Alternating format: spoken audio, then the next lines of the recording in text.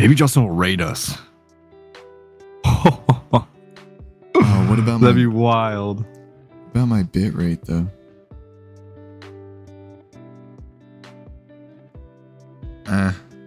It does put the, hold on. I might need to put this a little higher. Oh yeah. Puts it like, this should be good though, right? Yeah. I'm gonna move it over a little more. It's showing some black, isn't it?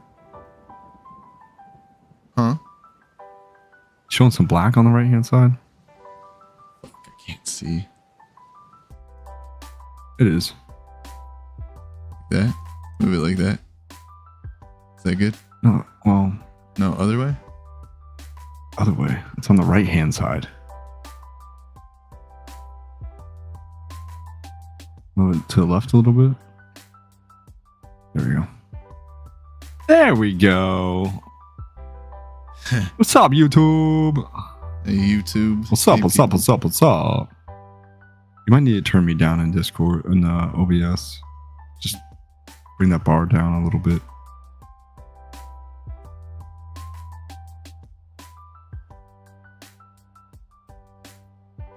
Well, after last night, wasn't the best stream. We had a lot of support, but we could not get Video Ninja to work. We got it to work afterwards somehow. Can't really explain that one to you, but for now we're gonna try Discord tonight. And hopefully have more success. Discord will work. 100% will work. It will. It's going to work, of course. Oh gosh.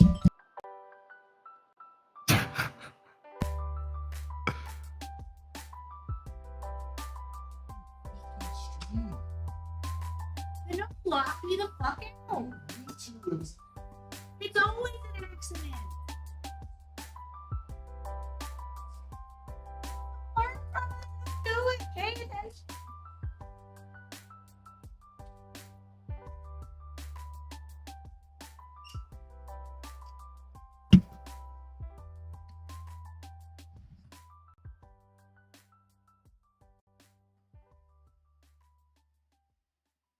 All right. Sorry about that. Somebody was. Wait, why can't I hear you now?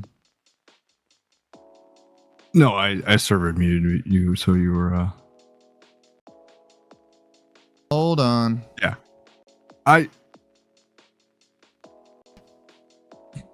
Yeah. Why is this? It's still working. What do you mean? Oh no. This is silly. Everything just fucking. What? Where's the voice button? Oh. Let me fix this. I can fix this. I know what's going on. No, put it back. Yeah, you're just gonna reselect it. Yeah. I don't know There how you I go. got it. You don't need to switch it. You just reselect it. No, I know, but when I try to reselect it, it gives me like this pop up. Okay. Yeah, just I click will yeah. just Fine. My bad, my bad. Click yeah. I don't know how my mic got disconnected there. And somebody freaking started spamming my doorbell. That was not fun. I mean, I heard what happened. Oh man. And now it's recorded on YouTube. Nice. That's amazing.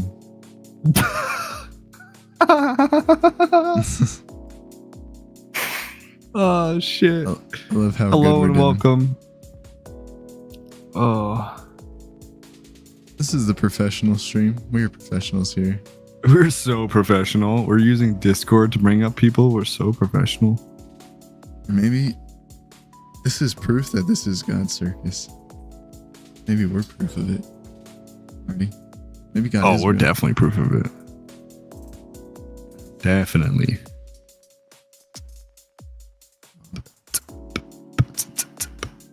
I'm gonna Oh. hire.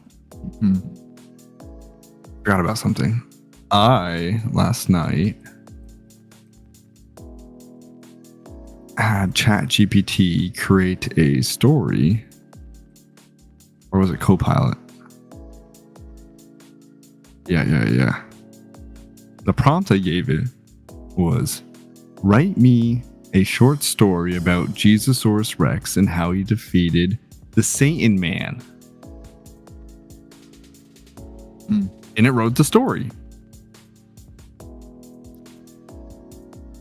I can read it while we wait. Yeah, read it. Let's read this. I thought about doing a live like this where I just have people give me prompts to create AI stories and just read them on stream. Shopping with your parents can be Shoot. embarrassing. Why Yeah. would you sell jeans with holes in them? I think it'd be fun. Mom, Prompt is pretty open and nice since we're not blatantly just Thanks to the saying Chase mobile app, your God kids doesn't shop exist. independently while you keep an eye on their spending. So you can who knows. I'm agnostic. God is unknowable. Take that stance. thanks, Mom. freedom 100%. control for parents. That's family Also, did you close Discord or make it a smaller window? No, but it's fucking dude. I'm so sick of this. So sick of these lo-fi playlists, bro. It's playlist. I did close Discord now, but just for a second to stop that ad. Gotcha. We gotta find a good copyright-free playlist that I mean, I Doesn't think have ads. but yeah, ads are inevitable when you have. Hi, John. Hi, John. We fixed our mics a little bit. I think we're gonna be sounding better tonight, crisper. Oh, I can't mute my mic now though through Yeti. Now that it's connected to voice meter. What do you mean? There's a button on the Yeti mic to mute it usually. You can still use that. Oh, now it's working. Bro, it was just flashing and I was you know what? I'm gonna leave this fucking thing alone. I'm just gonna let You're it be. losing your mind. I'm not. No, it was bro. Thanks, Jen. I'm glad it sounds good. I'm glad you were here. Me too. Oh.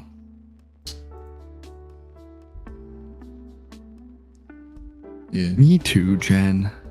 I don't know if she's here anymore. I don't know either.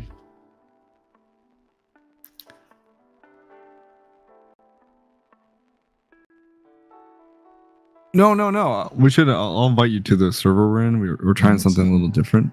I don't even have to do anything. Oh, click on the link. It'll bring you to Discord. We can test it out. I barely touched my mic in it. I lost you there for a second. I'm saying, dude, don't touch your mic. Stop nudging it. Yes, sir. Stop. Come on and dip. Come on and dip in. Dip your toes in. Chip I'm and about dip. to read a story that the AI created About to drink a soda. until we get people up here that want to chat. In the luminous age of prehistoria, long before calendars and commandments, there roamed a mighty creature unlike any other. A towering, radiant being known as Jesusaurus Rex. Cloaked in shimmering feathers of cosmic gold and eyes blazing with nebula light? What the fuck? He was both thunderous and gentle. Where his footprints fell, flowers bloomed. When he roared, the broken were healed. But not all was peace. Wait, what are you doing? What am I doing? Whatever you do, change Discord. Damn it, dude. I just sent an invite to Jen to the server because she has to join through here, right? Well, I was gonna have her test a link. Oh, fuck. Oh. Jen, don't pay That's attention to what I that said. link.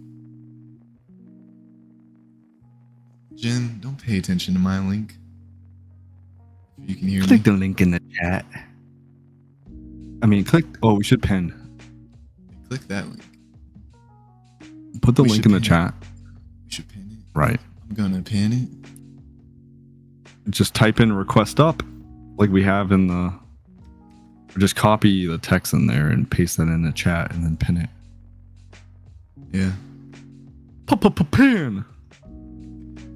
I got you. I got it. I got it. You didn't write We only- request up. Oh, but my bad. The words I come out of my mouth. I'm bad at listening to Artie, guys. Move that. Wait,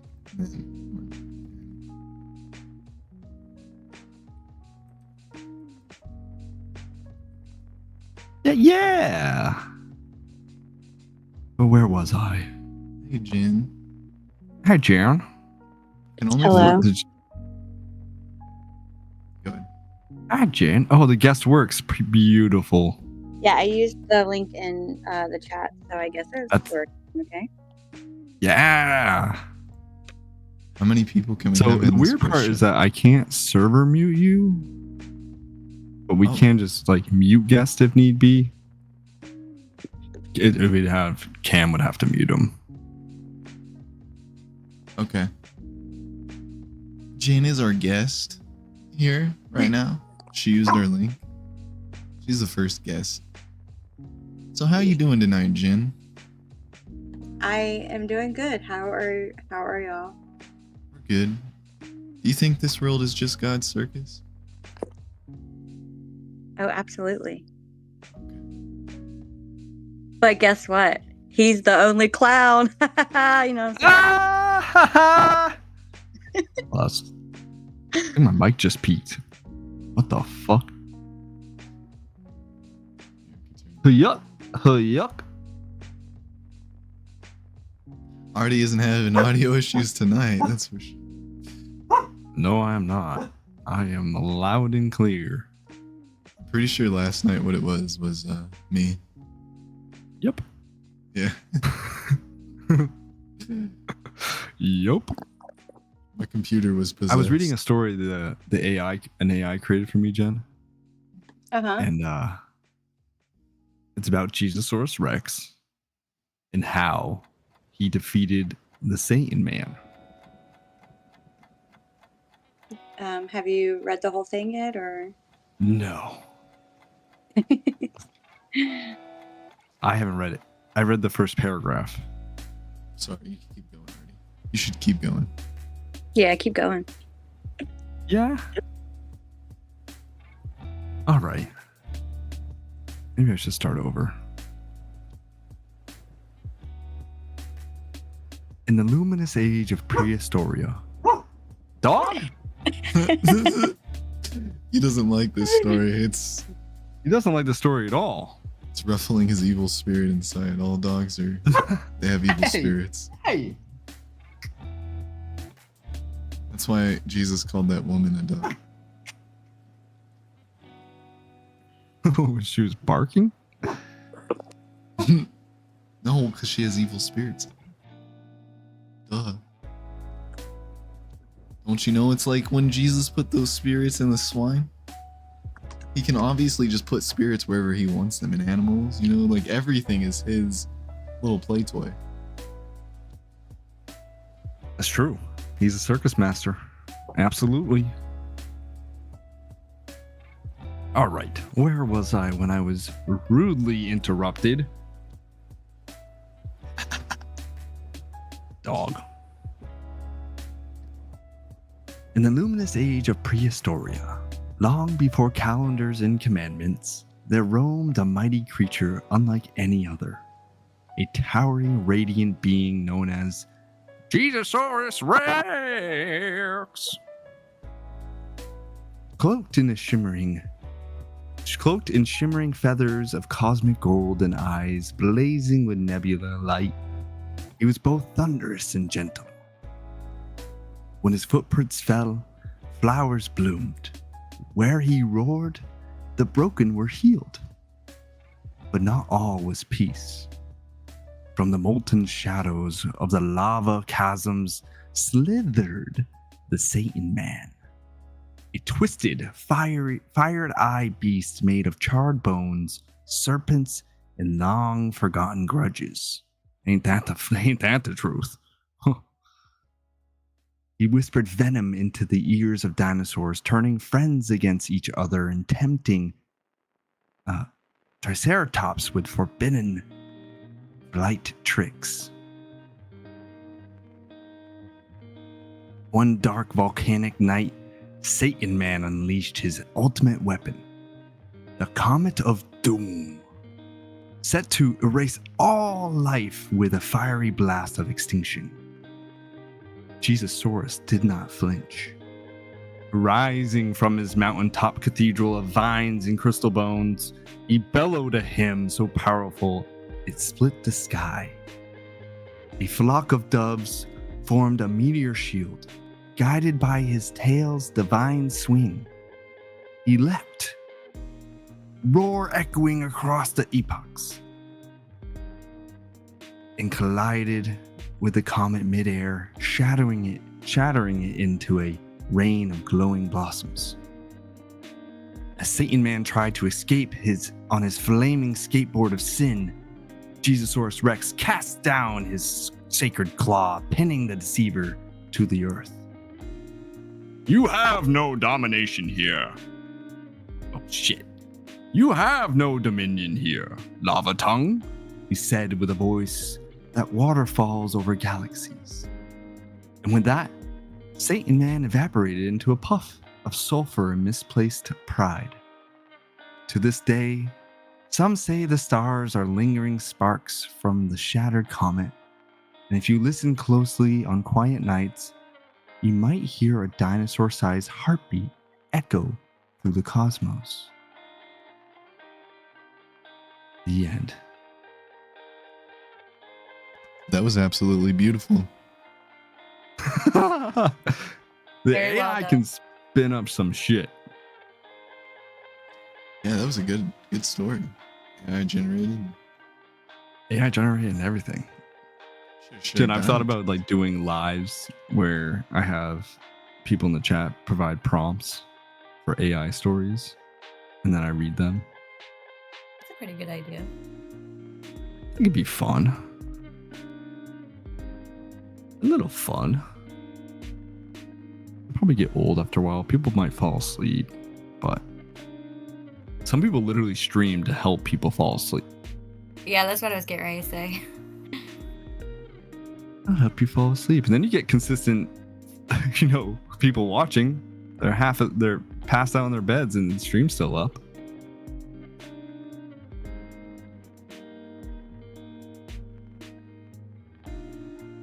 You got an idea for a prompt, Jen? I'm guessing it has to be Jesus related, right? I mean, you could be anything. I think like we're on the circus, and like all I can think about is American Horror Story season Oh yeah. 4.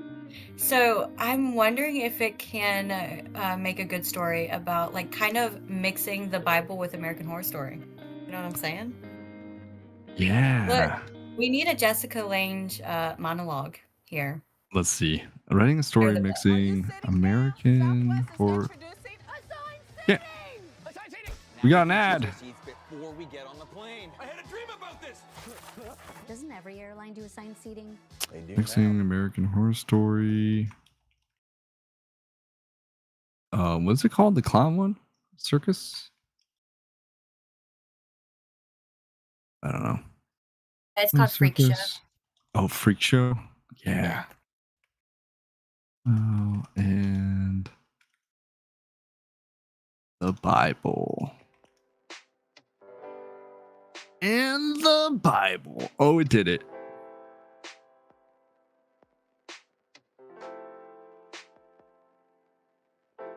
What?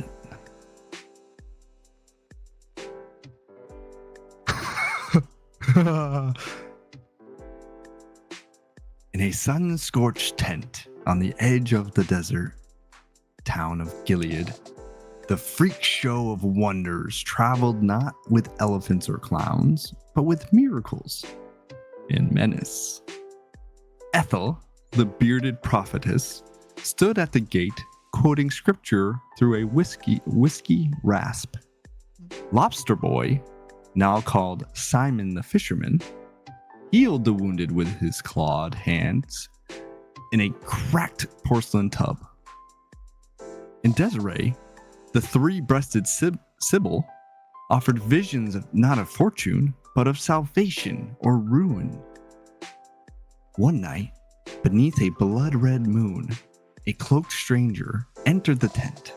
He was pale as a bone, with eyes like cracked obsidian.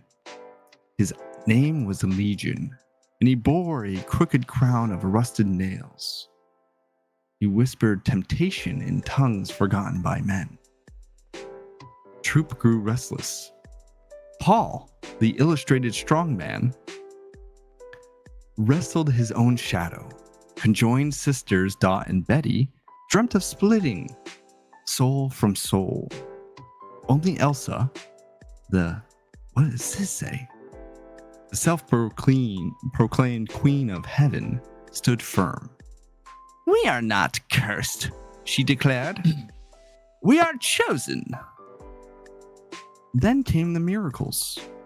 Locusts danced a ballet across the canvas tent. A blind lamb was born speaking in psalms. And one night, as the freak show performed the Last Supper review, Simon walked. Oh, he's about to cook Prophet Daniel? Prophet Daniel. Who the freak is that? Why don't I know who that is? What you could do on the YouTube, you could bring up his stream and stream it. Stream Justin's stream on the YouTube? Yeah. You bring it forward so it's in front of everything. And then from there, just change the YouTube link that you have right now. You have me doing all this work. You want to watch Justin's stream? Alright, I'm turning off the Oh, music. he's reading super chats right now? Oh, never mind. Well, I hope he's in the box. I don't know who it is, but I did see some of that. I saw him cooking with them up there. Yeah, I heard some of that too. Fucking gross, dude. So gross. Ugh. Is that a requirement of following God? It's in the Bible too. You guys know that, right? Do we have to bring it up? Do we have to? No, should we not? I mean, he already has like another doesn't he already have like 2 other channels that stream it too? Stream what? Oh, his yeah. His. Yeah. No, I didn't mean his. The vertical live and then the horizontal live that I know of. I didn't mean his stream. What I meant was oh, the verses in the Bible. There's verses that like not so good towards children. Not just harming violence upon them. Priests got like privileges we didn't get. Kind of a different sphere, but I like when Joel does the would you read the Bible to your children? That's one of my favorites. Yeah. It's like you can't read half the stuff that's in there to children. Yeah. I really like it because I've actually used that in like debates with like real life Christian, like in my life. Like I've actually used that argument. Like, why are these books banned when like you would read the Bible to your child, but like all of these other books are like being banned because of inappropriate stuff. Yeah. Just kind Yeah, it's fine. It's fucked up. It's super messed up. I see. I'd like to read the children's Bible and see if they get past most of the stuff. I've always been so curious about that. Like especially the one where like Lot, his 2 daughters. Wait, what can we say? We're not on TikTok, right? We're Yeah, not no, I TikTok. think you can practically say whatever you want, minus like the slurs and shit. Okay, cool. Oh, hate Yeah, speech. when when Lot's daughters do the dirty with him. Like I've always been so curious about what the child's Bible has to say, what the kid's Bible has to say about that. Like, how do they do that? Do they just take it out? I don't know. I think they have to. Because I don't know how you reword it any differently. Like Yeah. in a positive light. And also like the Amalekites. Also the cloth. Like, how the fuck do you? Yeah. I don't know.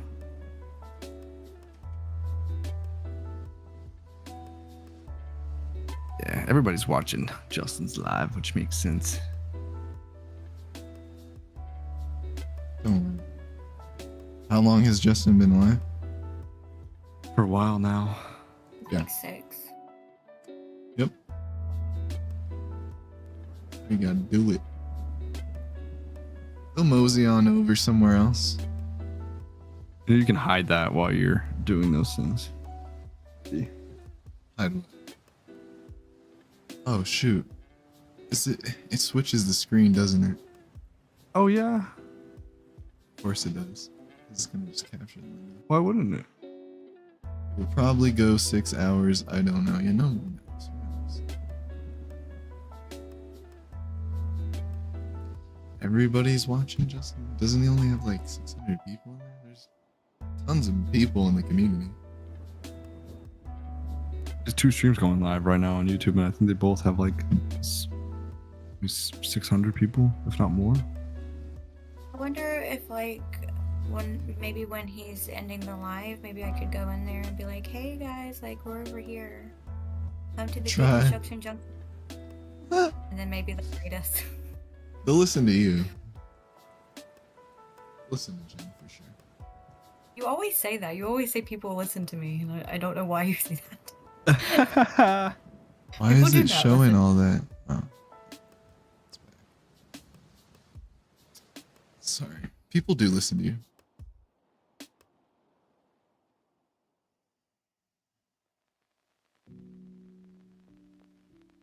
Wait, are you guys there? Hello? Yeah. Hear Oh. you. I was like, bro, it just got so quiet. Is there? Did you touch your mic again? That's what I was wondering. How do I? Well, I'm on my laptop. How do I mute my Discord notifications so that doesn't like distract you guys? If I am unmuted and I get a Discord notification, how to work it? You go into settings. I don't even know where that is. I know where it is on my phone, but now I'm on my laptop and I don't know. You can't go into Where are things? settings. You go to settings At and then you the go to bottom. notifications. Yeah, yeah. Oh, I see. Okay, got it. And you just turn off all notification sounds. Notifications. Okay, cool.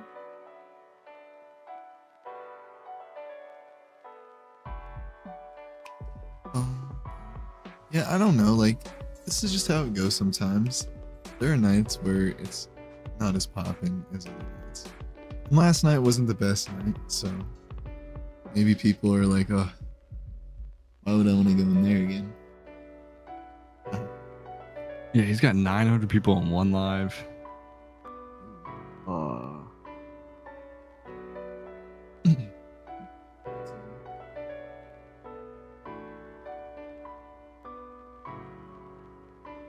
And on the other live, he has 658 people. So, yeah. Yeah. I mean, do people... Who else is on? Is it just Justin? Just Justin?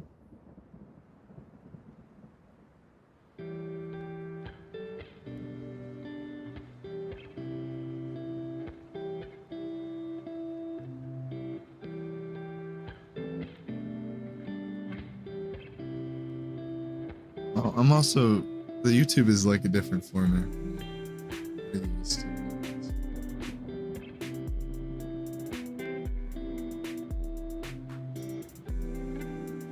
What about it? Just different than the TikTok. It's really easy for the TikTok to bring people in. It's going. YouTube, it's honestly, especially at first. Yeah, it's a little clunkier, for sure. Just a bit clunk. A bit more clunk.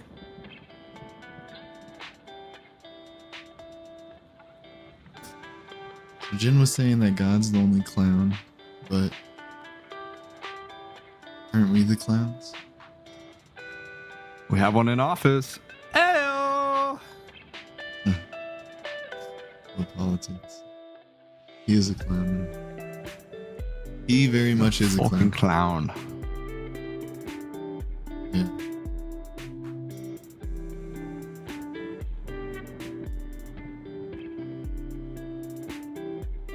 It's like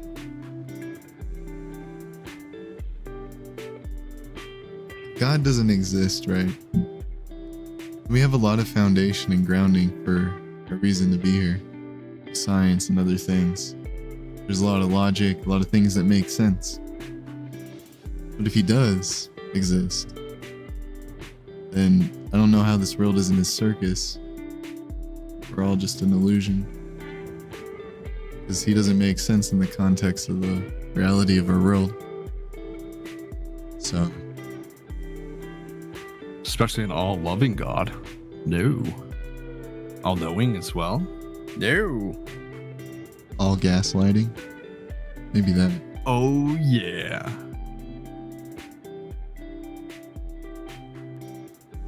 Gaslight Central.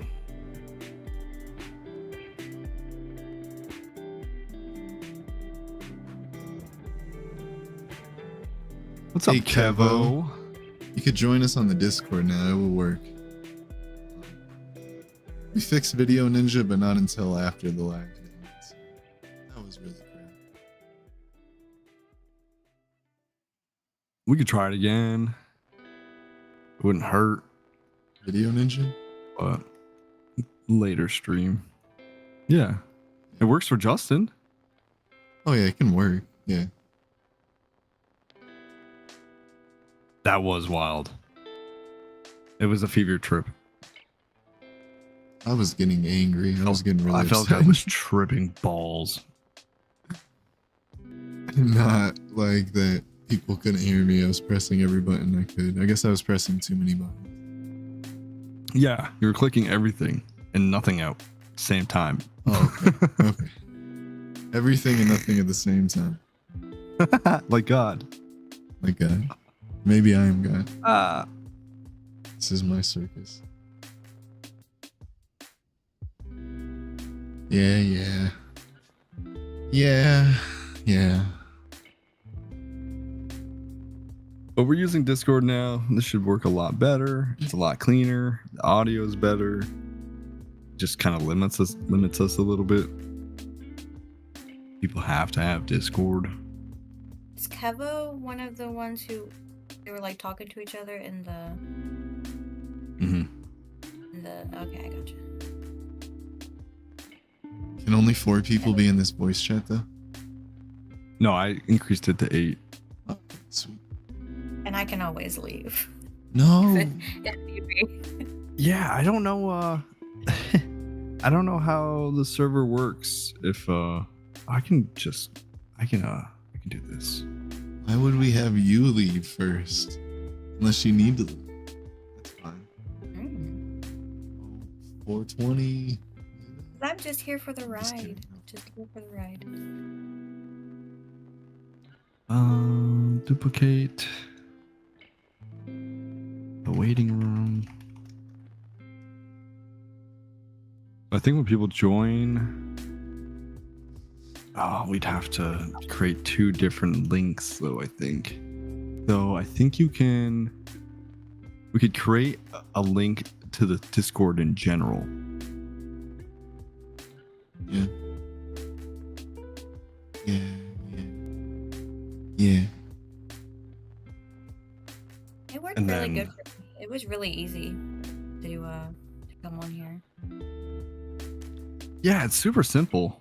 It's just the link leads you directly to this chat. Yeah. Or does it send them to the waiting room, or they have to like join the waiting room? So what I'm curious about is if we were to have 8 people in here, or if I limited to 3, if someone clicks on the link and this link is specifically for this chat, I think it's just going to deny them. There's too many people in here. Mm.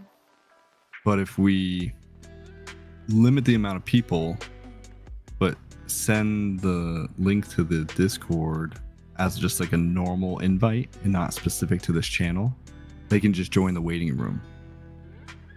Gotcha. How do you like mute them when they need to be muted and stuff like that? Cam's gonna have to do that Okay. individually, so they'll be able to talk still technically, and I'll have to mute them too if I don't want to hear them, or if none of us want to hear them. You just have to mute them individually. Ooh. It works. What's up, Kevo? Yay. Whoa, It's gonna sound vastly different. that leads right into the room. Yeah, it does. Right into the fire. Yeah, like stage fright right off the bat. What's up, dude? You're Oh, okay. nothing. Let me get settled here. No, you're good. I think we also have the I can move you to a different chat too. Like I can move people. If need be. I don't know if I have an echo going on. Am I the echo? No, you don't have an echo. What you're probably doing is listening. Are you still listening to the live at the moment too? Oh, good catch. There we go. Thank you. Oh, you're welcome. All right, not nearly as weird as that was. You're over 18, right? Just Oh yeah. I'm hella old, but yes, I am over 18. Isn't this world just a circus? Isn't it crazy? Well, yeah, absolutely. That's kind of the point. The point. Yeah, that's the whole point of it. The point is the world to be so crazy and chaotic. Well, the point is to get lost in the sauce. Ooh. Now you're talking my language. Okay. Yeah, I mean that's kind of like The sauce of life. more it. like just the sauce of beingness. You know, like life is something that the participants would label things of it, but the source doesn't really have any connection to what is called life. I think it's just energy. Even that would be too much. Okay, I will let you know that after about 12 years of self-inquiry and meditative practice, I ended up having a sequence of events that lasted probably for about 9 months, almost a year in my life, where, forgive me if I get a little nervous. I don't really talk about this very often.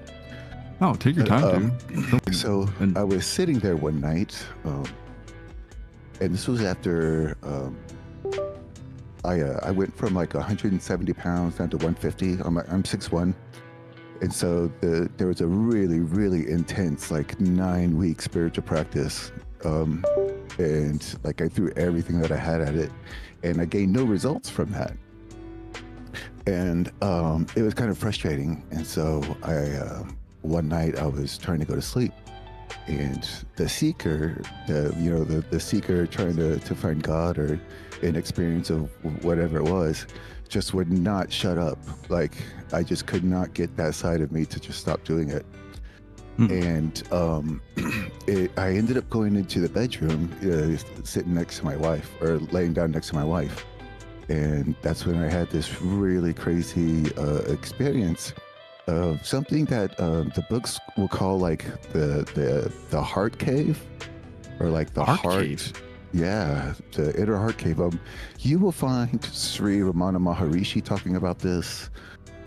In Buddhism, there's an entire book dedicated to it, the Heart Sutra. You know, so it's like it's kind of like it's like the inner well of beingness. For seasoned practitioners, it's not uncommon for them to bump into like states of like complete emptiness, right? And this expansive void inside them, where like the deeper you go, the more expansive it becomes, and there's almost like this strange kind of relation to that.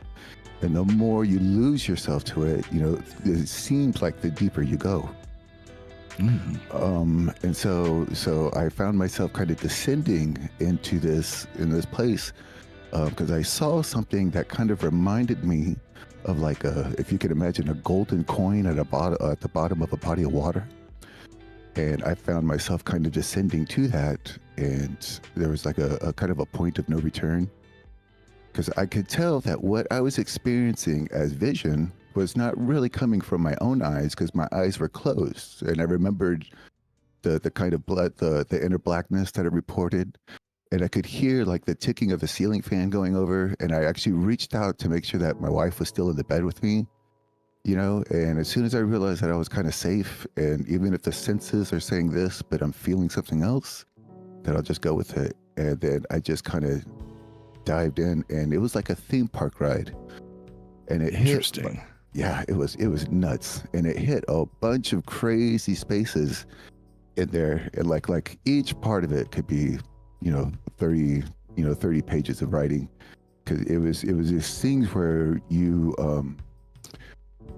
where something is presented to you as like, we would call them like shapes or objects or things like that, but that's not really what's going on here. It's more kind of like showing you how something like this is even created. You know, how something so subtle can become an experience of something so real. And so I go through all these things. I hit this, its center of it was the great disc of Om, like the sound Om. And it was just kind of nuts. And it just went out from there. And you bump into like the great golden self, in the Upanishads, they call it the flame without smoke, and the thing the size of a thumbnail, but for us in modern terms, you would just kind of consider it to be like a golden coin. It's easier to think about it. Back when those books were written, there wasn't really a whole lot of, pressed coins and stuff going around. So they could only really talk about it in shapes and things that they could communicate to other people. And everybody's, somewhat fluent with the size and shape of a thumbnail because we all have them. And so after that experience, for the next 9 months, the world was made of this single white light.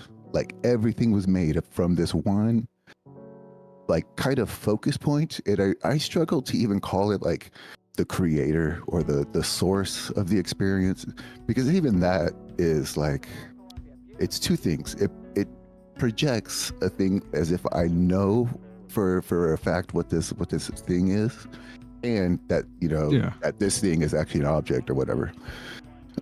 So I spent like 4 years trying to figure out what everything was, because I started off in Zen Buddhism and I thought that I was having a Zen experience, but it turns out that my experience actually falls more in line with Advaita Vedanta and those kinds of things, because what I wrote down as my contemporaneous notes follows and tracks very much what happened with theirs.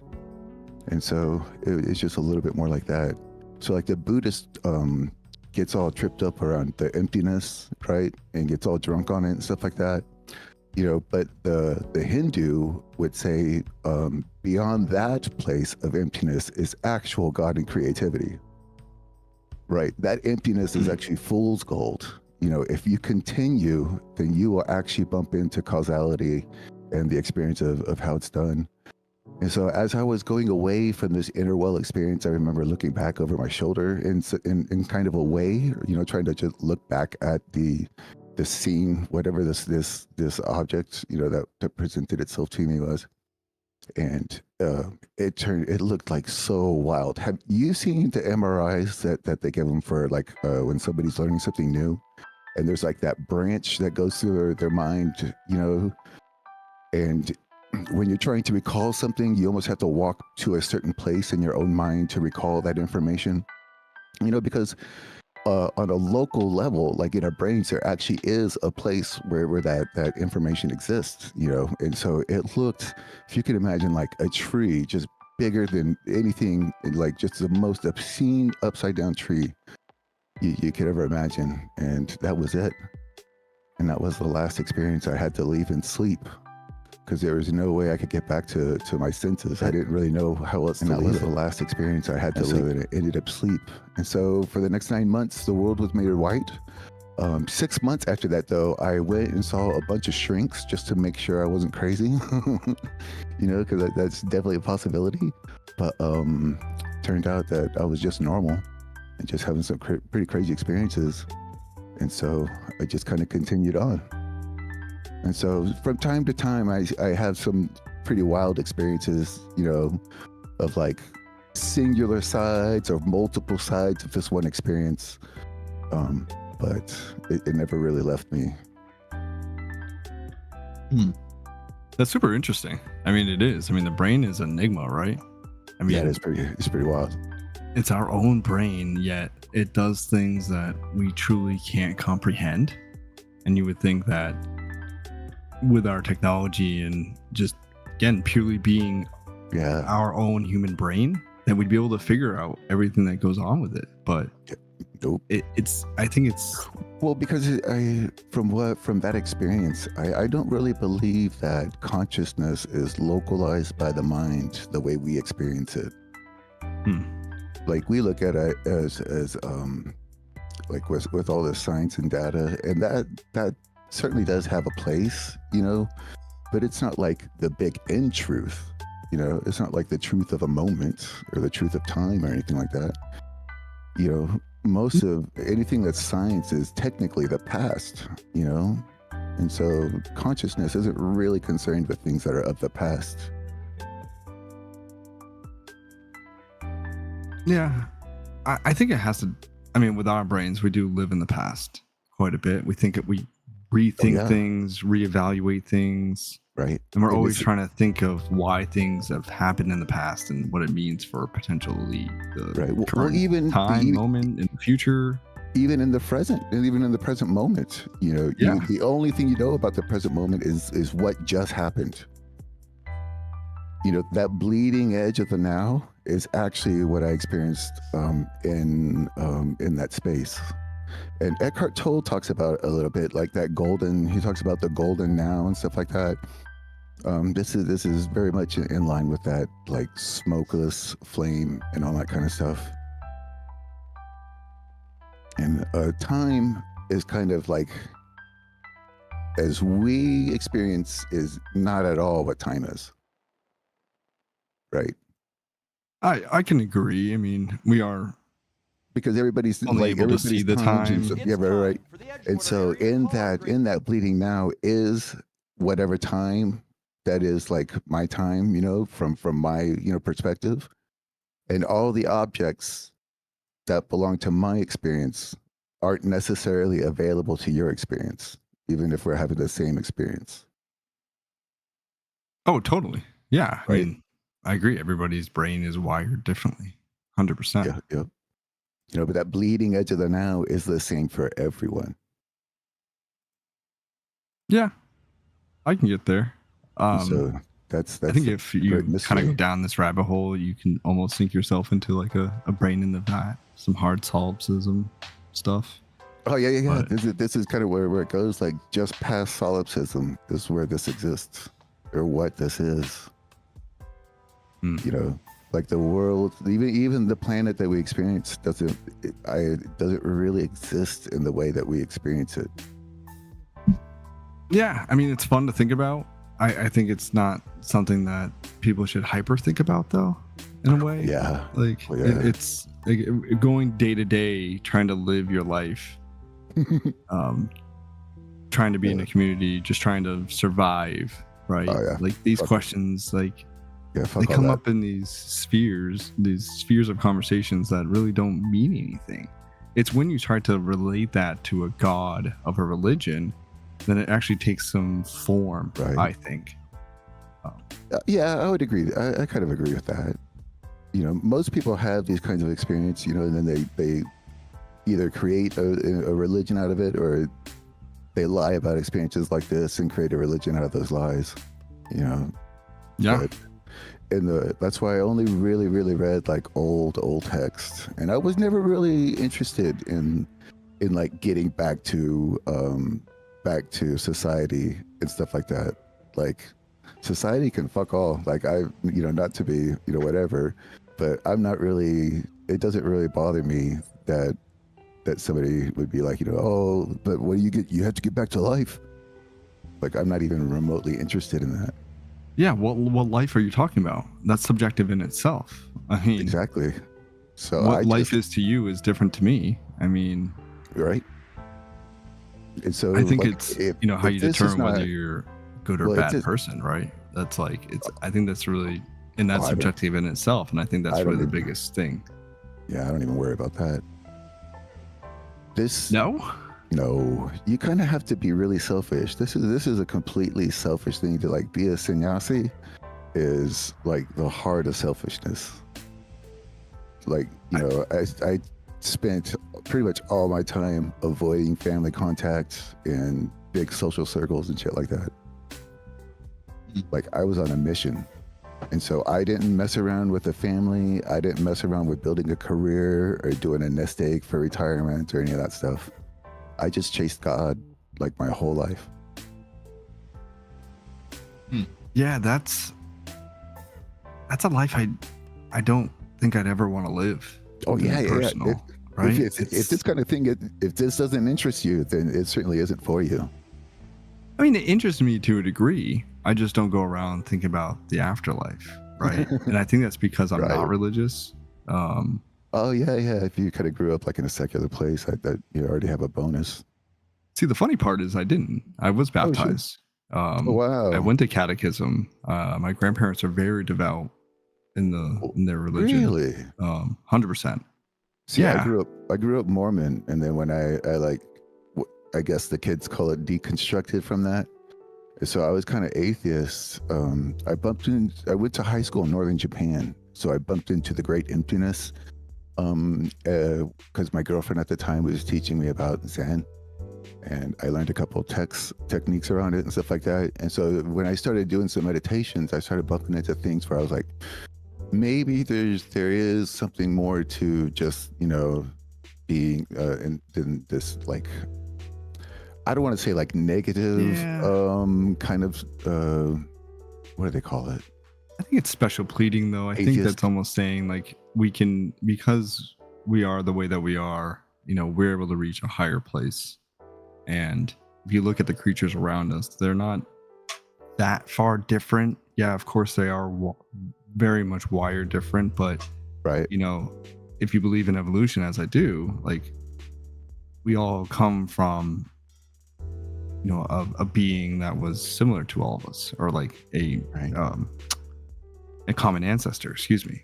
So like I think about that and where we are now, and like there is a conspiratorial part of me, of course, like to think like, is there a chance we came from aliens? Like they came down and bred with us, and now we are the way that we are. And no, all of outer space is inert. There's nothing out there.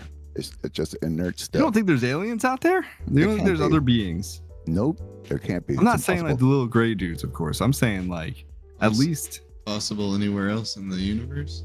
It is impossible. There's already a moment now going on that you're a part of. Right? So the trick is all about now. It doesn't have to do with anything else. So if God is all like, it's you have to think of it more like a trip. Like a no, but wait, I'm craziest LSD trip you ever took. And so when you take those kind of substances, like say you took some strain of LSD, and then an hour later you took a bunch of mushrooms, right? So you don't get to diverge on two trips, right? They just get lumped up into the same trip. I don't really, in the same way that there's only one now. Eva. What's up? So hello. What I'm confused about is, do you have a scientific study Do you have Oh, something no, you no, learned no, in no. school that says The that only like it's thing- impossible for life to exist anywhere in the universe? Well, not really. It's just common sense. No, that But isn't. that's where it comes from, like experiences like this. So you'll bump into people. This is where this is effectively just non-duality. You know, it's much more believable to think that this is all in a dream space, the same way that you have a dream space when you go to sleep. You think they were all dreams? It pretty much is, right? It's just Interesting. there's like nothing. It's all absolutely nothingness. It looks like a bunch of crazy shit. It looks like a wild circus, but it's actually just nothingness. This It's goes just in. the same thing going over and over and over again. What's that? So, this what you're talking about, Kevo, is interesting because do you know who Carl Jung is? Oh yeah, the Swedish. What is he? Swedish? Swiss? I don't know that. That's a good Yeah. question though. I could look it He up. searched for this kind of stuff for a long time. He's Swiss, yeah. Yeah, he searched for the Upanishads and all that kind of stuff. Yeah, He was so close. your philosophy, what you're going into and diving into is a lot of what he talked about. Yeah. The nothingness within the whole like Mhm. existence, right? Like Right. this is why Christians, and I want to say atheists, but it's not really atheist. I don't know what Carl Jung was, but he wasn't a Christian, that's for sure. No, he wasn't. Because he got all that stuff from books like the Upanishads and stuff, things like this. mm, That's And where s- he delved heavily into those things. yeah, and They shaped him heavily. it has to do with shadow work and basically The rest of us just call that meditation. He calls it shadow work. We just call it meditation. You just Yeah. sit on a mat. There's Hey. nothing really to do about it. emptying your mind. I get it. But that's the thing with Christians is they think that you guys are going on this opposite path. I mean, I'm serious. Yeah. And so and Yeah. really, but they don't know a lot of concepts outside of their like bubble. Oh, 100%. 100%. Well, I mean, even in when I go to Hindu temples and talk on some of the Advaita places, like they are no different than Christians in the way that you know how many crazy Christians, and you're just like, where did you read that? Like, how did you get that? What led you to this conclusion? You know, you're really kind of baffled and just don't know how they got to that place. Like that exists in there too. Like that exists in every religion. Like most of them are just kind of like weird nuts, and you never know what someone's actually pulling out of it. Yep. You know, and I actually, like I said, I wasn't really big into this whole thing, and I still don't. Like, I'm not thinking, like, don't think I'm calling it God and all this kind of stuff. It certainly seemed when you're having those experiences, it definitely feels like there's a source of everything, right? And I've had many crazy experiences where that source has been super prevalent and absolutely available. You know, but there's an element of grace that happens in those places to have those kinds of experiences. So it's also not really kind of wise, or I think very smart to get people all hyped up on them, because they're not going to happen to hardly anybody. No, exactly, and I get exactly what you're saying. I've had experiences too, but I think so. When they were more compelling than the world around me, then I started taking notes, and then I started, because I was a big Dogen fan, and he was always saying, you know, take notes and compare your findings and stuff like that. And none of my details matched up with their details. Yeah. You know? It's like we're creating this ourselves.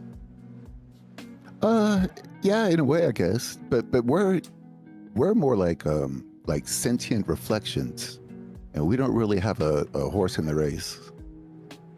Oh, so you think it's just Source that has the horse in the race? I wouldn't say that either. Is there Because a horse in the race? there isn't. there isn't really an agenda behind it. If there was to say there is a point, to this whole life experience, it would be, for us to have an honest experience or something like that of, the greater consciousness in some way. But outside of that, like if you're not sitting around thinking about enlightenment and stuff like that, then none of this matters to you. Just go off and have a good life, be kind to each other, have a lot of sex, make a lot of babies, don't trash the planet. Like, it's super simple. Seems super. But if you are interested in something more, then there are kind of ways to achieve that. Now, the only data that you're going to have is like the honesty and legitimacy of your own experience. Right? And that's the only way that you could ever prove, quote unquote, that that this is something that actually happened to you legit, and that like it's a bit of truth. You have to bring something that you kind of got it, because like the knowledge of this stuff is kind of gatekept by the first world subscriptions ever to be, which is religion, yoga teachers and gurus and stuff like that. You have to, your generosity is what keeps the guru alive. So you're basically giving him the paycheck, and he just he just teaches you a little bit more and a little bit more and a little bit more, and if the guru's not doing well for you, then fire his ass and go find another one, And so before, like long time ago, to ever bump into these kinds of truths and talks about them, you would have to basically belong to like a guru and be like hitting meditation or practicing, doing a practice for like 20 or 30 years before they would actually divulge the secret that, all of the world is nothingness and yada, yada, yada, and stuff like that. On the path, if you started having meditations, you would bring up the details of your meditations to your guru. If you came to him, like a couple thousand years ago and said, hey man, I bumped into something the size of a thumb. It was like this crazy golden fountain. They would whisk you away from the place, and you immediately talk to the old people, and all of the notes get written, and they quiz you, they give you koans or some kind of, logic stuff. And there is certainly ways to prove that people had the experience. Dharma combat was super popular. And one of the best ones ever at it was a layman, just a normal dude who just had some crazy high level attainment. And he would go smoke monks all day, just, cook them just like you guys do the Christians. It's kind of crazy. I see. Yeah, but if you're ever interested in that kind of thing, layman Pang is that crazy Dharma combat guy. But in the West, they don't do that. It's all like individual stuff, and they'll sell a couple books and make a small kind of cult out of it, and it just gets all kind of strangely distorted. It's also really easy to fake it because they do not go through that Dharma combat kind of phase where you're going in and you really are debating, what kind of attainment you have. You'll be talking about some truths, and they kind of score you, And so the truth of one without a second wasn't something that even came to you for a long time. You had to pay big bucks. You had to keep that guru alive for a long time before he told you it's the truth. But now, everybody's got the internet, and you can just look it up right now and just be like, oh shit, all is nothing. We are God, blah, blah, blah. And it's like, we are God. Dude, that's part of it. That's what they said. That's a huge thing, a huge mistake that a lot of people make on this path. Right? They think that we, as a sentient, almost finished product, are, the quote unquote finished product, that we are God and we're self-creating, all this kind of stuff. You get into all this manifest nonsense. You're never bigger than the dream. You can't do any of that shit. Like, all you can do is really hang on. Do people really think that we're not going to be like any different maybe in like thousands of years? You don't think that, like, based on how we interact I- with the things that we've created in the world around us, we're not going to be different beings? I There's don't know, no man. way. We're absolutely kinda- going to be. I kind of Are you fall s- in line with the yugas that are taught in those schools. So in those schools, what they view the galaxy, right, as a process. And by the way, like, they had a raw number for Earth, and they pretty much got it right. You know, they knew how old the Earth was before a scientist knew. And then what's more is they had a date of how old the galaxy was, and that got pretty close too, which is wild to me that people are having crazy spiritual experiences and they're coming back with math. Like, what the? Anyways, That's pretty crazy. isn't it? That blows my mind every time I think about it. It's just so weird. But anyways, they're in that school. Their view is the universe, it has a huge expansive process, right? And then the big collapse. You know, just in the same way that they do the Big Bang, right? But the only difference big is crunch. Yeah, right. But the way they do it, like say the Big Bang just starts, right? Just starts, and there's and then God, you know, for lack of a better word, consciousness or whatever you want to call it, you know, really delves into the inquiry, you know, and here's a fresh Big Bang, you know, and it may not even need like a planet that's going to give it a moment now, like, you know, any sentient people or anything like that. But anyway, sentient people come along, you know, as according to the way we would see it, you know, from our science, and during the expanse, and man, depending on how far away he is away from the center of the process, you know, the center part, the center of the galaxy, on your expanse, the further out you get, the less you know about the creator, the less you're inclined to think about, you know, the source of this creation or this experience that we have, until it gets to the very, very outer expanses, you know, and we're starting to kind of see that now. Like, not every part of the galaxy is expanding in the same way. Like, we're starting to see a lot of shit slow down, like, on its own.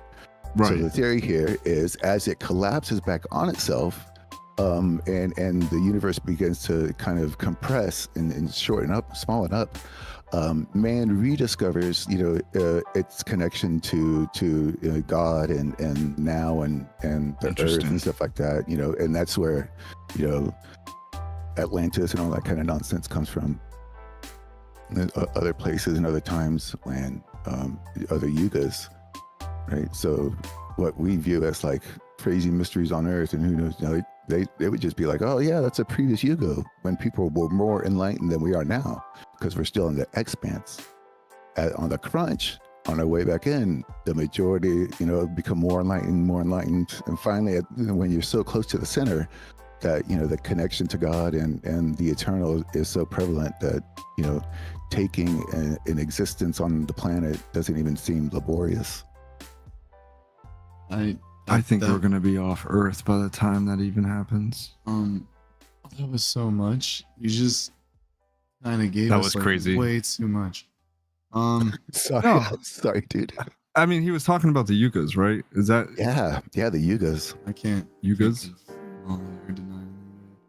I mean, I'm gonna trust you. is that but something that you believe in? Is that your train of thought? What do you think about it? Dude, they've been right about me so many times where now I don't even, you know, I don't doubt it at all. But know, wait. What does that do for you in your life? I can't unsee it, you know. Oh, it's wonderful, dude. It's the fucking shit. Because I just hang out, you know, hit the mat all the time. Because below the surface, the bubbly surface of the drama, right? Below that, when you start getting into the inter parts, you know, of beingness and stuff, is a layer or a side of essence that they would call Sat Chit Ananda, and it just is basically just like this crazy level of bliss, of just existential bliss. Like it's all gooey. It's weird. So that's like never left me. And so for me, it's something where when I'm doing things a little bit better, like when my efforts are better, I get, small kind of, and sometimes larger kind of experiences of it again. So for me, what goes on outside my small little cave is of no importance. Do you think that you need to meditate for that? Do you think you need to meditate to have that feeling? Well, the funny thing is, like, it's not really about meditation, because the chances of you having some crazy spiritual experience is not going to happen when you are actually meditating, right? They always happen when you're away from the mat and you're just going off about like normal, just daily business, taking change, putting money in your pocket, talking to the neighbor and shit like that. And then you turn the corner and boom, and all of a sudden you have like these weird epiphanies, and the senses are all turning backwards and things like that. You're just well up with this crazy level bliss. It almost feels like it's going to kill you sometimes. It is nuts. Well, because with what you're talking about, why I ask is because, do you need the mat at all? Like, that's what I mean. Not anymore. No, I mean that first experience was so nuts. Like I said, it's never really stopped, and it kind of depends on like how honest I become with it. It just kind of bubbles up and kind of dominates. Like I said, the 9 months of white light, where the whole world was made of the same white light. Like, I could tell you, this car was brown, but it felt like I would have to go to the very far, like a distant edge of myself to get that information, right? Because the I am, like the great I am of consciousness, the totality of that event, or of that as a thing, right? Because that I am is not contingent upon anything. Like, what we experience as knowledge and things like that is only like surface level stuff, because everything that we know is contingent upon something else. That I am needed nothing. Like, even a mental process in the presence, like, just shows you how goofy like our thought process is, in how it works. So I kind of feel like I've been humbled ever since then, and I mostly just keep up on the mat. It's almost like staying fit. Like when I used to be a hardcore cyclist, so there was a level of base miles that you have to hit before you're even kind of competitive, to people around you. So and the mat was no different. If I took 3 days off, then I would kind of drift away from it, and kind of even probably lose myself to the real world, for a week or two. But the moment you get back to the mat, within 3 days, I'm right back to where it's almost like drinking. Like, if you ever like drink and then you quit drinking and then you start drinking again, it's like reading a book, and then you stop reading the book and you start reading the book. It takes you like a chapter to figure out where you left off, and you kind of go right back. I think you're kind of saying two different things, but I'm trying to follow. I'm sorry? I think you're saying like two different things, and I'm trying to follow along. It's yeah. It's just like they're more like oil change. It's just tune-ups. Like, I don't really need the mat at all. When I'm on the mat, more consistently in the week, I have better experiences. But I don't really have to be on the mat to have experiences. That just kind of shortens the time, I guess, or maybe refocuses, maybe. But I would say this kind of experience does happen to people, like the same details, literally the same details, to people who don't meditate, right? So this isn't just something that's that only happens to people who practice, but the people who practice find it far more often than the people who don't, right? I would find it very, very much more interesting if the anyone who could do it on command. Oh, right. And see, and right there, that kind of that's almost like a miscue, right? Like, thought would like that to happen, but I personally, I wouldn't want that to happen. Yeah, I just don't understand what quite you're tapping into per se. It seems supernatural, and like there's no proof of it. it's type of inner. situation, right? Yeah, it's inside it's you. all, yeah. Well, the proof That's is a tough part, right? in those older books. That's why Dogen says take notes. You know, I mean, they're still written by humans. and right? it's hard. The one thing is like because when I was going back, because I started finding like actual details, like probably 5 or 6 years after the event. Well, it was in the fall of 2008 that this happened to me. So yeah, around 2012, 2013, I started finding like Hindu books that they were coming up with colors, shapes, and sizes, and they could tell me why I got there and everything like that. Right? They even predict like what my childhood was like, you know, and what I'm going to be like as an old man. They know what side I'm going to sleep on. Like it is weird, you know, because like we would like to think that we're doing this for the first time. Like nobody's doing what we're doing. We're doing this the first time, but that's not really what's going on. Oh, like reincarnation? Like that kind of a concept, or like? Well, I mean, it kind of has to be, Or right? different universes, like different Kind of, like no. multiverse type It has concept. to. Well, reincarnate, because all the time is happening at the same time, right? It's not linear in the way that we view it, right? The juggling of the chakras and all that stuff that we see on all the deities, they're juggling the cosmos. That juggle is in Buddhism they call it Indra's net, I think it is. Anyways, and that's what I was experiencing as that white, the world made of white, is this weird kind of thing. So what you view as the world isn't really the world. The world is more a reflection of how you're interpreting the now. It seems kind of weird. So the planet doesn't seem to be as realized as the way that we get it. And that's why like science is never going to find anything like this. I have something for you, Kevo, but I don't think you're gonna like. I don't think you'll like what I have to say. No, I've heard all of it before. I think psychology explains a lot of this stuff. I think humans. Well, I've had a shrink the whole time. No, well, yeah, no, that makes sense. I mean, psychology, like if you like look into different studies, not every shrink is gonna know this or anything like that. Yeah, right. The quality. But I think it has to do because we're really good at deceiving ourselves, and I think what happened is we're alone. Like everything you've explained to me right now is like we're alone. We're alone here, and we have to understand something about ourselves, but we don't know that. We don't know what there is out there. We don't have to. We've studied. Well, we've only studied like a very, very small part of the universe. Hold on one second. Yeah, man. I do agree with them. I mean, there's no way in my brain that could I ever think that there isn't just a planet out there with life, not like us, mind you that, but some sort of organism. And if that's true, you know, you can obviously still believe in a creator.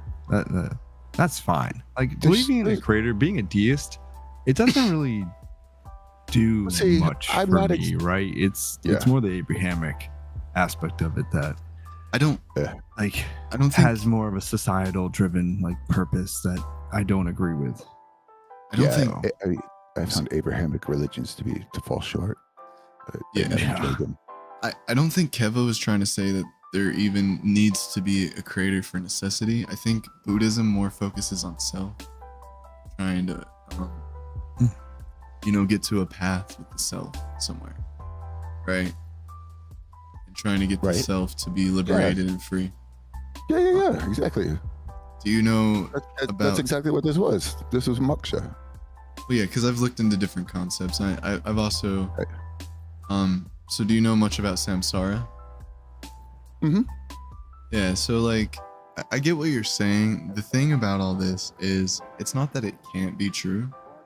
It's that literally, unless like, I don't know if I can say this on YouTube, unless you like smoke DMT or something, like you're really not going to experience these things. You're not going to experience these entities in a way, in a form that I mean, even if you do that, like you're gonna see them as entities, but what are we actually seeing? You know, what are we actually experiencing? We have no. There's also clue. a chance you don't see it too, We have correct? absolutely Like no it's clue. like DMT can't get there.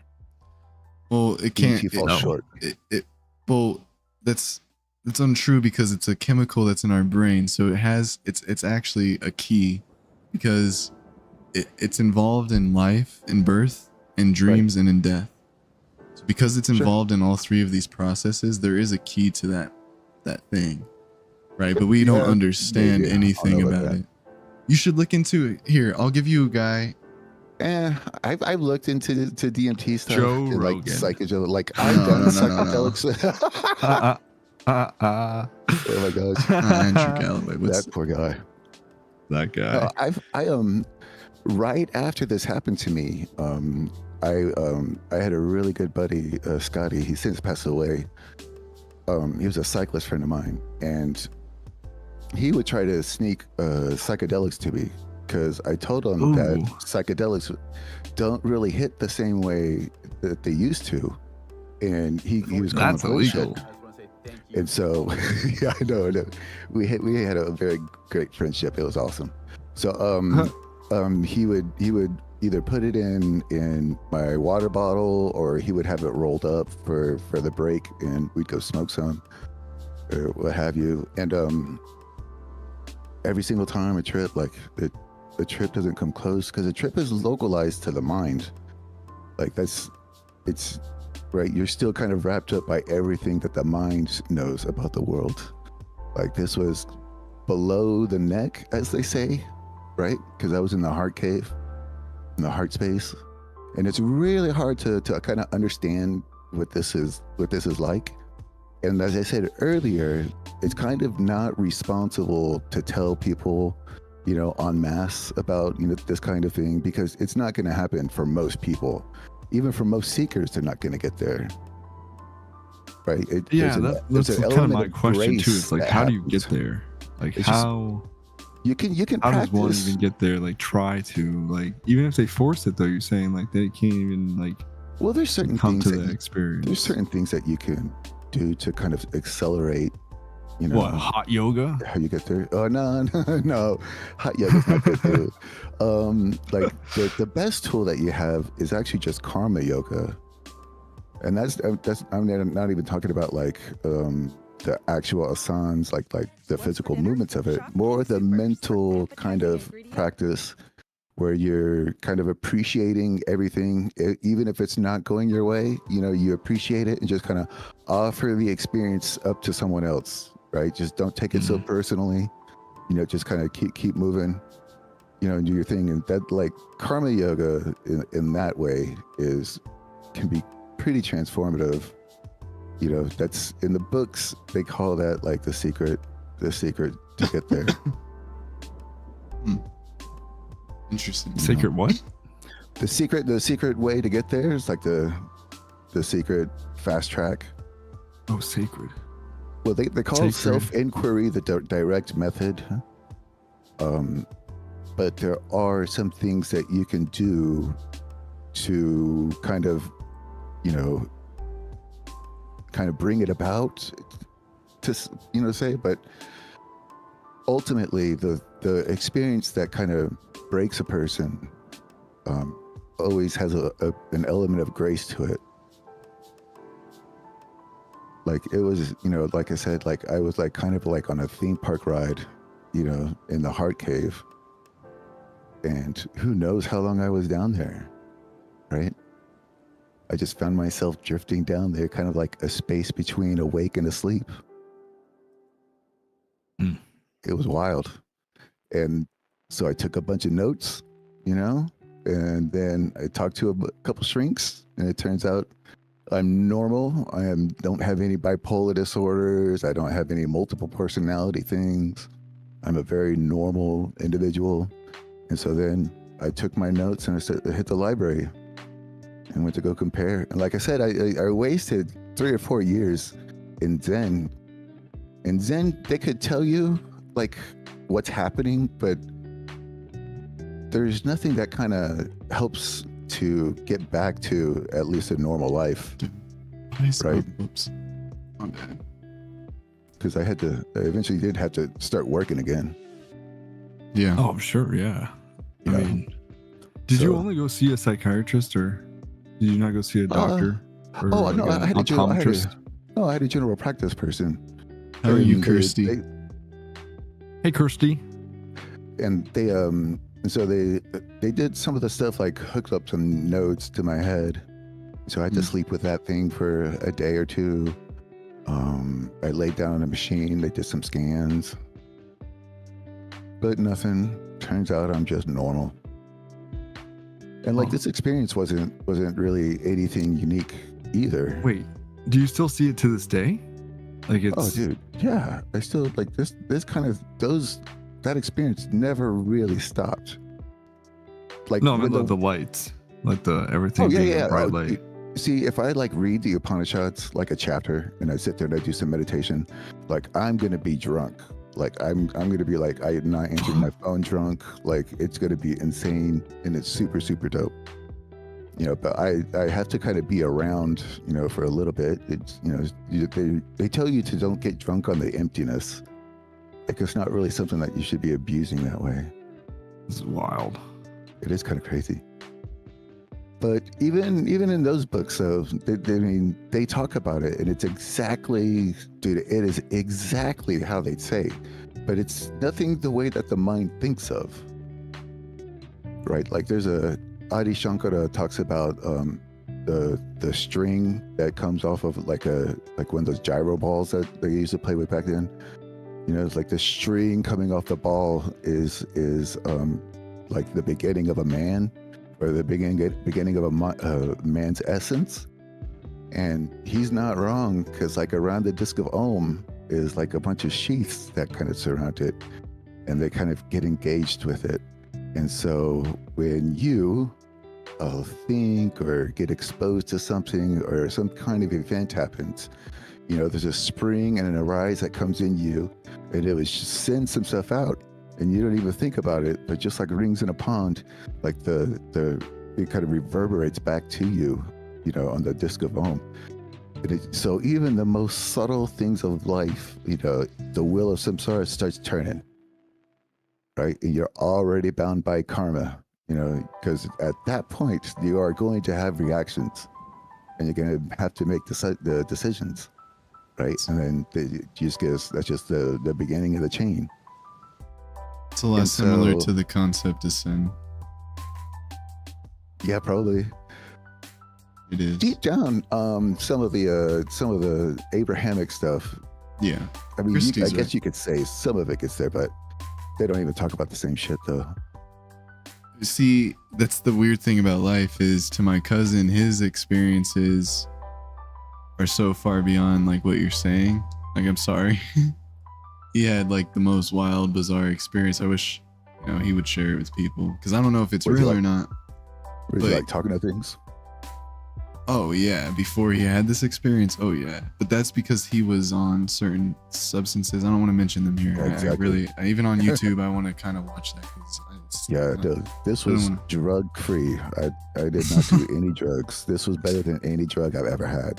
Yeah. Like this smashed me. I was a changed person. I've never been the same since. And so by definition, what they call it is a self-abiding realization.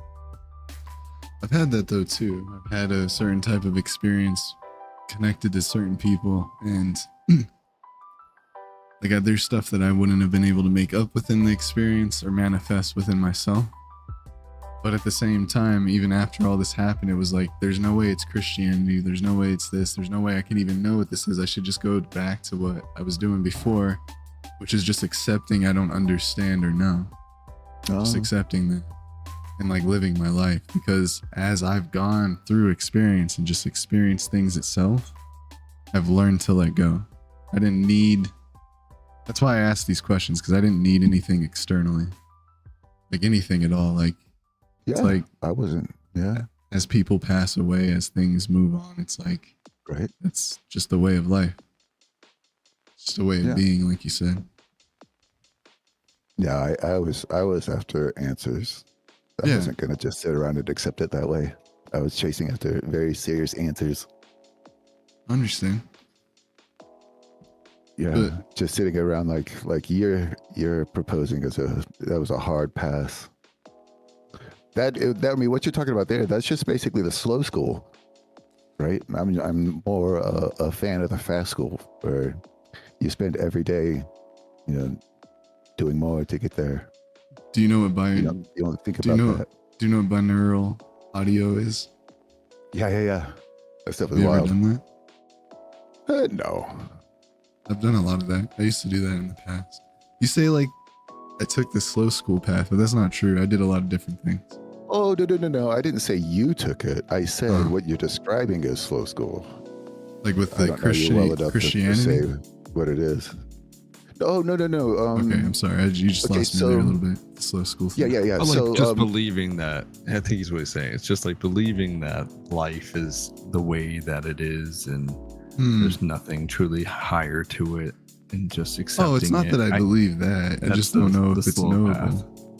Yeah. No, I get what you're saying. So you can almost like divide Zen, like Japanese Zen, this way. In the North, they have like these schools that are very, very serious, and they do like insane amounts of zazen. They only focus on extra perfect dishes, drawing perfect circles, and they just kind of obsess over this shit. And then you go down to the southern part of Japan, and it's the total opposite. Like they barely even pick up the books. Like they kind of, I mean, they do meditate and stuff like this, but right there, they're just like, well, if one person's enlightened, then everyone's enlightened. And to be honest, that's actually probably true. But they would just meditate just to have a good time and just kind of accept things going on, and they're not as focused to it. And so I was just only saying like slow school, not derogatory, just more that laid back kind of accept it as it comes approach. I get what you mean. Yeah, whereas fast school is not going to sit around and accept that.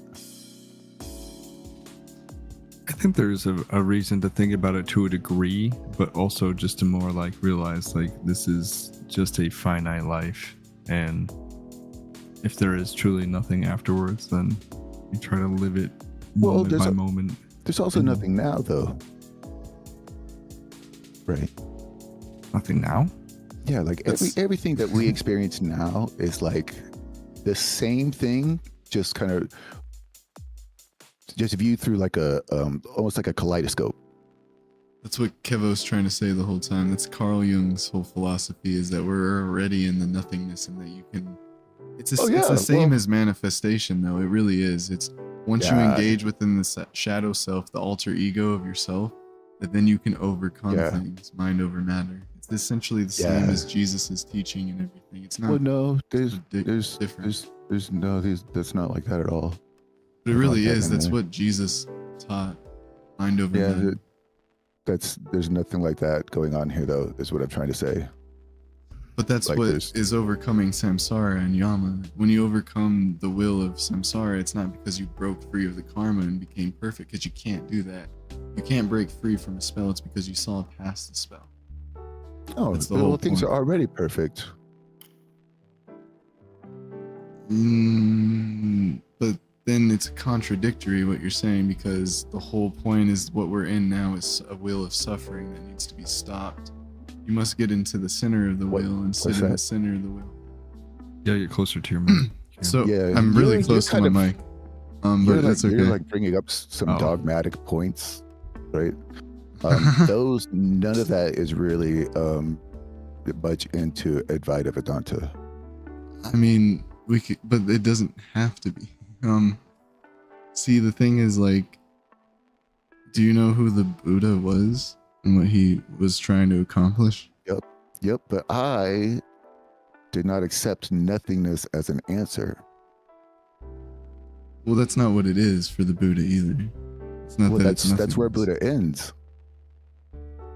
I had all those Buddhist experience when I was a teenager. I rejected that as the truth. I guess there's different ways to see it. Like, it's not that it's nothingness, it's that you're escaping the cycle of this. There could be a whole pleroma to life. Well, yeah. There's different ideologies to it, is what I'm trying to say. Right. But I was born with good enough karma that didn't get wrapped up in the that whole wheel, if we want to put it out like that. Sure, but then, yeah, I mean, Like it was very little work for me. I got very, very lucky. who knows? There's been different Yes. experiences I've had that led to different things. It could be my mind making. People are good at deceiving themselves. Yeah. See, and that's why I the whole world made of white and all that shit. Like I needed answers for that, and I found it all in those books. And they had everything. So that would be the closest that a person could ever get to having actual proof of any kind of attainment outside of debating. But people don't want to debate it in the West, so we're stuck, which is unfortunate. I don't know. It sounds a lot like it does sound similar to Christians telling me that their books are holy, but I don't know. I mean, it's effectively just like a crazy minority school in Hinduism, you know. And Hinduism, you basically strip down and then you make Buddhism, you know. It all, and I think that's why you guys don't really bump into many of them. It's because it turns into, what is that? It's a false, like a non-falsifiable, something like this. Is it like one of those fallacies that you guys like to Yeah, you talk can't about? ever prove either. Like, Yeah. you're almost on the same level field you're playing. We want Unless you're proof, talking about but things the size of a thumb. if it's nothing, then it's the equivalent of nothing. And if nothing can be everything, then it's anything. Or it's just nothing. I don't know. well, Like, that's sure. what you're kind of You see- throwing at us. You're like, it's See, either that's nothing or because it's anything. Or that's only a prevalent thing that happens in the West because of the way you are taught about the world, right? The way you go through history and all the stuff, and the philosophers and the Western mind. In the East, nothingness is something that kids get raised up with, right? They know about this, like, going up. So it's not as big a shock over there as it is over here. Like, all the people want to talk about is the nothing, and like there's way more to it than that, you know. But you know, if that's the hang up, I get it. It's easier just to think of this life, your experience, as like a dream than it is, you know, this weird rock floating around in matter, space. maybe. I don't know if It'd that's be way not, harder for sentient people to make a phone in the latter than it is the former. I don't know if that's true. Can't say that would really be able to be true or false. Like, if we are in a dream, how would we know? We wouldn't really know. We would have to go off of still science and other things we've determined as truth. You would have to get exactly. That's exactly it. And as Adi Shankara says, you know, the same reason that fire is a cause for cooking, you know, so is knowledge. Correct knowledge is the source of moksha. And so nobody in the West gets exposed to this kind of stuff, right? I want to say that's true. I always know what I'm dreaming It's- too. It's always just black space, nothingness. It's kind of unfairly hating on the West and saying kind of all ignorant. Like, we get exposed to many things. It just depends on who you are. It depends on what you expose yourself to and what you're willing to be exposed to. I spent time in the East and time in the West, and in the West, the nothingness is something that talks about all the time. Over there, I never talked to my friends about it. They never brought it up. It wasn't a problem. Yeah, there's this. It's definitely two different worlds, but it also Yeah, yeah. is. That There's part- so that many part is people crazy. here. You know, you got to go outside the circle. There's so many people in the world, and so many people in the West and the East. It'd be hard to get a lot of people's opinions without, you know, doing a study right. or something. I don't know. I've responded to a couple studies. They never lead nowhere. Yeah, I don't know. I'm just saying doing But something in I like a find this- mass group. Mass group? Yeah, like it's like that's how you get data. That's how you get like reliable data. You have to go around and get tons of Oh, people's yeah, opinions and yeah. thoughts and Yeah, stuff. this does not care about that. You're never going to get it with that stuff. I mean, if you really want the data, I guess you could read all those books. They talk about it all the time. You know? I've read a lot of books. Yeah, I could read those ones. I don't know. That's what I'm saying. Right? It To would make a sit difference. around and have these like Abrahamic debates, Uh-huh. you know, and just be like a, you know, atheistic. And I understand how like a Western mind can reach that point, you know, but to kind of do that, you know, not even maybe make an attempt at what the East has to offer just seems a little strange to me. You know, they've been doing it way longer. I've looked at stuff though. I've looked at stuff way outside my country. I've looked at people way outside my country. I looked at like one guru guy out of many gurus, but he's the one who was most prevalent in my mind still. His name's Sada Guru, and I learned that I can't trust people. His named who? Sada Guru or something. He's on YouTube. He's all rich. Talk about Sad Guru. Sad Guru. I don't know his Oh, name fuck exactly. that guy. Yeah, no. Fuck that guy. Yeah. I'm not talking about that. Yeah, I'm just No, kidding. no, I don't no. even really know him, but Well, I know of him, but that is that's part of that, you know, manifesto, you know, that's all that nonsense. I don't know. Do you know about his wife? Yeah. You know about all the Mhm. stolen land, all that stuff. Do you know what happened to his wife? Yeah. Well, I know the rumors, Oh, but would you but be that's the willing- kind of thing. would you be willing to enlighten me on what happened? Nah, I don't know if Oh. the internet is a safe space for me to be saying all that kind of stuff. It also like doesn't really tickle me in the slightest. You know, Yeah. I'm talking about Advaita Vedanta, and that dude's just like blanket Vaida. kind of How do you spell Almost- that? You should put that in chat. don't even know who that ADV. is. Yeah, I'll just put it in the chat, I guess.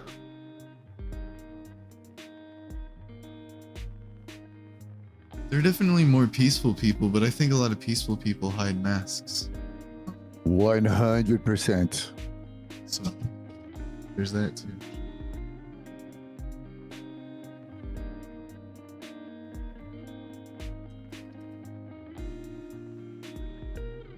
Let's see. Yeah, but this is all about looking within, like turning the senses around on themselves and diving into the heart cave. This doesn't have anything to do with like mind stuff or manifesting or Well, with Jesus, it was psychedelics or any of both. that stuff. Well, it What's doesn't that? even have to do with psychedelics with Jesus. It was a heart change and a head change. You had a heart change, and then that led to your head change, and that the temple of God was within your mind. So, like, That but I is a don't- very different way of looking at that. you could say that, but it also could be the same way. How is everything really that different than Yeah, in any theistic belief? I mean, Mormonism don't paint the picture of Christ that way. Christ followers don't really paint the picture of Christ that way. They try But to that's change the certain thing about things, but Christ. It's so vague. everything to me Like, is so vague There's with all no this. thing. Yeah, some of this is not. It's vague because it's all trying to explain something that isn't here. So, like, they have to be vague. But it is here. It's exactly what's going on right now. That's what Christians tell me with Jesus. Yeah, Tell me I don't the know about exact that. same thing. They do. I can tell you. Yeah, Look at the trees and it's God. I'm serious. Yes. I'm just telling you. that's so funny. Yeah, but how is this not the same thing? Getting high on life, because this has nothing to do with getting high on life. That's what you just said. You're just getting drunk online. Yeah, I'm getting drunk on the sauce, Uh-huh. but I'm not running around talking to people. You may not be proselytizing, but you are like talking to us. Yeah, I'm just having a chat with you guys. Because Yeah. it's fun to have a chat every once in a while about it. I find the truth to be engaging. You aren't proselytizing, but like I will say Nah. that what what I'm hearing, I'm not trying to like come off offensively or anything like that. Just Oh, what no, I'm it hearing don't just matter. is similar to what I hear from Christians. Just instead of saying it's like this, experience, they say it's Jesus. They just substitute it for doesn't even- Jesus. No, I'm talking about the thing that is the size of a thumb, the smoke that doesn't have a flame, or the flame that doesn't have smoke. Jesus Right, is an the eternal experience flame in your inside heart. yourself. I don't know if it has smoke, but Exactly. The details. Hmm. It's the details. I really think then if it's just self, then maybe it is just living life. How would it not just be living life? Why Yeah, do people get too wrapped up in everything? Okay. Get lost in the sauce, man. Just be a good person, right? Even if what it feels to you is actually bad, then fucking feel good about being bad. I guess. Yeah, I mean, what that becomes a subjective conversation then, correct? Yeah. I mean, Because what's good to one is not good to Right. another. Exactly. But Tough. in their world, karma would be the reason why a bad person never gets punished. Mm. Why good things happen to bad people and all that kind of shit. Karma. Sounds a lot like God's circus. Chameleon. I don't get too much into those types of results. Yeah, Oh. I think empathy should be the main thing that people Dude, that is so right. run their lives by. Yep. And, Have y'all played Black Myth Wukong? I think that has to do with a lot of these concepts that we're talking about here. The game. Well, those studios, they're all from the East. It was funny. I was talking to a workmate of mine about this stuff, and he starts talking about this anime, and he's like, dude, that sounds just like this. And I was like, yeah, of course, bro. They're Buddhist. They grew up. Of course it is. And to watch the wheels click and everything fall in line was so funny. do you remember the title of the anime? No, I have no. Ah, These days, those things, like when I was watching anime, Battle Angel came out, oh damn.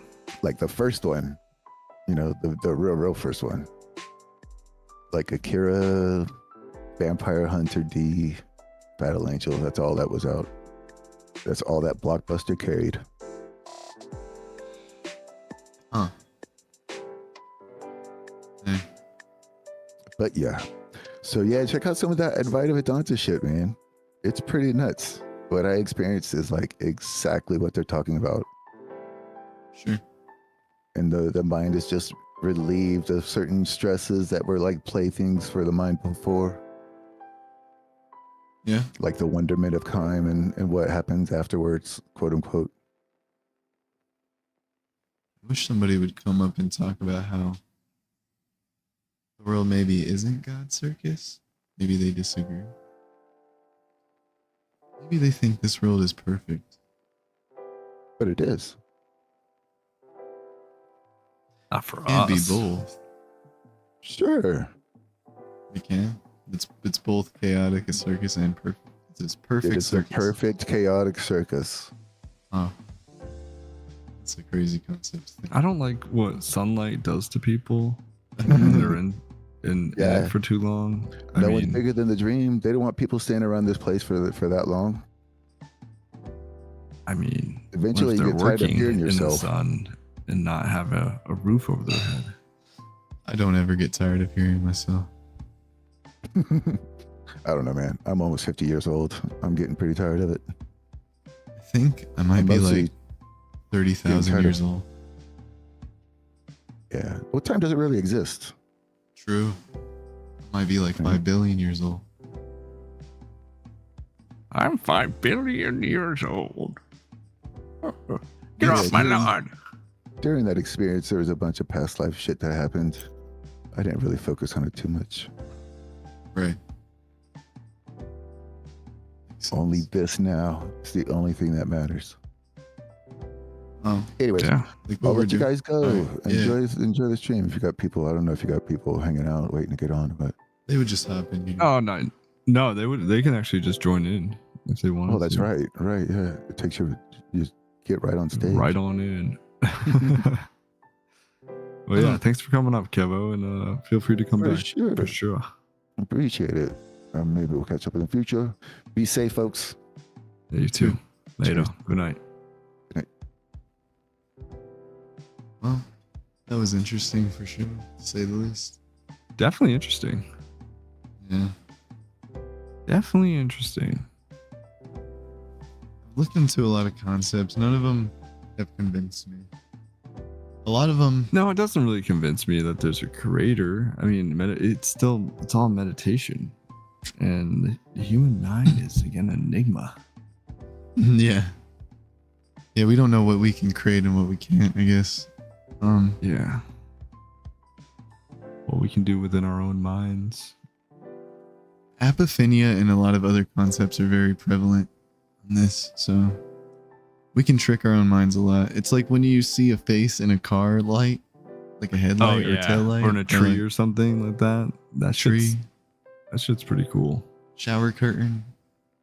You know, anything that Shower has curtain. anything that has a repeating pattern, you can see it in.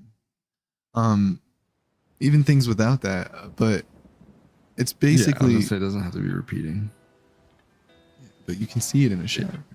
Never mind. You know what? Artie doesn't see it in a shower curtain, so I'll just forget that. maybe there could be though. Maybe like the steam creates like a face in it. Like people see Jesus's face in like bread, like toast and shit. Yeah, That's real though. Like people sold that shit on eBay. exactly. So you know, God is everywhere. Let's just look in the toast. Look at the toast. Look at the toast. He's everywhere. But is this world his circus? I'm still, from what I heard from that guy, it is, but it isn't. It's perfect, It but is, it's but it's not. supposed to be a circus, which I'm so confused, bro. Is that my? It's my fault. I'm confused. I'm sorry, Kevo. That's my fault. Huh. Oh, I'm just a confused atheist. Me. the interesting part again is like it's still not something like it's just like prayers, right? You can meditate all you want, but yet as much as you do it, you may never come to that light or that unknowingness, the place of nothing. Do we pray in God's So- circus? Oh my gosh. I'm trying to think about this the way Christians do. Like, God is real. We have to pray and do all this crap. And he's still going to burn most of us. It's a good plan. And everything is normal and he's serious and he's the one we should be taking serious. And it's really hard for Well, me. where it breaks down is the morals. Like Yeah. that's they think that they have to be, you know, objectively moral in God's eyes. Well, that's how, when I was asking you the other day, I know that prompt's a little bit hard to understand, but I don't even think Christians believe atheists are wrong. Like, I really don't. Because I believe, like what you're saying, right? If we're morally bankrupt, then the Christian view doesn't make sense. Like, we'd have to be like stabbing each other and like hurting each other and doing all this stuff all over the place with no morals at all and no moral compass. Yeah, backstabbing, whether that's like physically or metaphorically. Like, I would say it would have to be completely bankrupt. We're talking like the worst of the worst, like hellfire, True. hellscape stuff. So like, I don't know, like, because the world is a crazy place, but it's crazy for everybody. And I wish Christians were different. I wish that I could go to a place and really feel comfortable and feel like, but I never did. And I don't know if that was my fault. I'm trying to figure out, like, your fault? It's Well, not your 'cause fault at I- all. bro, I There's would- tons of people that have a very similar experience. yeah, I would stand in church and I couldn't feel comfortable. Whether they were singing, and I felt like at the time when I was a believer, I was like, there's something inside of me, isn't there? But then I realized, no, this is like the same feeling I get when I like get a scam call, or like the same feeling I get when like somebody's trying to like take money out of my pocket for no reason. Or like And why? Because it wasn't like that. Like, yeah, you had to give money, I guess. It wasn't like it was forced upon you. Some places do spread around the basket and look at you weird though. Like, Yeah, like imagine being just completely judged for not having enough money to give to God. Like That's the crazy. God that's all powerful that could somehow, you know, not show his existence by just straight up giving money, but you know, who needs deriving a $0? plan to be able to give them money. Like, I mean, he needs $0, right? But he need money. he doesn't know. The people do to be able to spread his word, of course. But when Jesus is around, he just like provided food. Like he just dropped food into like baskets and crap. Like he was just like, here you guys go. Here's a bunch of fish and bread. And so like now it's like what? They need money to do that? They don't just like say, hey, God, we're doing your word. Like, come on, help us out here. Like we need fish and bread too. And I think it even says, Just pray, bro. Just pray. but I think it even says in hold on. I think in Revelation it does state that the believers will be taken care of, and they won't know how because they can't sell or like do anything at the end of time. Which is weird because like believers think this is how it's going. They're like, we're getting close, guys. It's like, can you still buy and sell everything? Everything. Everything. Everything. Yeah, you're right, Kevin. We're right about the passage you're referring to is Revelation 13:16. It also forced all people, great and small, rich and poor, free and slave, to receive a mark on their right hands or on their foreheads, so that they could not buy or sell unless they had the mark, which is the same name, which is the name of the beast or the number of its name. And because, okay, so like when the reason why this isn't believers, because believers are supposed to be sealed by God, right?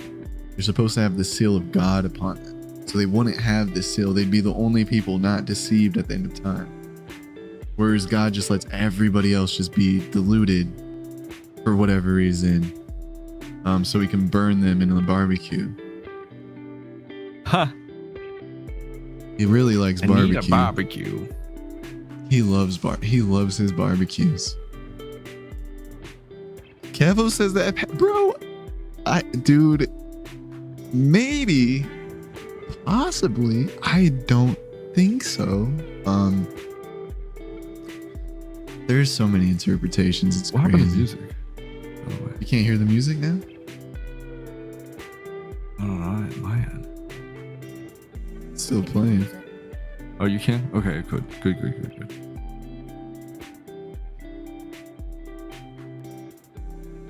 It's crazy You're that good.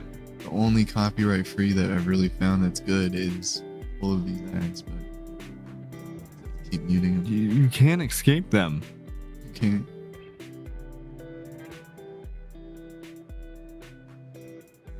You Music cannot is- escape them unless you pay for it. Unless you, and that's what Kevo just told us with even what he was saying. You pay these gurus and then, you keep them happy and they'll make you happy. Maybe.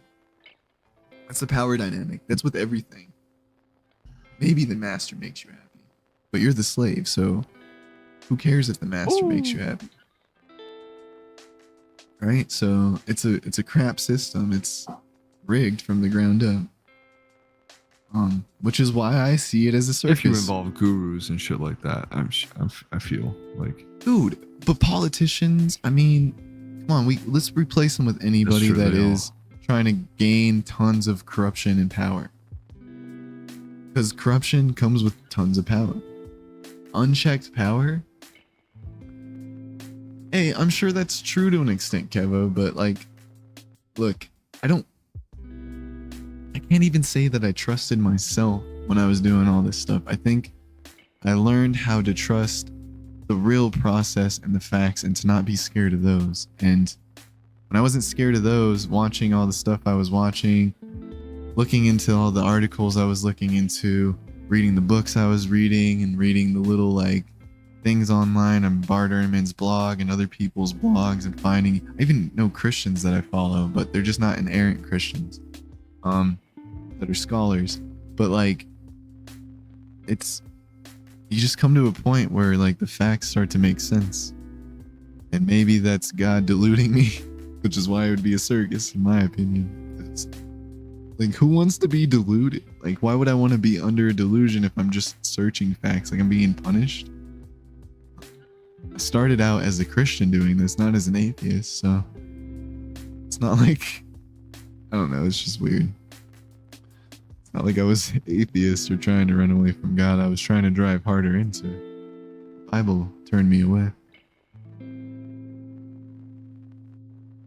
Because I looked into samsara and all these concepts before the Bible, I didn't want to go back and look into them again, and it just seemed like a thing that would drag on to me. As it will for those who can think logically. Yeah, there's lots of logical fallacies within it. That's why I like watching Ian. When I watch allegedly Ian, like, I follow his premises. I follow, like, I don't know a lot about what he's saying, but he presents it in a way that's easy. And because I know a lot about programming, when he does like A and B and C is D, and like, to me, that's just like programming stuff. It's just algebra. It's just like replacing letters with stuff, you know? So I can just read that kind of language, I guess. And even if it's a philosophical argument or premise. It just makes sense. I mean, it does make sense. Breaks it down very neatly. I like a good syllogism. I don't think I gotta like work on it and actually put some together.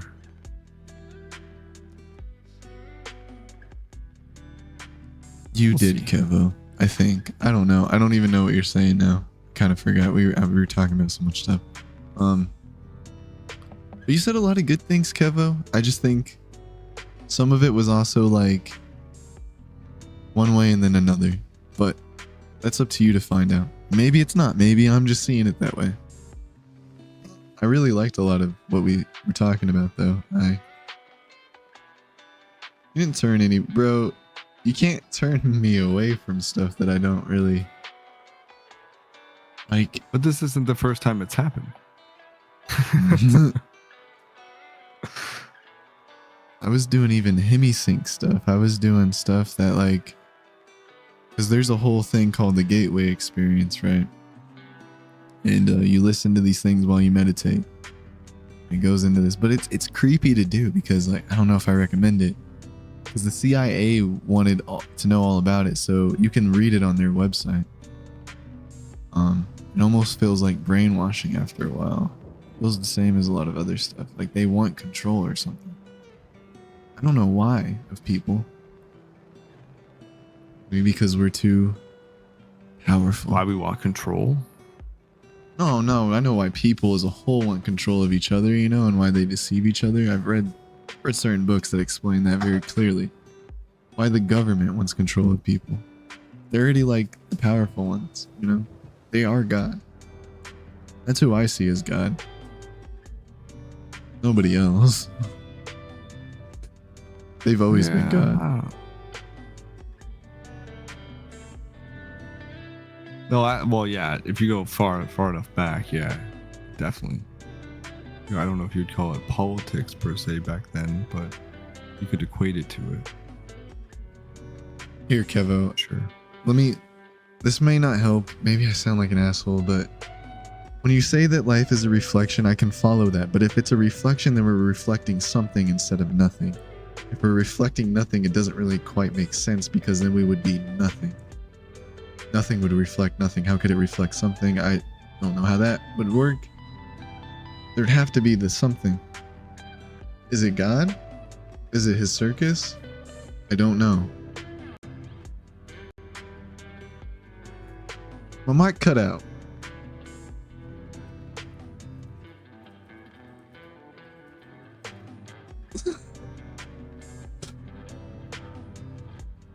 No, we can still hear you.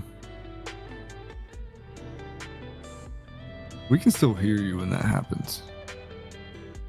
Bro, I didn't even really touch it, but it's okay. It's okay. I did a little bit. I'm telling you, your mic. I'm gonna send you money on your birthday for a new money mic. Bro, no. Artie, do not let Artie send me any more money. No. He already bought me something for my birthday. We're fine. Birthday's in 2 days, but that doesn't matter. Just glad to be here with people. Oh, also Jen's birthday. She's still here with us. Jen's birthday is in 2 days as well. Yeah, we're gonna have a Jen and Cam's or Cam and Jen's birthday bash. It's Jen and Cam's. What are you doing? I Jen keep and saying that, but Cam's. we actually haven't even planned anything. That's Call what it I was. jam. That's why I was asking the other day. Like, what? Here, we'll plan something. Okay. We still Call got time. it Ken. Put the C for the Jen. Here you go, jam. Or Camifer. Oh my god. Camifer. Camifer. Yeah, I didn't know if you guys knew this, but Jen is short for Jennifer and not Jennifarius. I didn't know that. My mind is blown. I believe now.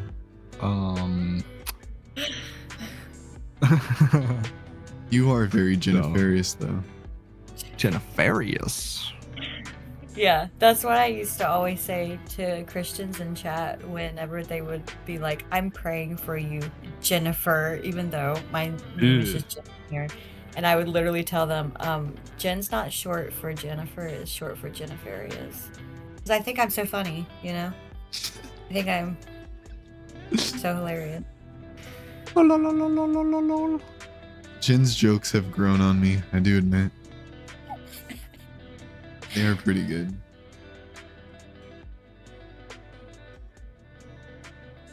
I like your jokes more than I would ever laugh at God's circus. That's for sure. What should we change the prompt? It's been over 2 hours. We could change. And I don't it. even think I don't even think you guys talked about the prompt very much. I think did with you? Kevo, I don't- no. No, I with tried, Kevo, no. but It's I okay. mean, it's okay. Yeah, I mean, yeah, because he it's fine. believes that it is. Yeah. I mean, I don't think Christians are going to believe that it's truly a circus. I think Oh, they hell have to no. believe that this world is made for us. It Yeah. can't be a circus. It just can't be. They need to believe that this is perfect and divine and that God needs to be taken serious. And if you don't, you get thrown in a fire. A circus of epic Kevo. You're you're gonna make me laugh. I like you. I like you a lot. I like your imagination. But I want Christians. Like yesterday, I feel like we got Christians, bro, Oh, and it didn't imagination. work. And I'm so mad at Video Ninja, and I don't know what I did wrong. I'm mad at myself. I'm mad at how stupid I can be. Yeah. It's okay. You guys figured it out and this is a lot better and everything's working out great. But Yeah, yesterday we and- had so many people in here, and there was Christians. It was perfect. It was like, but it's fine. Yeah, you're right. It's fine. I want those people back. Come back, Christians. Fine. Come back, Christians. Come back. YouTube, get I the can Christians bet- in here. Huh? I can pretend to be one if you want me to. I also need to share this in the That'll get me talking and distracted, and then who put a heart?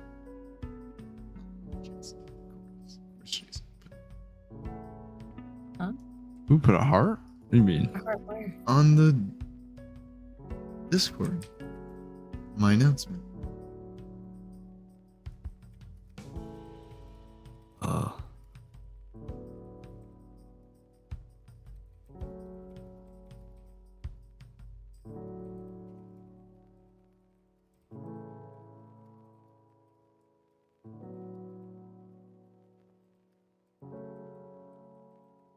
None of them knew the the YouTube. They didn't know what they were getting into. What? But you're right. We had like 2 or 3 like ready to just start on chatting, getting right into it.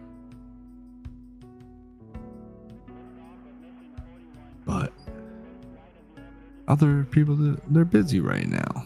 You know, They're busy. Yeah. they're busy, and They're gonna thinkers live watch. too. Yeah. They're gonna watch. It's fun.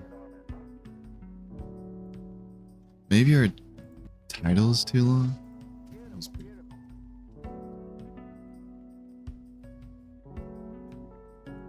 I'll just put this in here. I think soon I can be on the thing. Who knows? Depends on how good of an impression I make. People really want me around forever, huh?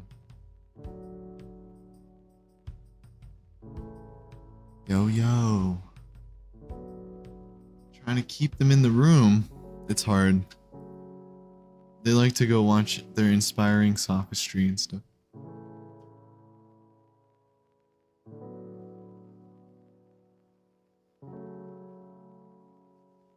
They like their apostate prophet who converted to a Christian. They like to watch him. What's that guy? What's his name? Oh, I'm trying to think. He's like in Florida. He runs this thing. It's like RROC or something, some type of church. He like harasses people. He like goes to people's like parking lots and their What? businesses. Yeah. His like church. I'm trying to think of his name. I could find him online. It just bombards them with Jesus. Yeah. It's not just him. He's taught his like congregation how to like, bro, they've had to like be removed because they've done illegal stuff where they've come in and like invaded like psychic like businesses and stuff, and like people are selling like stuff that they deem What? satanic. Yeah. It's insane. I could find him on YouTube. You will pray Jesus or you will burn. With that kind of shit? Richard Lorenzo Jr. That's his name. I remember. Richard Lorenzo Jr. He's taught his congregation to basically like go and confront. Okay, so like there's people who also like build altars to like their family members, right? He's made like videos where he's going and basically disrespecting their altars and then saying that they're disrespecting Ugh. him because they all crowd around him and push him away. It's like, Wow. That's Yeah. gross. Wow. yeah, because, well, it's a lot. This is the thing with what Kevo says. Like, I'm not trying to pick on Kevo here, but hearing like Richard Lorenzo Jr., he would say the same thing about Jesus. I studied all this other stuff. I studied samsara. I studied Buddhism. I went into like some Egyptian practice, knew about the Ankh and all this stuff, and I think Jesus is the truth. And it's like, that's the thing about all these ideologies is like, how if we can't prove them, why are we leading people down them? Even if we're not forcing them. Leading people, Yeah. it's like selling them something. You're not forcing somebody when you're selling them something. It honestly makes me just not want to go outside. Whenever I see like just stuff like that. Yeah, well, and then they think that's Jesus's authority. Hey man, and it could be. I'm not picking on Hinduism. I'm sorry. I'm sorry that I used you as an example to compare to the Christians, but it's the Christians that I focus on because you're not going out there and at least trashing businesses, but Richard Lorenzo Jr. and people like him are. They're going out there, they're trashing people's businesses, and they're getting That's in the way fucked of up. other people. And doing it in the name of their God. Sorry, go ahead. Christian love. Christian love. Christian love. Y'all gotta not let me interrupt Jen. Like, yell at me in the chat when I interrupt Jen. What? You didn't interrupt me? What are you talking about? Oh, I didn't? I thought I did. We're good. We're good. Even if you do, it's fine. It's your live, so Yeah, shut but me down.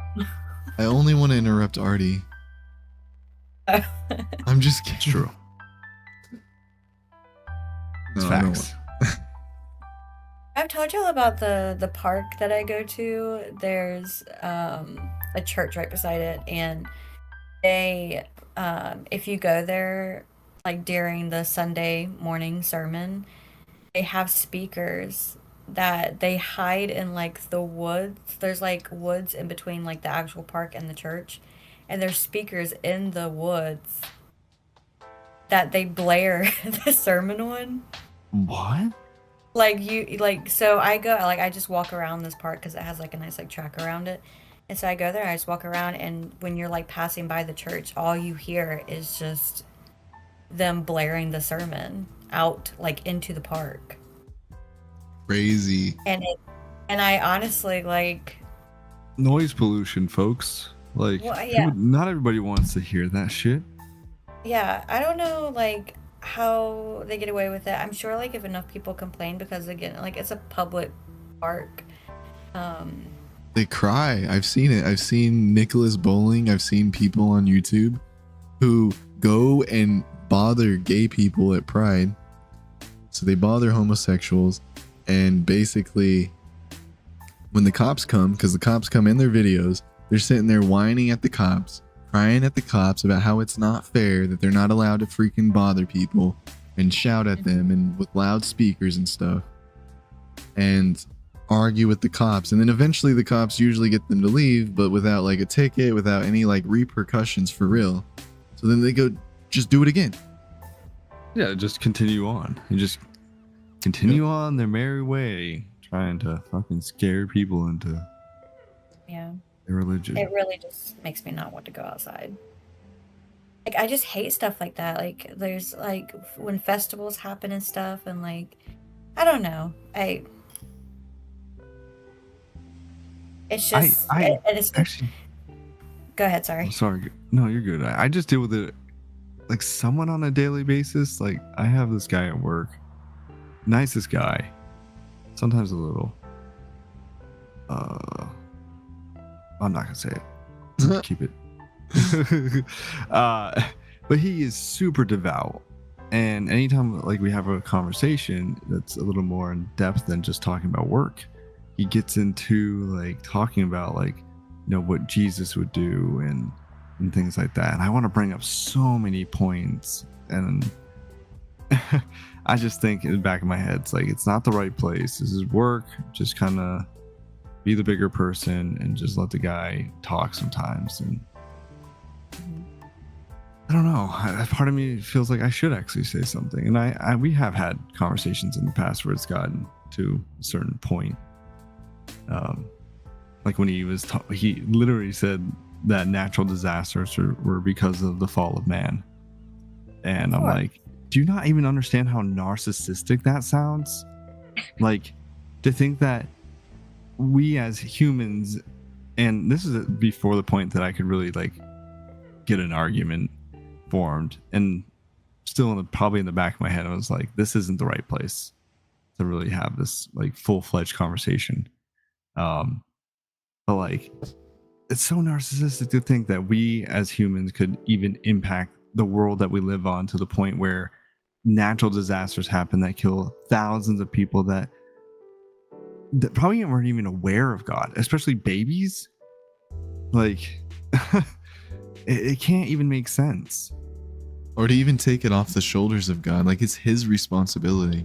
It's like if I make something, it's my responsibility to take care of it. If I make a video game, let's look at it like this. If I make a video game where I control every aspect of it, and then I turn those into sentient beings that can actually feel somehow, who knows how, and then I torture them or make everything a living hell for them, and then I blame them for it, like they have no control. They don't know any context outside of the video game. I'm the one controlling everything. So like it would be maniacal for me to think that anybody else is responsible for that. Yeah. And even the story itself, of course, with Adam and Eve, it's bonkers. It's so contradictory. Like God was clearly the first one to tell a lie. I mean, you can't even comprehend that, then you're doomed while you're reading the rest of the book. Yeah. If they even read it, which we know they don't. Yeah, it's like the logical fallacies that are clear. That's the thing that's crazy, because it's not even like necessarily contradictions. It's like God tells the first lie. That doesn't even need to be a contradiction. He's just not following his own rules. So he just doesn't have to follow his own rules. Okay, so then why are we following him? Like, even if he's gonna hurt us, like, it's like if I'm gonna follow a guy who I can't trust, then for eternity, I'm just not going to trust him, or what? Like, he's not going to follow his own rules for eternity, or it's going to be different in heaven? Like, what says that him, who we can't trust because he's lied? So, you know, Right. It comes down to like his ways are higher all the time. And or lower. if you go down that train of thought, it just devolves into, well, how do you know he's not deceiving you for reasons that are higher than you know? Then you can't. And it's like, why even think that there's even a creator to begin with? Yeah. And if there is it a circus or is it not? It's a fucking circus. He made it a circus. This planet hates us. It's clearly a sign of evolution that we evolved into this planet. Not that this planet was made for us. Is it depressing that I find liberation and freedom in learning about science, and I find a lot of satisfaction from that? Like how these Christians find from reading their texts. When I read something about space, or I read something about some new theory, something about quantum mechanics, because I really like quantum stuff too. It really blows my mind. And to me, that stuff is like getting drunk, I guess, if you were going to put it like that, how Kevo put it. Where it just kind of fills your mind with so much information, you're kind of like, wow, this is crazy. Sure. Take an actual quantum mechanics class and you'll change your mind. By the end of it, you'll never want to see the Schrodinger equation ever again. Or take another exam. You don't know on who quantum I am. mechanics. Huh? You don't know who I am. You don't know me. By the kidding. time I got done with like, by the time I got done with my quantum mechanics class, I was like, I don't ever want to see this stuff again. But it was good. I learned a lot. You're right. If I took a full like course, maybe. But I also don't want to major in that stuff. Yeah. It's just When you like tested on it, I think that it just kind of takes the fun away from it when you actually have like a grade being given to you. Yeah. As a computer scientist, though, I love that kind of stuff. Anything like that, anything I can get into that delves into like something that's more theory based and something we don't know much about, I love it because there's so much to be explored. Plus, quantum computers are the future, whether people want to admit it or not. So, it's a big field in IT, a big part of it. It's just we haven't really like, and I don't know if this analogy, or maybe it's not an analogy. I don't know if what I'm saying is correct here, but what I've read is that where we're at with quantum computers is like way back where we were at in like the 1960s with computers right now. We're at the very beginning, the very cusp of the greatness that they can bring. Sorry, I nerd out on this stuff because when we look at these impossible problems in the world, we need solutions and we need things we don't understand right now. We need things to come in. As much as AI can hurt things, it can also help. We're just not using it for the right things. We don't know how to direct it because we're so busy freaking tapping screens and sending likes and sending gifts and stupid stuff that we're not really paying attention to the bigger picture.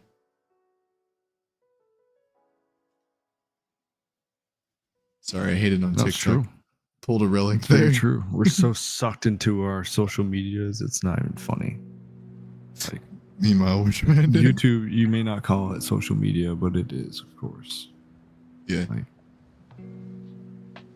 it's just videos. Nah, well, a lot of those videos are people being social. Social media? Oh, I will actually sharing their lives. I will read what you're asking, Kevo. I will actually read it. I will sit down. I will take the time this year at some point to read it. I'm just busy.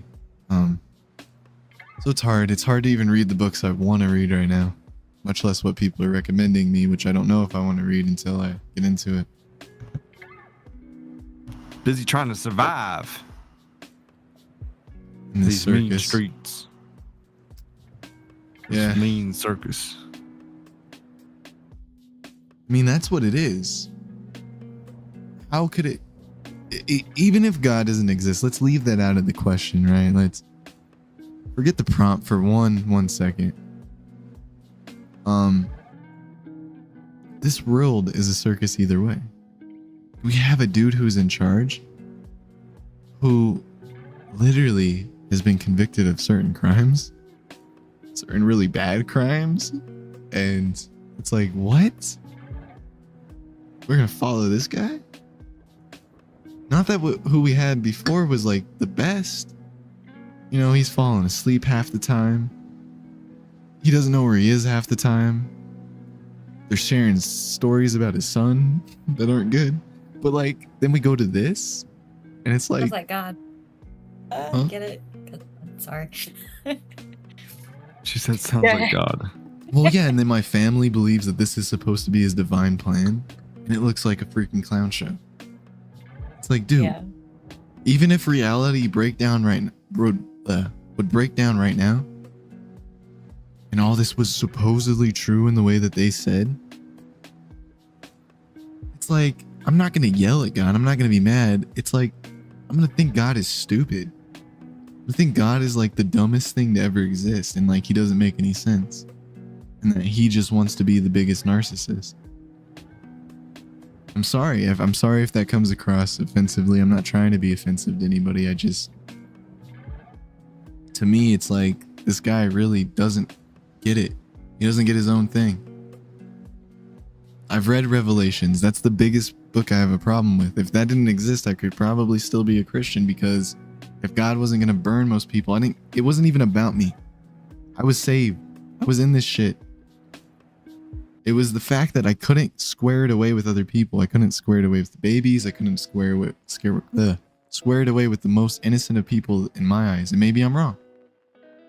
But like, the babies matter more to me now than God.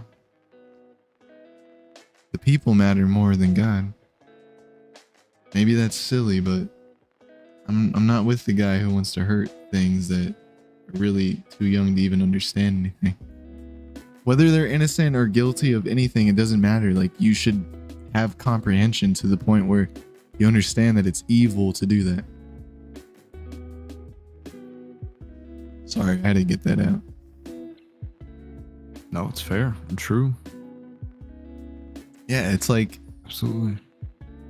you guys just haven't, I don't think, Artie, I don't think you've had, like, my cousin and my family, and I know I mentioned my cousin, I said I wasn't going to mention him on lives and streams, but I am. I'm going to do it because I'm going to just be honest. Like, with my family and talking to them, I was always lesser. I was always treated as, so I had to try to, you know, assert myself, but it was hard. It's hard to assert my own beliefs, so I was trying to listen to their beliefs while asserting my beliefs, and my cousin just stopped talking to me when I stopped listening to him. So, What's up, Burns? Hey, Burns.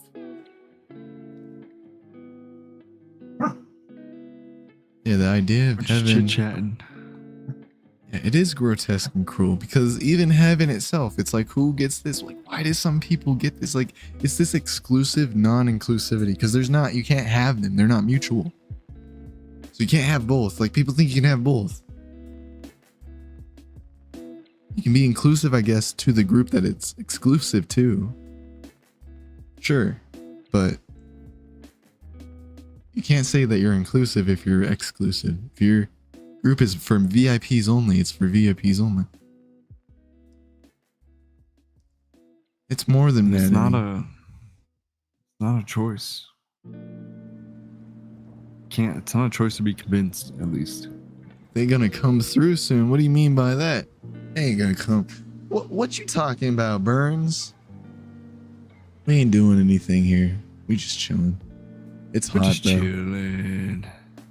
Boats and hoes. Oh, bro, Boats I and love hoes. that. I love that movie. Boats and hoes. I shouldn't love that movie, but like, that movie is a really good movie. Step Brothers. As silly as it is, really like Will Ferrell. I cannot talk tonight. Will Ferrell. Will Ferrell. People don't like him, but I like him. Mr. Willie Farrell. I Could think he's he- funny. Could he play a clown Jesus? Wait, what? Yeah. Clown Jesus. I think he could play clown Jesus. He could do it. I have so many He doesn't have the ideas. locks though. You know, you have to put on a wig. Like, I have ideas for movies at this point in the deconstruction space. We need that, but people don't think we do because we're not a protected group. We don't matter. Only really. Never mind. I'm not gonna say it. I shared a photo with Jen and my friend Relic earlier, and Burns brought it up in the chat. Why is that a protected group? Why are hate groups protected? I won't They're understand. protected? They are. Huh? I could share the photo with you too. Who do you think really likes Jesus? Like, really truthfully likes Jesus? Who do you think really follows his word? Do To you a think T? it's who do you think like really wants to follow? Do you think it's the people like us who are just living our lives? Or do you think it's like these dictators? Because I can tell you that like it's not us. We don't follow Not that. I. We can't. It's No. rigged against us. It literally is. The book is rigged against like the normal people. Like, priests are doing whatever the hell they want and they're gaining power and stuff throughout the book. And if you read the Old Testament, especially, like, there's like David, bro. David does so much horrible stuff and then the people are treated so poorly for it. They're just taking it out on the people. And then it says in other passages, this is how messed up this book is. So David does all this horrible stuff and the people of Israel get treated so poorly for it. And then in other parts of the book, there's verses that literally state that the sins and the iniquity of the father will not be put on the son. And it's like, what? Okay. So what the fuck did David do? Right. Like, That's so hypocritical. It's so fucking hypocritical, and I can't. Just can't. I can't do anything but laugh at this point because it's funny to me. It's like, as awful as it is, it's just so bizarre. It's like if it was real, it's so. They think that it's good. It's like, bro, how is this good? It's not real because it can't be real. There's so many like holes in the story. So many plot holes and so many things that don't fit together, and like they think it's just cool. And like, as a Christian, you have to lie. You have to lie to yourself. You can't do anything else but just continue to lie to yourself. It's good. This is okay. Everything's okay. Jesus is coming back still. But just to think that the people that around you who don't believe are going to just burn for infinity is insane to me. Your own family. And yeah, your own family, the people around you, people you work with, just the people walking down the street. Like, if they were to know that you're a non-believer and they are a believer, you immediately are burning. You could be the nicest fucking person. You could do so many good things for everybody in the world, and it wouldn't matter to them. You burn. You Nothing. get crispy. Crispy crisp. God loves barbecues. He loves circuses and he loves barbecues, and I don't know how they go hand in hand, but it actually sounds good. Like a circus and a barbecue together.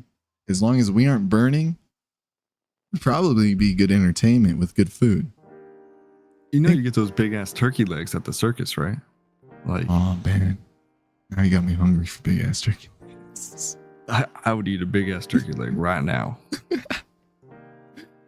Have you seen the SpongeBob episode where they're in the circus and SpongeBob is handing out all the Krabby Patties at the circus? Squidward? Probably. I don't know if that's I don't know bad if to it's say. newer SpongeBob. Then I have no fucking clue. It might be. I've watched like every single SpongeBob episode and then some. Yeah, that's a fact about me. I'm a lame-o. I like SpongeBob. I grew up on Krabby Oh, me, Patties. me too. And Cartoon Network. Like, Oh, that shit hits hard.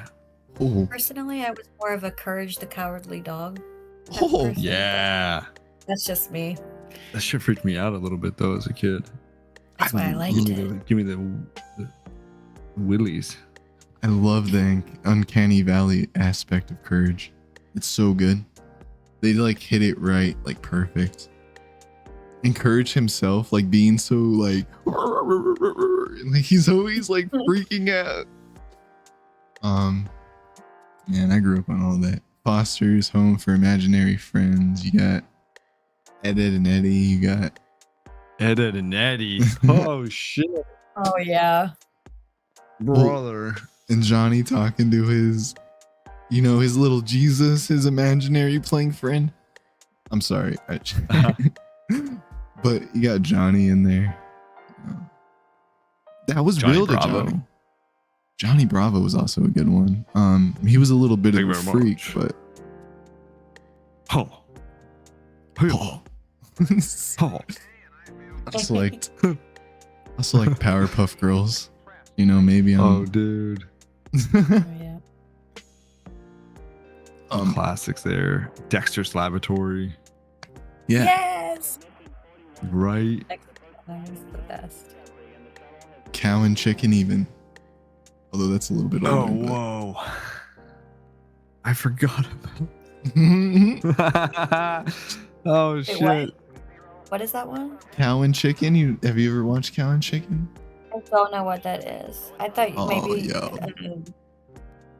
You ever watched? Is it Cat Dog? I think that's the name of it. Yeah. Yeah, the old Nickelodeon cartoons are amazing as well. Oh, yeah, yeah. I know what that is. I know, Burns. I'm thinking also like Daffy Duck. All that era. I grew up on that as well. Dappity Bugs was Dog. huge to me.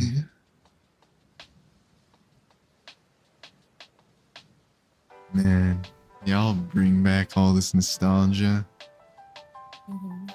That's the good stuff of life. I guess maybe not everything is bad if God made it, you know? Thundercats, yes.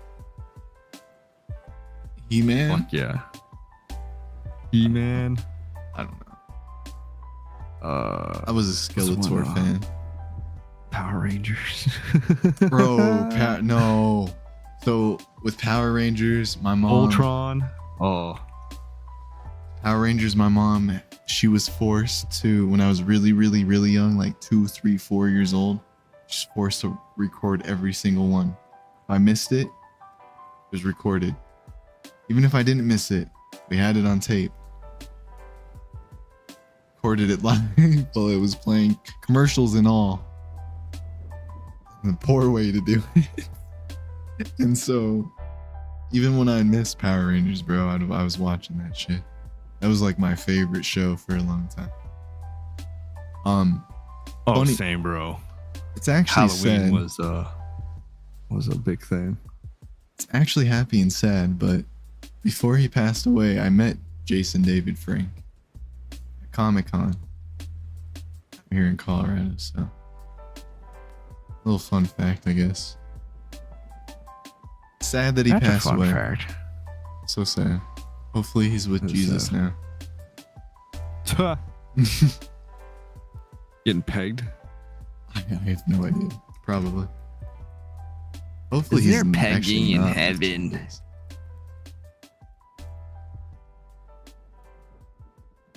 Yeah, I hated people told me that, but it's okay.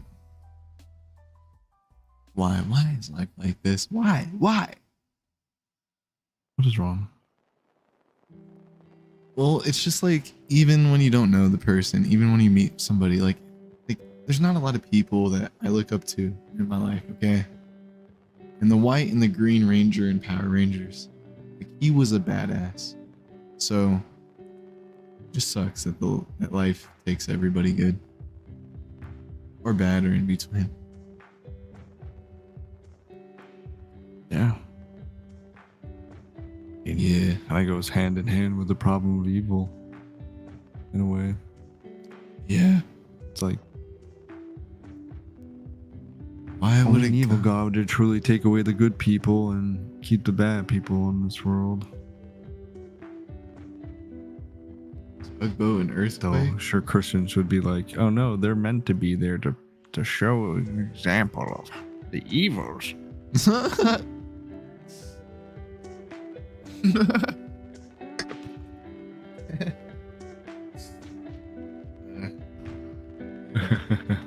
I guess. And no, Burns, I don't remember that in the WWF arcade game. Are you talking about the one that like you could shoot skulls if you played Undertaker? Like you could shoot skulls out of his on PS1? I played so many WWF games. I had a WCW game on Nintendo 64. That was like one of my favorite. It was like WCW Nitro or something. That was one of my favorite wrestling games. It was a really, really good one.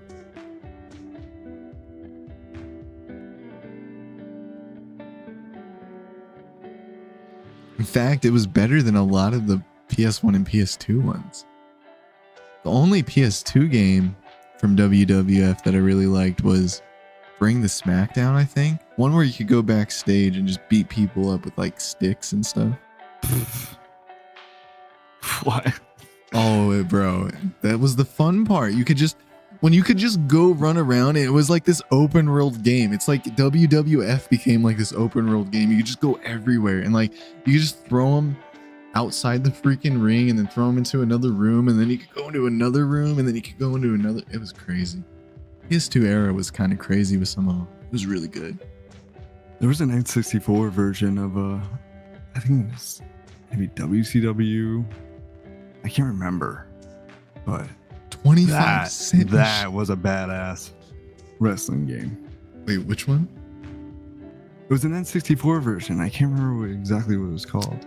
You're probably thinking WCW Nitro. I'm telling you. Monday Night Nitro, bro. Maybe. Let me see. It's Uh, did it have the Sting in it?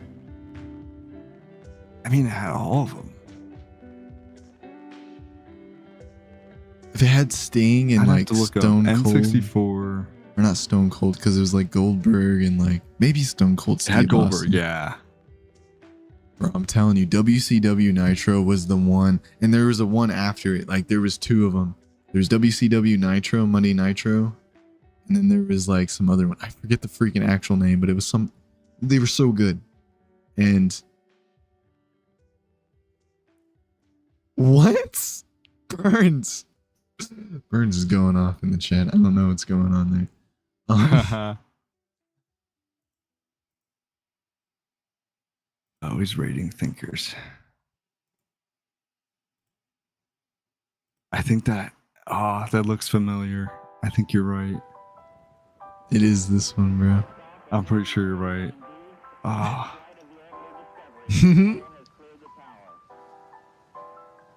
Yeah. There's also this one. oh, was that it? Oh no, it was There's it was a revenge. It wasn't that one. It was WCW NWO Revenge. These were- Yeah, All of them were pretty good because they were all. yeah. And you got to like create your own character and stuff, and you got to create your own belt. Even it was way before like all this other. Well, What's up, maybe Atheist Trucker? maybe you got to create your own belt. Yo, truck, we got this way better tonight. We got Discord set up. We just don't got Christians in here right now. I'm surprised Artie is still here. Artie, it's like 1 o'clock in the morning. What are you doing? I know. What you doing? I was curious. I was Okay. so curious to see. We could go I'm on. like a cat. It's hard for us to stop, you know? I think Justin just got done with He his did. live thing. Okay. Yeah, but Thinker's now live, so. Oh, And you rated her. I totally meant to go in the chat too and be like, hey. You're But fine. it just ended so quickly. It's hard to compete with Thinker.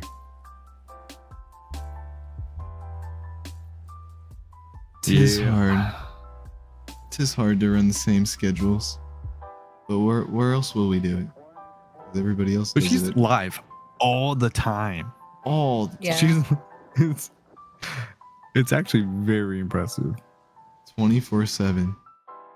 I'm trying to catch up. It's hard. I don't know if I can. Trying to figure out how to go live longer and longer. And just sit here. So hard to just sit here. I want to go make money. I want to go do other things. Yeah. The Hulk time. All right, but I am gonna probably get off because I have to. Good I night. do Artie. have a job to go to in the morning. Artie has a Boo. life. Boo. I know. But if I'm listening and someone gets up here Mhm. while I'm gone and I'm still not in the nothing, then I'm coming back probably. Okay. That's I good. might be back. I don't know. I could be like, why don't I just stay up? I don't need sleep. Yeah. Fuck that. Yeah.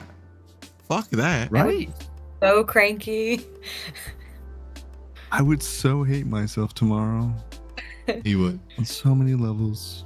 If we get somebody come back. If I'm still alive, yes.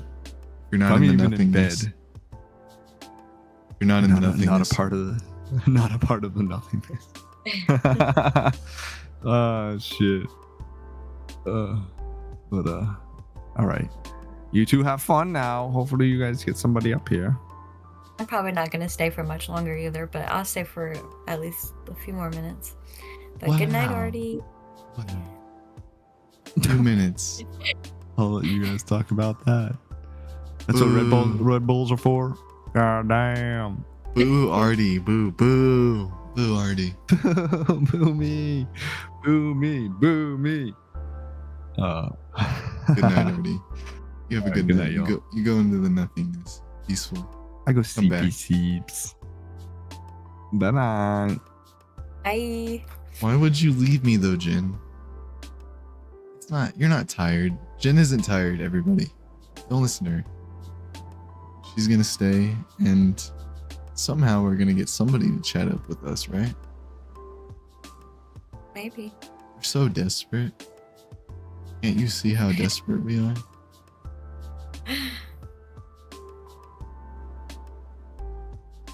Oh, Burns. I guess anything does go on this YouTube thing. TikTok is so much different than this, you guys don't even understand. Like half of the conversation we had with Kevo, I would have had to mute. I would have been like, Kevo, stop. Stop, Kevo. Shut up. Yeah. It's great that you can say stuff on YouTube, but also it's almost like you don't want to get in the habit of saying it, because then when you do get back on TikTok, Ugh. you'll like be in the habit of saying things that you can't say. Ugh. And it's so easy on TikTok to get the theists in, so it is a key Yeah. proponent. They come in on here, but like I don't think they don't trust me anymore. Even though we have everything set up right, they're like, nope. I sat in there so long last night and you didn't say a freaking word to me, and it's like I was yelling at you. One guy, he pissed me off so much because he's like, I'm just waiting to be brought up on stage. Was that Kevo? No, that wasn't Kevo. I hope that wasn't Kevo. I think it was the guy that Kevin was talking to. Somebody was like, bro, I need to be brought up on stage. And I was like, bro, you're on stage. You're here. We're here. This is it. Maybe it was Kevo. It might have been. I don't know though. I think it was before Kevo too. Even if it was him. Because there was a theist. There was a strict hardcore theist. He was ready to defend the Bible. He was like, I'm ready. I'm gonna be brought up on stage. I'm like, bro, I was trying to yell at him. I think the chat heard it. It must have been so funny. I would have he was annoying. And that's why I get frustrated, because they can't hear me and I'm trying all this stuff and everybody's yelling at me and they're like, hey, you're doing this wrong, and what's wrong with you? And you're like, this is my first time with Video Ninja. Yeah. Fine, Kevo, you don't have to stick around. Most people go. But if I get more viewers in, I'll just do it by myself. I can just keep going. I don't want Jen to leave, but she has to sleep too, I guess. I think she has I thought you were books. getting ready to say. I thought you were going to say I don't want Jen here, but What? You just have Well, books you to get read. ready. Yeah. Mhm. Yeah, I got books to read. I'm in the middle of like 17 books right now. The girl's got things to do, okay? She's busy. Ignoring the outside world. When are we gonna figure out our little Jen and Cam's birthday back? We have the same birthday. Yeah. I just do things spontaneously, I'm actually really bad at planning things. I always have to have like someone else plan things and then I just roll with it. Either that or just like everything just happening spontaneously. So I just kind of assumed it was just going to be our normal spontaneous thing like that we do on the Discord where we're just like, hey, what are you doing? Okay, let's like hang out on the BC with all these people. I was just kind of assuming it was going to be like that. But I really hope that Relic can DJ for us. Relic, if you're listening, either now or in the future, I hope you can DJ for us and then provide music for me and Cam for our birthdays, because that would be really cool. Yeah. Yep, I have has the extra butter tonight for my buttery little biscuit. My little buttery little biscuit. All right. Well, Jen's buttery biscuits. That's amazing. Relic has a job, unlike us. We don't have jobs, Jen, I guess. I do. I can just luckily work from home. Okay. And you have a job. You work from home too. Sometimes I do. Other times I'm just doing this. And It's great. You're doing a good job. I'm doing a good job. Thank you. I appreciate it. I'm doing my best. I'm trying. You're doing a great job. No. You're doing a fantastic job even. Oh. How? Oh, I know. If this is God's circus, how could I even do a job without him? Y'all were understand. talking earlier, Uh, and all I could think about was how before I was even born. We're talking about birthdays. So before I was even born, I feel like I already had my autonomy taken away. And like as soon as I entered this world, there were two extremes and a million ways to go between these two extremes, like spending eternity in heaven or spending eternity in hell. And there's a million ways that my life could go that could take me to either one of these two extremes. And yet everyone has the answer, like for the all of those million ways, like they're the answer, and then nobody knows the answer. And I just find that very strange about like religion and believing in a God and everything, is that as soon as I entered this world, I just think that that's so crazy to think about. I didn't have any autonomy before I was even like born, because as soon as I entered this world, I was already going to either go to heaven or hell. Like that's two different extremes, and nobody knows how to get to the one that everybody would want to go to. Y'all were talking earlier, so I just was reminded about that since we were talking about birthdays. I feel like a lot of atheists don't want to go. I'm a little bit different, but I really truly, as I've talked to more atheists, they're like, I don't even want to go to that place. If that place exists, they don't really care. Yeah, I don't want to go either. But obviously, if the other extreme is, as extreme as they say, then like obviously I wouldn't want to go to the slightly better place, at least. Even if it's only slightly better, I wouldn't want to go to the slightly better place. But like, there's a million ways to get there, and nobody knows the actual way. Nobody knows the truth, and then everybody says that they know the truth. Yep. And it's so contradictory because of that.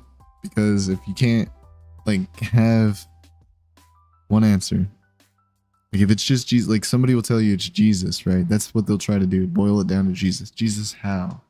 If Jesus died for my sins, took on all the punishment and all the weight and the payment, right?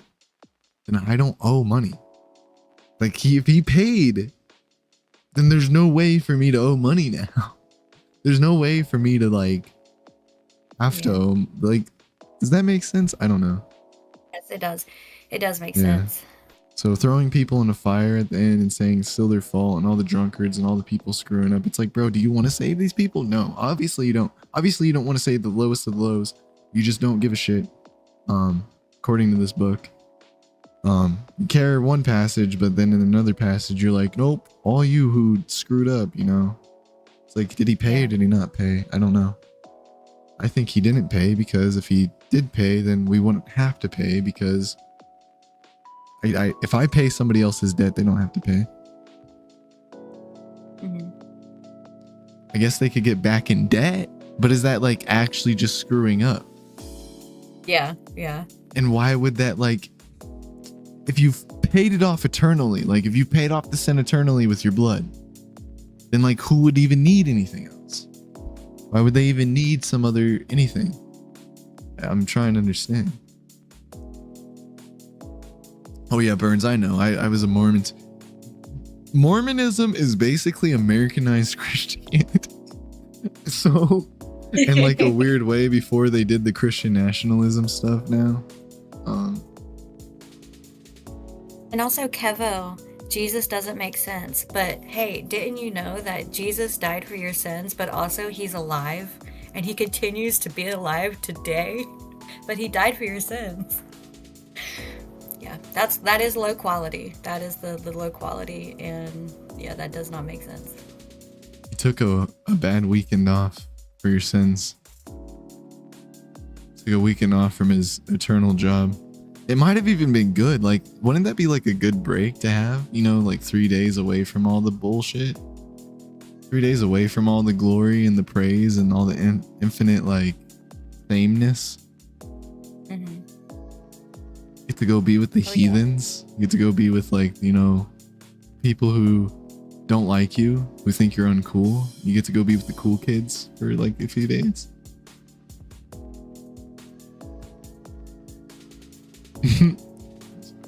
She's a descendant of Brigham Young.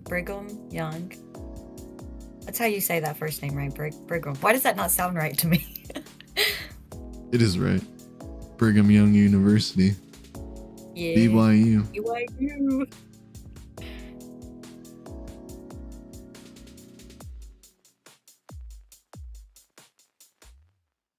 There was things I even liked about being a Mormon, but it wasn't anything to do with God.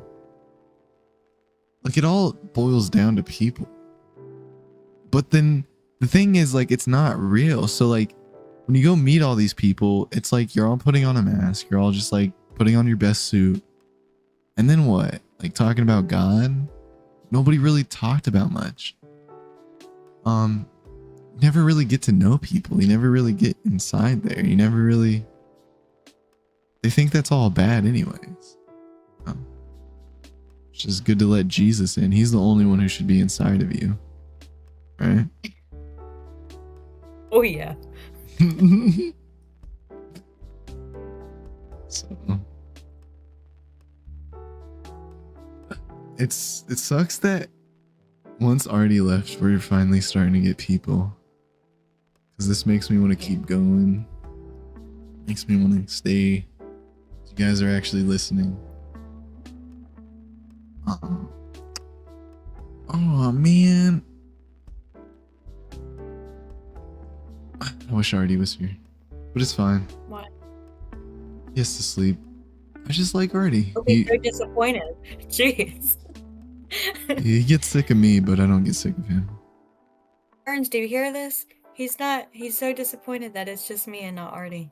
Whoa, no, not at all. I'm just kidding. I really like Jen here, and I'm gonna be even sadder when she leaves. I'm by here by myself. Right here by myself. I don't think anybody else has access to this Discord yet. I mean, obviously they can like get it, you know, it's in the description, it's in the it's pinned, it's everywhere.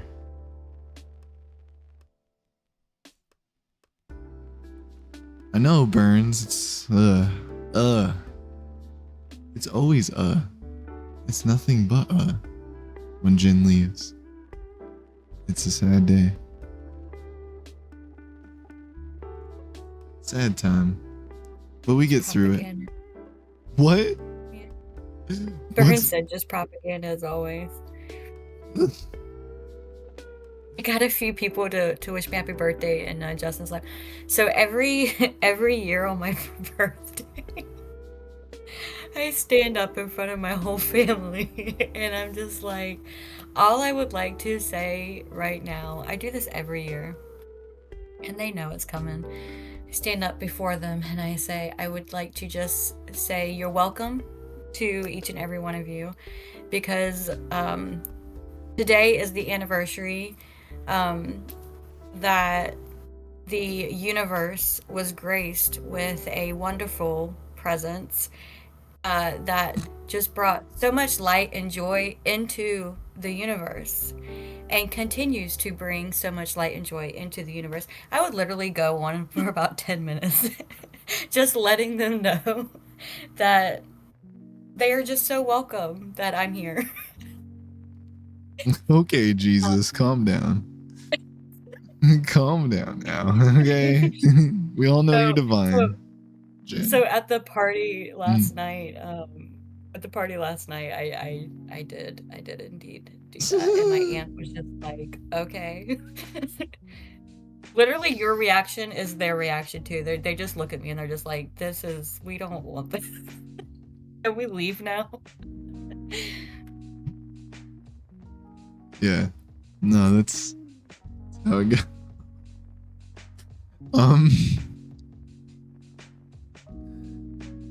The universe is a better place because of June 24th.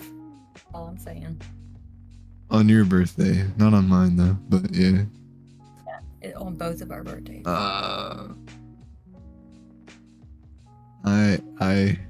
I'm supposedly probably the Antichrist, right? So yeah. Because obviously my birthday equals 666, so duh. Doesn't it equal 6616? Wait. 6616. Wait, what's the math on this? Hold on, wait. I know this because we talked about this before. Yeah, it does. Yeah, 66. Yeah. I don't know. Yeah, Go ahead. That's what I was gonna say. Came as the Antichrist. Something. I mean, who else? Like, is Donald Trump the Antichrist? Is Elon Musk? What would make these people in Christians' heads these things? I tried to even give Christians my story and try to be honest with them, and I don't know what's true in my story or not, but they try to tell me, nah, that can't be true. They try to tell you all this weird stuff. It's like, bro, what if it all added up though?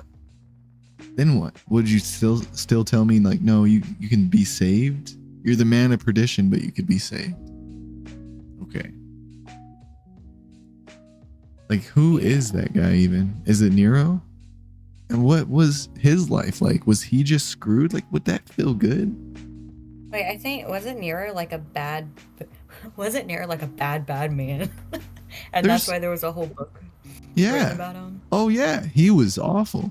There's plenty of stuff that was bad about Nero, and plenty of people who came before and after Nero that were bad. I'm not saying he deserves anything. I'm not saying, like, you should feel sympathy for this guy. I'm just saying, in his position, what would that even feel like? If he knew he was damned, would you really do better? Like, if you knew you're damned, like, what would you do? I don't know. That's a good question. Would if I was damned, would I try to like even bother trying to be a better person? Yeah, like if you're already going to the worst place possible, ever imaginable, you're gonna burn, be thrown in pots forever by like horned, evil-looking monster things. Oh, I think we actually got somebody. Hold on, son of Fenrir. Let me talk to Jin for a second. Hey. Yeah, I didn't expect to go right into the room. I thought there would be a waiting room, so I apologize. Oh, there is, but we just don't have it set up right yet. Okay. We will. Yeah. So like, yeah, you're gonna go to this awful place, Jin. It's just bound to happen. There's no way out of it because in this situation you can't. You know, you're already determined and bound to it.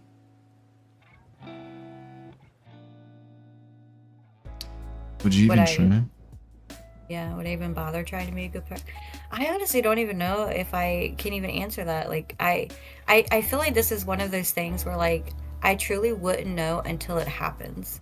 Like, people always say, like, yeah, if I had a superpower, I would go around saving the world. But, like, do you really know if that's what you're gonna do? You know, like, if you had the power to, I always say controlling time because I'm so desperate for the superpower to control time. And like, you think that, like, if you have a superpower, are you automatically like are you just going to use it for good, or would there be like a part of you where you're just like, oh, I have this opportunity to do this thing that I've always wanted to do, which is like seen to be bad in everyone's eyes. I don't know. So I feel like I really don't even know how to answer that, and I don't even know if I even know, like, if I would know the answer until it like actually happens, until I'm actually in that situation or like scenario. I really fumbled over my words there, but I hope that made sense. But I would like to think that, like, as of like right now, what I want to say is like, yeah, even if somebody came up to me and they said, hey, you're like damned to go to hell, whatever, I would still want to like do things that bring me joy throughout my life. And like, what brings me joy is like making people laugh and seeing people smile. I don't want people to be miserable, and so I don't see why I would do something that I wouldn't want to do, or like that would make me miserable if I'm already, you know, even if I was already going to hell anyways. Did that make sense? Yeah. Okay, good. I feel like now that we have 9 people in here, I'm like, oh, I'm starting to get my stage fright, so I might start fumbling over my words a little bit. Do I need to turn it off? Turn it off. I had over 121 people on TikTok, so this ain't nothing. Me. I know, yeah. So, and they're all just people like you and me. They make mistakes. They do all sorts of stuff. But it's like Jumper. Have you seen the movie Jumper? That movie Jumper, they like they have powers and then they use them for bad. But yeah. But anyways. Yeah. Okay. Son of Fenrir. I know that's like some Norse stuff, right? It is indeed some Norse stuff. Are you over 18? I am indeed. What do you believe in? 38. 38, that's a good number. Yeah. Good age. What do I believe? Yeah. I basically believe in multitudes of gods. I believe in multitudes of pantheons. I just choose to venerate a specific group, or Fenrir especially. So you like to focus on the Norse stuff? I like to focus on a specific god that looks like your question is this world just God's circus? Uh-huh. I think Fenrir is a story where it's a deity that figured that out very quickly and is attempting in the coming war to end said circus. Wow. It's very inspiring. You know, it's hard for me to hate on Fenrir because I played the God of War games. Yeah. And in that, like, he's a really good dog too. I guess it's Loki that's technically So as far as I know, Yeah, Loki. It's Loki. I forget his given name. Me too. I will say Atreus. that these Atreus. That's right. Yeah. I will say that the Fenrir portrayed in God of War is nothing like the Norse mythology. The Norse mythology outlines Fenrir as a son of Loki, an actual child of Loki, who was quickly abandoned and then betrayed by the gods because of his power, which causes him to then turn his back on the gods and then declare war on the gods upon his freedom. Oh. So what's crazy is, have you heard of like stories about Baal, like myths about Baal, myths Yeah, about I've- Tehom in the past? Yeah, when I have discussions with Christians, I point, because I believe that Yahweh exists as well. I just think Okay. he's a liar and a tyrant. Uh-huh. I point out the fact that there's a multitude of stories within the Bible that points that there are other gods that Yahweh is having issues with. And I actually, when I read the Old Testament, it reads to me like a diary of a very angry young man who has to deal with his brothers and sisters, and rails against the Israelites for worshiping those gods because they did at a certain point before they all decided to start worshiping Yahweh. Crazy how all these gods on this side of the pantheon seem kind of like a family. Kind of seem like Yeah. they are in a family. Yeah, well, Yahweh definitely things change. hated on the rest of them pretty hardcore. I mean, when Yahweh built the old temple, Yahweh was very angry that Solomon actually put the other gods in that temple alongside Yahweh, and that's where Yahweh got very angry at King Solomon. It does feel a little awkward that if there is this king that had direct connection to the one and only God, why is he building other statues to other gods within the temple? Right. Yeah, and why is he always like, he can't have control over it? It's like he's like, I'm in control, but you gotta get fucking up. What the fuck? Yeah. I'm in control. Yeah. Come on, come over here. This is the good place. And it's like, it doesn't feel like it, but yeah. Yeah, I mean, in the old pantheon, Yahweh had kids. He was married, and apparently something changed where Yahweh was like, "No, fuck all the rest of the gods. I'm the only one." Yeah. Narcissism, whether it's human narcissism and them spreading the stories that creeped in, or he really is that kind of deity like that. It's, I don't know how else to see it. It's like, man, because God, like, I don't know how God couldn't be humble. If there's an idea of something that's an unmovable force, can't be stopped, can't be touched, can't be hurt by anything, then why would you have to have these qualities? Like, why would they even fit within your personality? You can't be touched. Why would you even care? Can't be moved. And I mean, there is a story where he does get beat. Let me bring out my notes real quick. This is true. Second Kings 3. The story goes is that there's a vassal state of Israel called Moab that breaks away from Israel, and of course Israel gets really mad at that, so they invade Moab, and the Moabians get basically pushed back to their main city walls, and at that point the king of Moab takes his first son and sacrifices him to, I believe it's Chemosh is the name of the god that the Moabs worshipped. And according to the Old Testament in Old Hebrew, divine wrath reigned upon the Israelites and they were forced to retreat, which doesn't make sense if Yahweh is the only God. Yeah. Yeah, it's like either the two options I've come up with, either none of this exists and humans are really, really imaginative because they do this with everything, right? They have so many stories they've made up, and we know this. We know there's other stories that humans have just made up. Or these things do exist. People have experienced them, but experienced many of them, right? Many entities, many deities. either using substances either using substances that they shouldn't or not using them.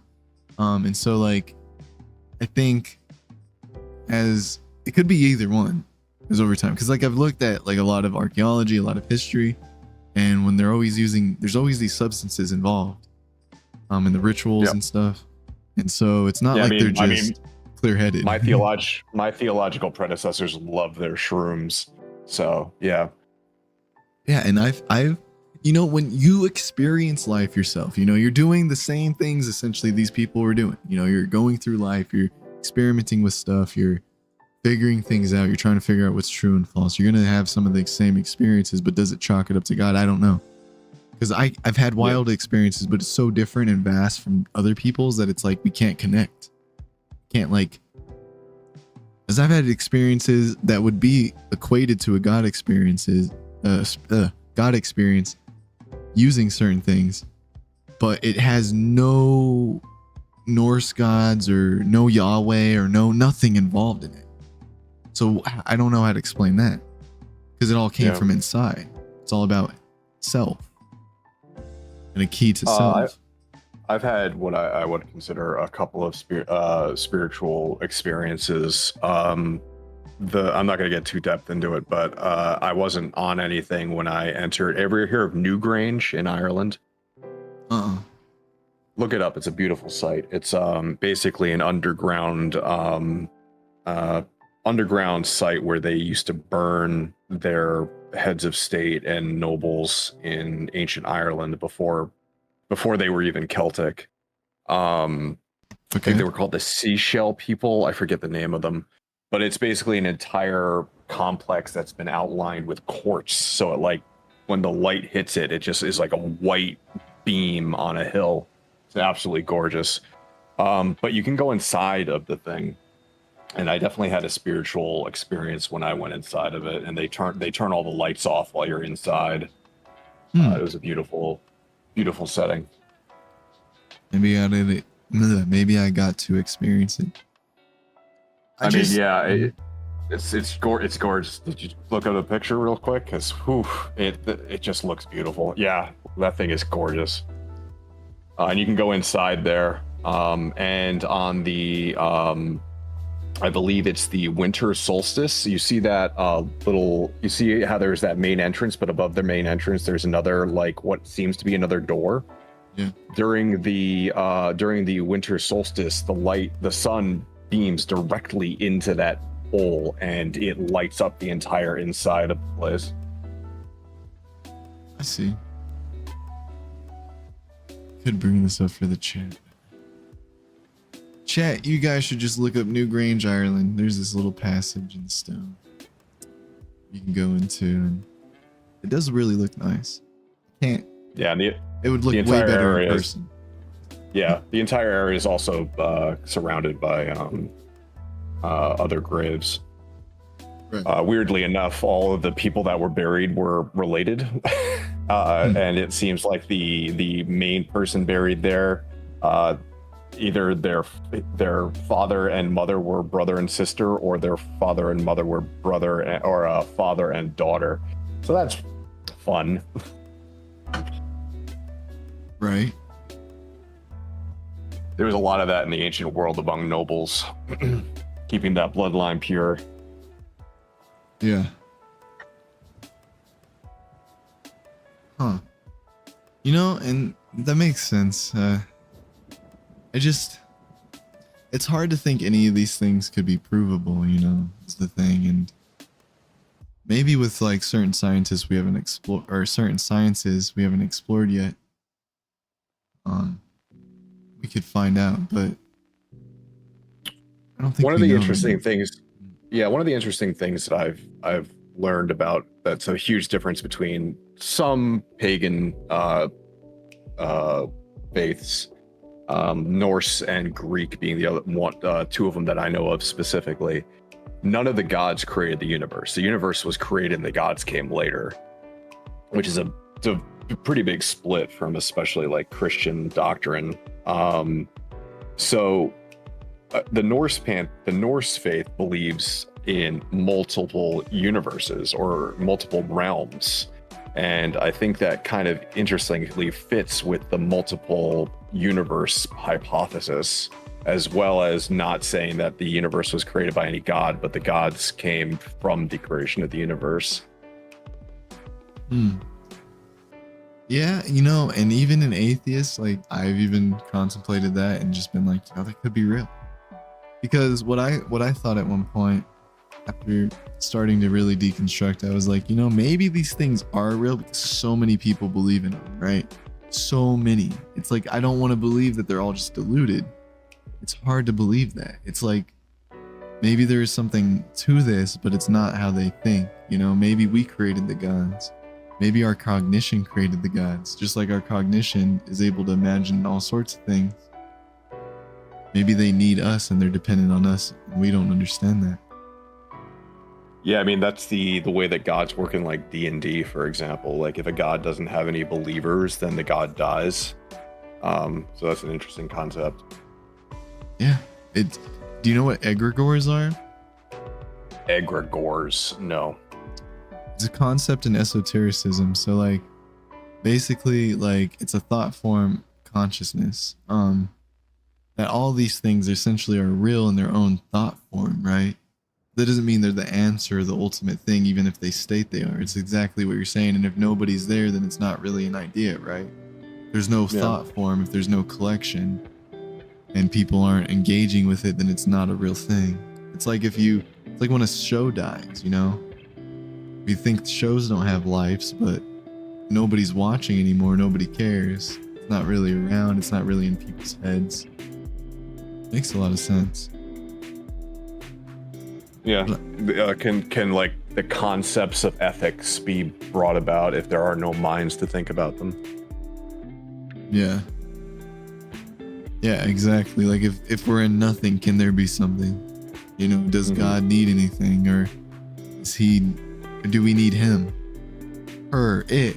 Who knows what it even is? It could be exactly what you're saying, but it's hard for me to like grasp onto any belief because like, where's the foundation, you know? If somebody can help me get to that, then maybe I can see it their way, but it's hard to get to that foundation. Yeah, I will say that it does like going back to like the ethical thing that I just brought up, like with the pagan tradition, you don't even need to worship all of them. You can find the gods that match your ethics or what you think match your ethics and attempt your spiritual practices that way. For example, my best friend in the whole world is a priestess of Hestia and does rituals for her. And we do rituals together, even though we worship gods from different pantheons. Right. Because Hestia, for example, is very much about hearth and home, which is something that Fenrir never got in his life, except with Tyr. It's something that I found to be very important for Fenrir to experience in my own practice, so we do rituals together. Nice. So it seems like being a pagan is a little different than being a Christian. I really want Christians up here so bad. I don't know why tonight. I don't know why I do. I usually don't like them. They're annoying to me and they say things that like are so beyond me. Whereas when I'm talking to you, like I really don't get that feeling. And you just make me think it's a supremacy thing. Like I don't believe in a supremacy narrative. I think that there are bad gods, but I can't say like for certain that I am the correct answer. Which is a very different thing than what a Christian would say is, you know, I have the truth, or a Muslim or a Jew, for example. I have the truth. This is the truth. It's the Bible, the Torah, the Quran, whatever. I don't have that. I don't even have writings that are from my theological ancestors. They were all written. All the books we have now are written by Christians. I will say I have talked to some rabbis and a few Jewish people. They are way more open. Deconstructing is more part of the religion than any of the other Abrahamic faiths that you mentioned. But you are right about Muslims and Oh yeah, It depends on the sect. There are Jewish supremacists. Yeah. There's, and to be fair, there are pagan supremacists. You look at the Asatru Folk Assembly, for example. Not only are they white supremacists, but they're also heathen supremacists. They think that Odin is the supreme deity to worship. Huh. Weird. I don't want to make paganism out to be like the most progressive thing in the whole world. We do have our problems. We came on the right life, because if there was anybody I'd pick the guy who was abandoned and went against the gods because they're pieces of shit fuck faces. So yeah, like Odin is not as bad as Zeus. I don't know if everybody knows, but Zeus is like the biggest piece of shit I've ever heard of, next to Yahweh. But Odin wasn't much better. There is a story of him graping as well. And doing a bunch of other shit, like allowing his son to basically massacre entire villages for fun. But yeah, that's basically why I do venerate Fenrir's family as well, but they don't work into my practices as much, except for maybe Angrboda, the mother. Especially on Mother's Day, I give her special thanks. But nice.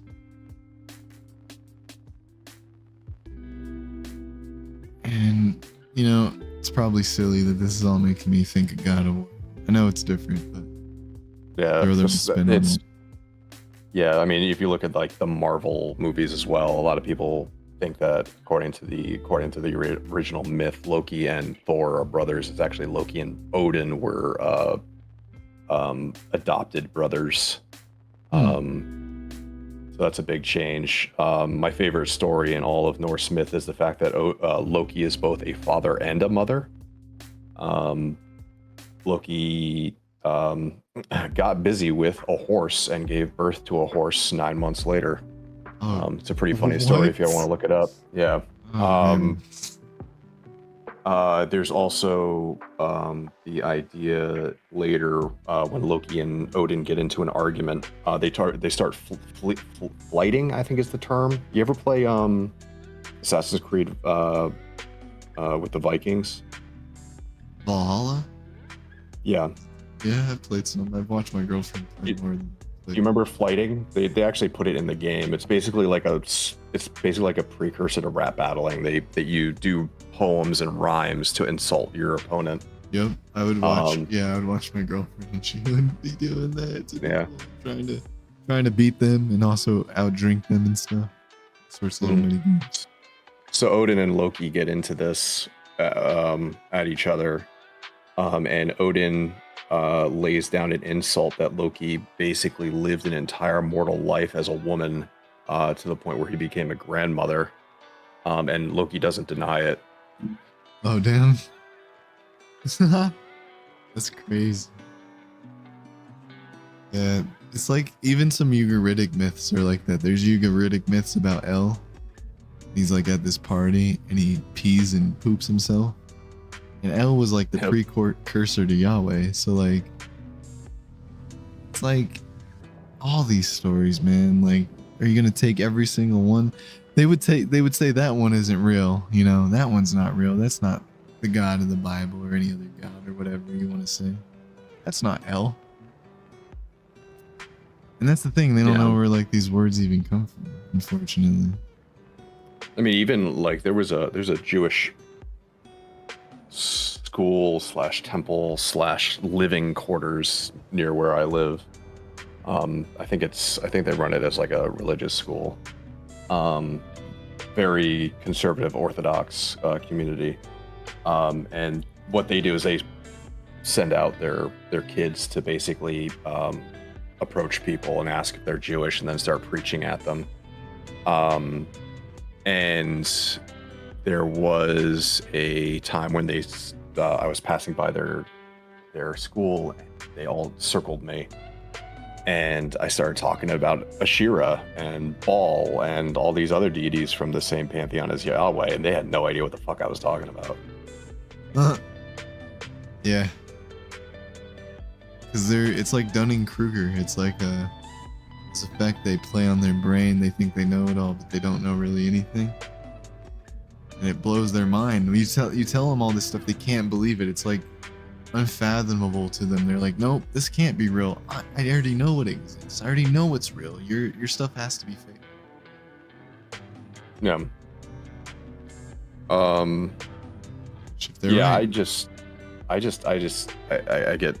I went through my anti-theist phase a while back, and I just figured out that a couple of things happened. One is that I began growing a spiritual connection, but the other thing was I realized to myself that I'm not against religion. I'm against supremacy narratives in any thought process. As soon as you start saying that I can only have the only truth, that's when things get problematic. Yeah, religion, I guess, depends on how you define religion, but to me it's all wrapped up in one. But yeah, I guess if it wasn't all trying to sell people something or take money from people.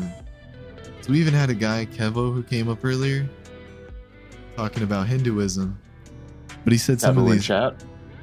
Kevo in chat, yeah, talking about Hinduism, but he even said it himself that some of these gurus, you know, they're grifters. You got to keep them going, and they'll keep you going. But that's not enlightenment. I mean, that's just survival, man. Yeah, I mean, like I won't say that that's in every religion. I mean, I'm in various pagan circles on Facebook and Discord. There are really good communities, like if you've ever heard of Ocean Keltoy, he was big in the debate sphere years back when that was a thing. But he runs a community now that's very inclusive. But as soon as somebody starts like throwing out woo and starts like talking about crystals and trying to shell shit, they're out. They get kicked the fuck right out. But that does exist in the heathen community quite heavily. If you go into like Facebook communities, there's constantly people talking about how they can talk directly to the gods and give you tarot readings, blah, blah, blah, blah, blah. Yeah. Yeah, and well, that's the thing is like everybody can, you know, investigate. It's like I think some people think it's so like crazy when people know about them. It must be divine prophecy, but people are smarter than we give them credit for. Yeah, sometimes they're dumber than we don't give them credit for. Unfortunately. That too. Yeah, I can be really dumb at times. I know that. I've met a lot of people too like that. Yeah, I mean, like Jen. I've met Jen and she's a dumbass. Oh damn. I'm just kidding. Yeah, I mean, just look at the political sphere of America right now. Doesn't take that much to look around and know people can get grabbed by very stupid shit. Yeah, and that's more why I have the prompt in the background on the screen more than hating on Jesus. I don't even know who Jesus is. All I know is the stories that they gave me about him. All I know is what they've told me. All I know is what they follow. I don't know anything else. And what they follow is a clown show. Well, I mean, as far as I'm concerned, the Christianity is just a death cult waiting for the end of the world, and that's all they want. The same thing could be pointed out at me. I guess the difference being that I attribute Ragnarok to be a great revolution that brings the power out of the gods' hands and back into the people. And gods can be a metaphor for just tyrants in general and dictators across the world. Yeah, I mean, I want a new beginning. I want to. I don't like the way things are, and want a great change to come about. It's one of the many reasons why I follow the God that I do. Yeah, and I think Christians actually do want that too. They just don't know how to explain that. And their book is wrapped up in that other bullshit. So they don't know how to get that because it doesn't exist in their theology, right? There's no like good answer. It's like, oh, God's going to burn most people, and that's going to include probably your family to some extent. and you'll be in this world with like people you never knew, and there's gonna be a lot less people, and it's gonna be so wonderful. It's like, what? Whereas at least in and I don't know your theology, like, but at least from what I've played and what I've experienced in that realm, it's more like apocalypse doesn't mean like the end of the world. Apocalypse means the unveiling, right? The unveiling of truth. So like, it's not the unveiling of truth that's bad, right? Or change or anything like that. It's the fact that if the change isn't going to actually bring about good for most people or most of the universe, right? Then what is it really doing? If most of the universe still has to suffer, if most of the universe has to perish, whatever that even means, because we don't even know. We're like looking, and that's another thing that's crazy about this. We're so focused on ourselves. We're so narcissistic and don't know how to look outside our own box. We're so thinking that this God, especially of the Bible, is so focused on just us. It's like, the place is so vast. Why would he create such a vast, empty place with just us? Unless we're moving away from him or something, you know, farther and farther. Or I don't know. But it just he was the singularity. And now we're running as fast as we can, light speeds at a time to get away from them. I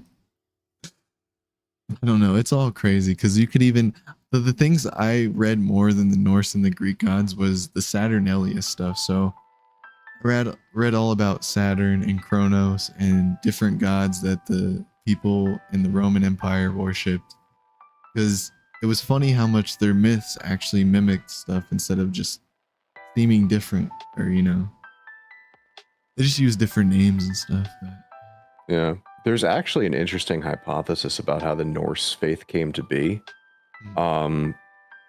So there are actually 3 pantheons within the Norse faith.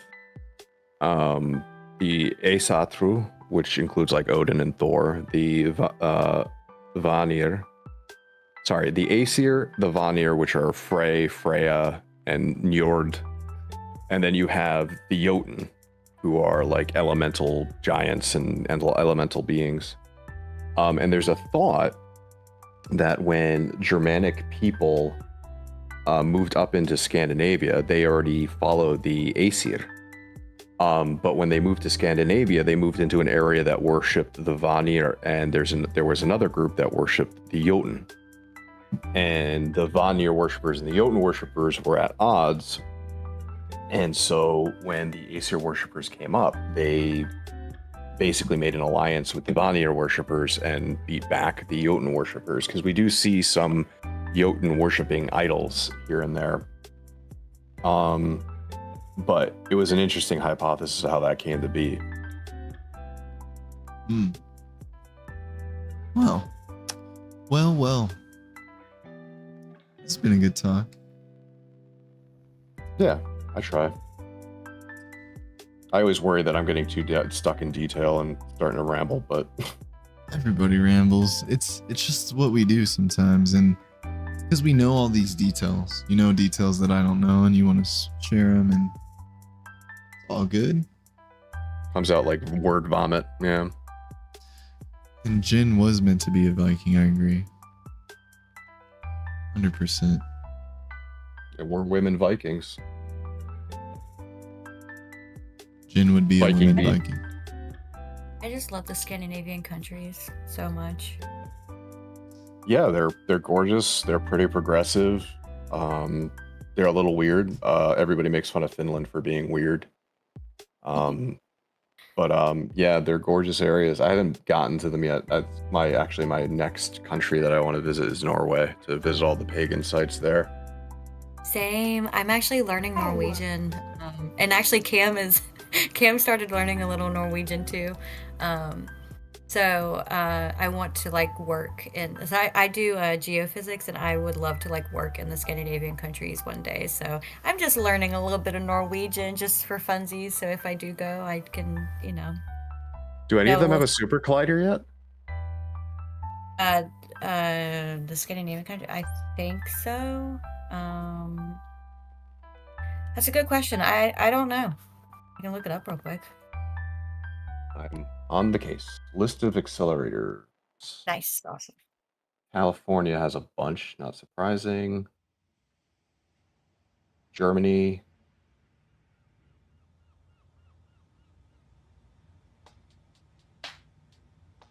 Hadron accelerator.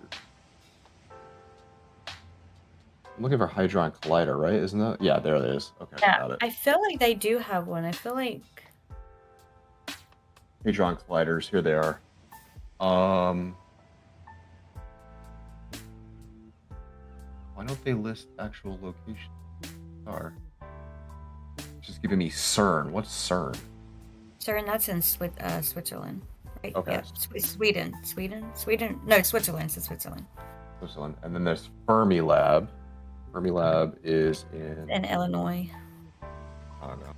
I actually have a couple things that show how CERN is a part of God's circus. So CERN is doing Okay. CERN is doing very important work, right? Particle accelerators and all sorts of things that we don't freaking understand.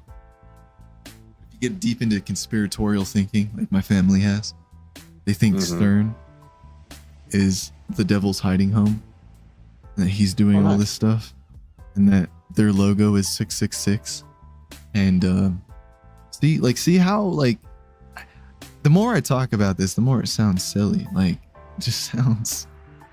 I'm sorry. It's just so silly. Like, who? Like, Well, you know that CERN did that prank a while ago where they like. Have you seen the video where they have the statue in front of CERN? What is the statue of? This is why people think this. Shiva. The Great Destroyer. Yeah, that is in front of CERN, and they, because people, there was like starting to be this whole thing where people like, oh my gosh, like CERN is terrible, and they're going to send us all into a black hole, and they're the devil, and stuff like that. They did a prank where they took a video, and it made it seem like the video was being taken discreetly, and they all went out in like black robes and like stood around the statue, and you'll just have to watch the video because it's been a while since I've watched it, so I'm probably not explaining it very properly, but I feel like that's why a lot of people think that because of that video, and it's just so funny because it was literally a prank. Yeah, it doesn't seem like the Scandinavian countries have a super collider or a hadron collider. Oh yeah, I couldn't find one either when I was looking. the CERN does, and yeah, and atheist truck driver, you're right. They did discover Higgs boson. They used that using what you just described to the hadron collider, right? Yeah. CERN. Yeah, the Higgs boson. That's where the CERN was. So yeah, their thing right there. God made right there. particle. That's right. That's right. Yeah.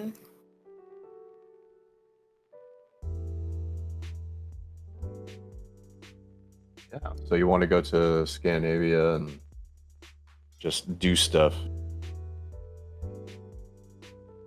Yeah.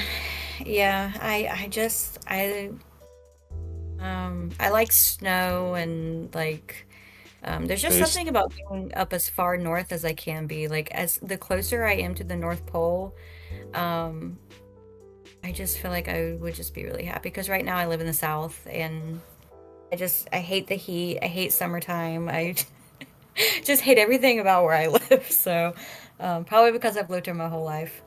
But yes, I would like to go to the Scandinavian countries, and I've just really enjoyed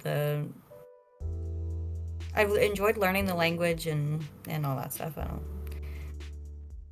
Yeah, I grew up in the Adirondacks of upstate New York, so I'm very used to and love winter. Yeah, it's great. I love winter. Winter is my jam. Not winter. I like winter too because I'm not like I don't have allergies during the time. No mosquito bites, no allergies, no sunburn, Exactly. no coughing to death on Discord. Coughing to death on Discord. No, But it Jen, is funny how much Uh. I like the cold because I have that thing where you break out in hives when your skin gets cold. That what is it called? I don't even know what it's called. It's like cold urticaria. I don't know. I don't know medical terms. But it's funny how much I like the cold, but like I break out in hives when my skin gets cold. So, it's like a Cold urticaria? yeah. That sounds right. Sure. it's creepy how similar we are, Jen. Do you have that too? Oh, I break out from everything. From the cold, I break out from literally just Christians being around me. I break out from literally everything. I remember the first time I landed in Texas, as soon as I got off the plane, I took a sniff of the air with my friend next to me, went, smells like Republican down here.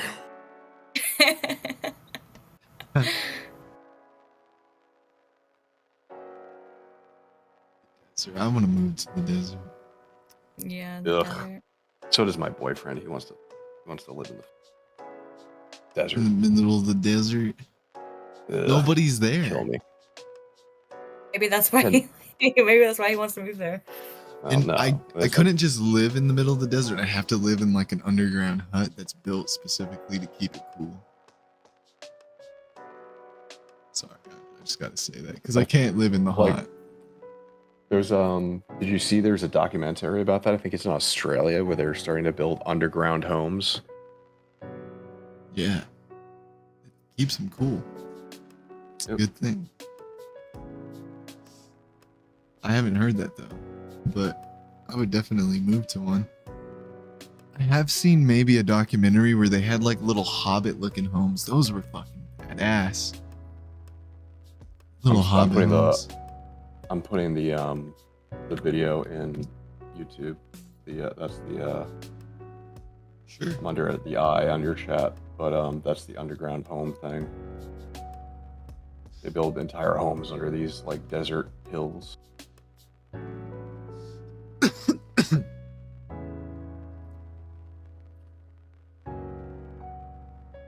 Yeah, no worries. Are we chilling? I'm surprised we haven't gotten any Christians. Do you guys not like the prompt? Is that what's wrong with the getting Christians in here? Do they Not inflammatory enough. not inflammatory enough? Thought maybe too inflammatory, but maybe not enough. It's been really nice though. I mean, we've had 2 guests and they've been pretty chill and Yeah, it's been a good time. the life has gone well for sure. It's hard for me to Is stop. this get me off of God's circus? Maybe that would be better. Just need a little more direction. I think it should just say God sucks. God There you go. sucks. Look, God sucks. God's a horrible ringleader. Just put a picture of Jesus with a giant ring in his hand directing lions or something. It was way easier on TikTok. I don't know why. On TikTok, we were just very direct, but we got a lot of people coming on saying we were making positive claims when we were making negative claims. It was like a whole lot of madness with the theists. Well, that's what you kind of expect with a show like this, no? Yeah, of course. Yeah, no, it is. I know, Kevo. I know. I actually like this tonight though. I picked everything tonight and I wanted to be more outside the box. Sometimes you want to be outside the box. Usually I'm presupposing that God doesn't exist, right? Christians can't stand that. I guess I'm not really presupposing if I've already gone through a bunch of study and looking at it and deciding for myself and seeing from other people and deciding from what they say that this has to be a whole bunch of baloney if I'm being honest with myself.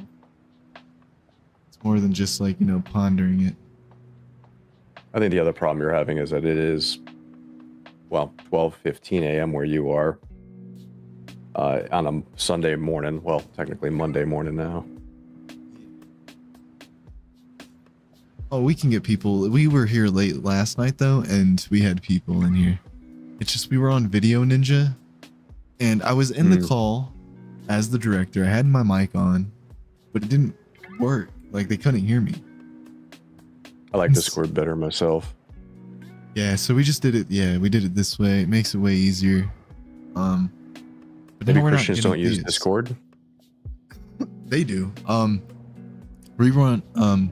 Gosh, we run a certain event every 2 weeks in the Decon Junction Discord. It's called Saturday Shenanigans. Y'all should come and join us. The link's everywhere. There should be a link. I am in the Discord Deconstruction Junction Discord already. Yeah, so if you ever see us in voice chat, that's what we're doing. We're usually chilling. Christians come in there. They find their way. They mosey in there. What's funny is I'll have debate callers that meant to go to Justin's or Joel's thing, and they come and found me. And then we end up talking, and then they want to talk to me, and it's like, dude. But whatever. I don't even know how they get to us. We're just in the voice chat, so I don't know how they're like, boop. Hey, this is the right place, obviously. Well, I'm going to head to bed. You guys have a wonderful night and be safe. Yeah, you have a wonderful night too. Thanks for coming up. First. Well, and this is why we do this. This is why I did this. Everybody's been kind of bothering me about like wanting to tap the screen, wanting to, instead of just us having the Discord chats. So maybe it's more productive. Kirsty. I feel like Why I'm not not? saying Why that couldn't you come in? I'm not. I don't. I'm here for a discussion. I'm not here to just talk to Christians. Besides, they are scared or something. They don't like Clown Jesus. It bothers them. Maybe they want to report us. I don't know. We're just trying to show them how much this is a circus. Even if their plan were to be true, it has to be. Do you know how excited I was that I finally got to read Deuteronomy 13:6-10 to like a real life Christian person, and then the life got shut down halfway through the verse? Yeah. I'm sorry. I'm so sorry about that. It's okay. You're talking about the TikTok one, right? Yeah. Yeah, that was sad. Hey, Kirsty. Glad to have you up here. No need to be nervous. The 10 people in chat. Oh, good. Oh yeah, there are, aren't there? I hope we're saying her name right. I hope so too. No, she left. Come back. Wait, what? Come back. Those 10 people are just friends. They're nobodies. I'm just kidding. Don't. The 10 people who are in chat, don't. You didn't hear that. We need Don't leave. you. Come back, we need you. Sad. That was very sad. I hope she comes back. She said, hey, actually, no. Oh, you didn't mean to call? You didn't mean to call. Can you mean to call and do it again? You thought it was only chat. Okay. Well, you can just chat in the. Oh, I see what you're saying. I gotcha. We have. I'm gonna open it up more, but because I got suspended from TikTok already, I haven't opened it up yet. I'm gonna add it to my TikTok. I'm gonna have you guys can come into my Discord. I'm gonna have a Discord for this.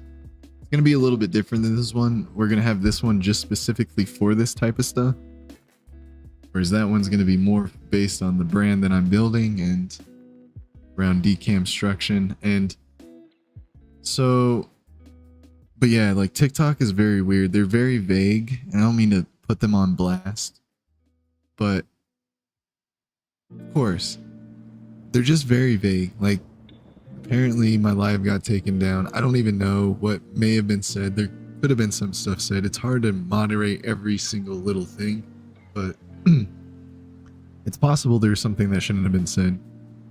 They don't even give you any like clips or anything. You're supposed to have this violation clip, but they don't show it to you because your live is taken down and you can't access anything. So it's like kind of oxymoronic.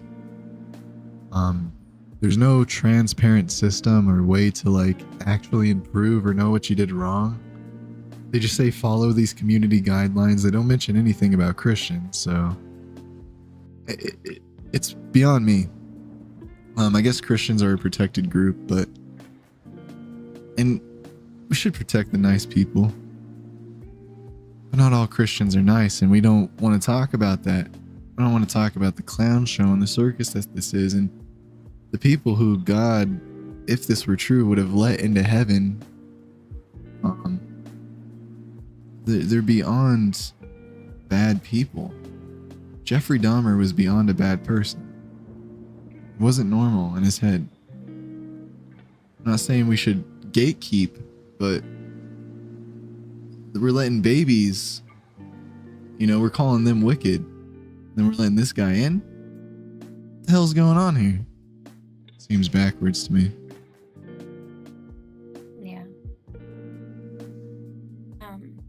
I'm too stupid on Discord. Would you mind sending Corey? You have Corey, right? Can you send Corey an invite? He said that it's not working for him or something. I mean, I can try to do it. I just don't know how to do anything on Discord. Like get him in here? I don't know. He just said send him an invite. To the live or to here? To here. That's the thing. He can come here, he can go to the live. Yeah, to the Discord. He wants it to the Discord. Okay. I can do that. Yeah. Okay. Corey Star, right? Mm-hmm. Corey or Star? You are a star, Corey.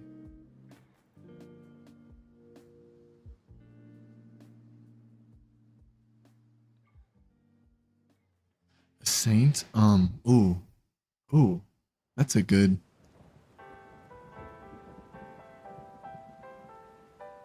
Thanks and false. I don't know. Jen, that was Jen. Does he want here? I can give him the live too. No, he's watching it already. Here, I think you put it in the chat. Right? Okay. Yeah, I put it in the thing. I know I'm asking you to put it in the chat. False said he's great, bro. What? I think you did.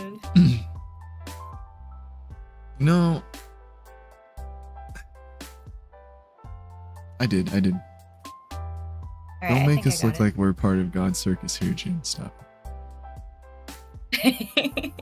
Every time I click off of the thing, it's also not gonna show us. Okay. I think I got it. I'm stupid when it comes. Okay, good. Okay. I think you got it. Oops. I'm still a little baby on Discord, okay? I'm sorry. I don't know what I'm doing. That's why you're a baby. That's why we gave you the baby role. We're the big babies, but you're the baby.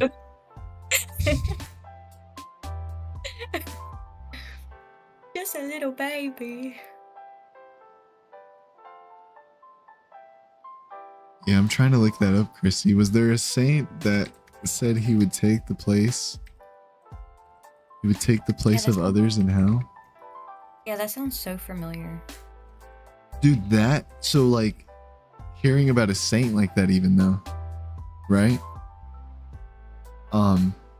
That would be better than Jesus, wouldn't it? Would Jesus even do that? That's a good question.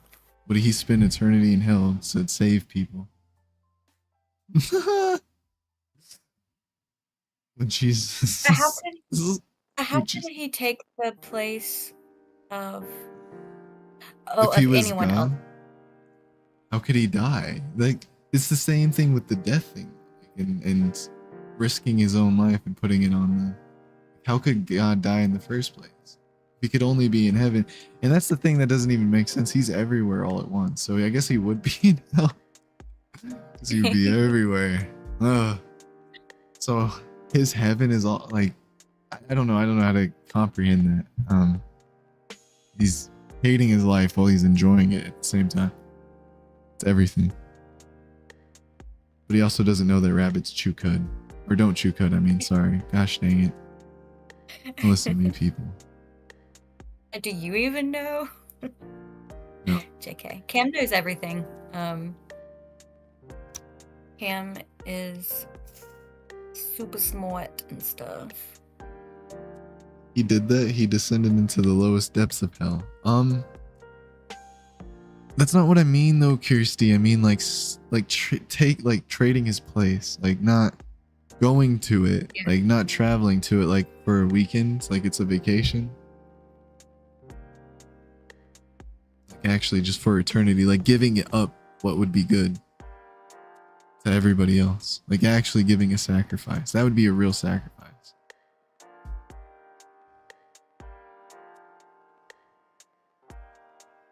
There may have been a saint. I can't find him on Google.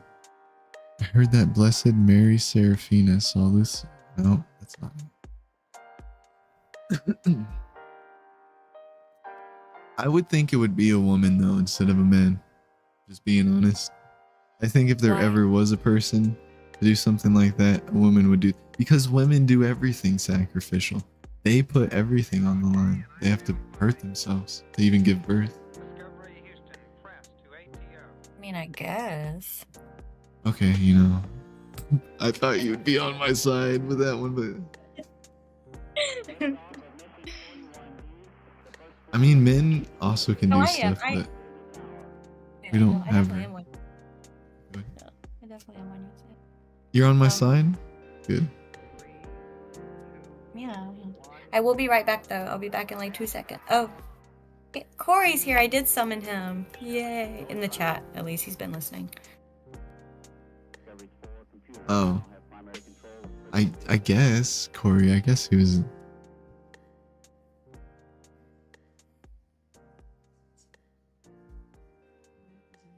Yeah, I will be right back. I need to. Be right back. It was before.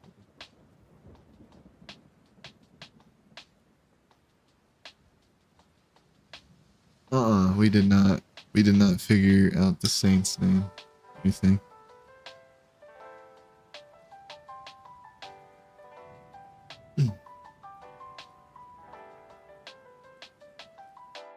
Yeah, no, but you're right. Like there is an apologetic they can use. It's what I started to learn that trick. Like I didn't think it was a trick at first because I'd hear like my cousin or family or anybody give me a verse and I'd be like, yeah, it makes sense.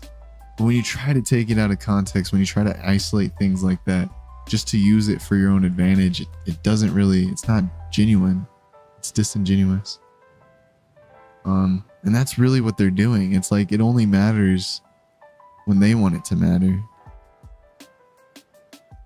I don't think it matters if a day is like 1,000 years to God. We're so like weird. Like it's like, bro, he doesn't understand our perspective then. He just wants us to suffer. What about a day to us? A day is long to us. Years are long to us. Regardless of whatever the hell he's feeling. And yet we don't matter. You know? It's like, oh, just be patient on me. You know what? So you don't understand how it feels to be human? And it's like, did he live this human life? Was he really here? No, I think God just doesn't want to share his glory with anybody. If he were real. I don't believe in this God because there's too many inconsistencies in the Bible for me to believe that Jesus was more than a man who was possibly maybe crucified. Welcome back, Jen. I think you're back. Okay, yeah, I'm back. You don't have to stay, but I do appreciate it.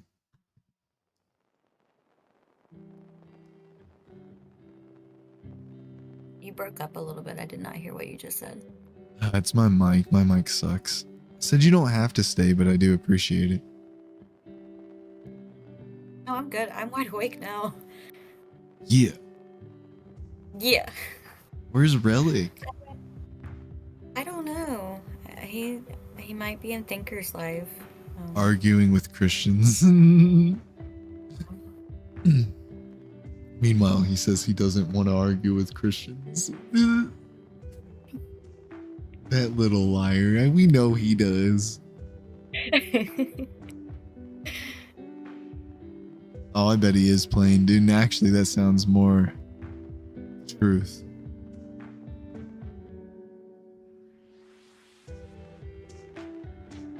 Have you played Dune, Corey?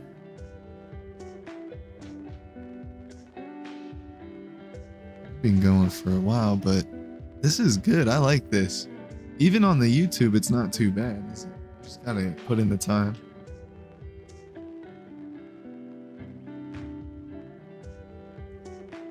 Yeah, I like Dune, but like I was watching it on TikTok, believe it or not.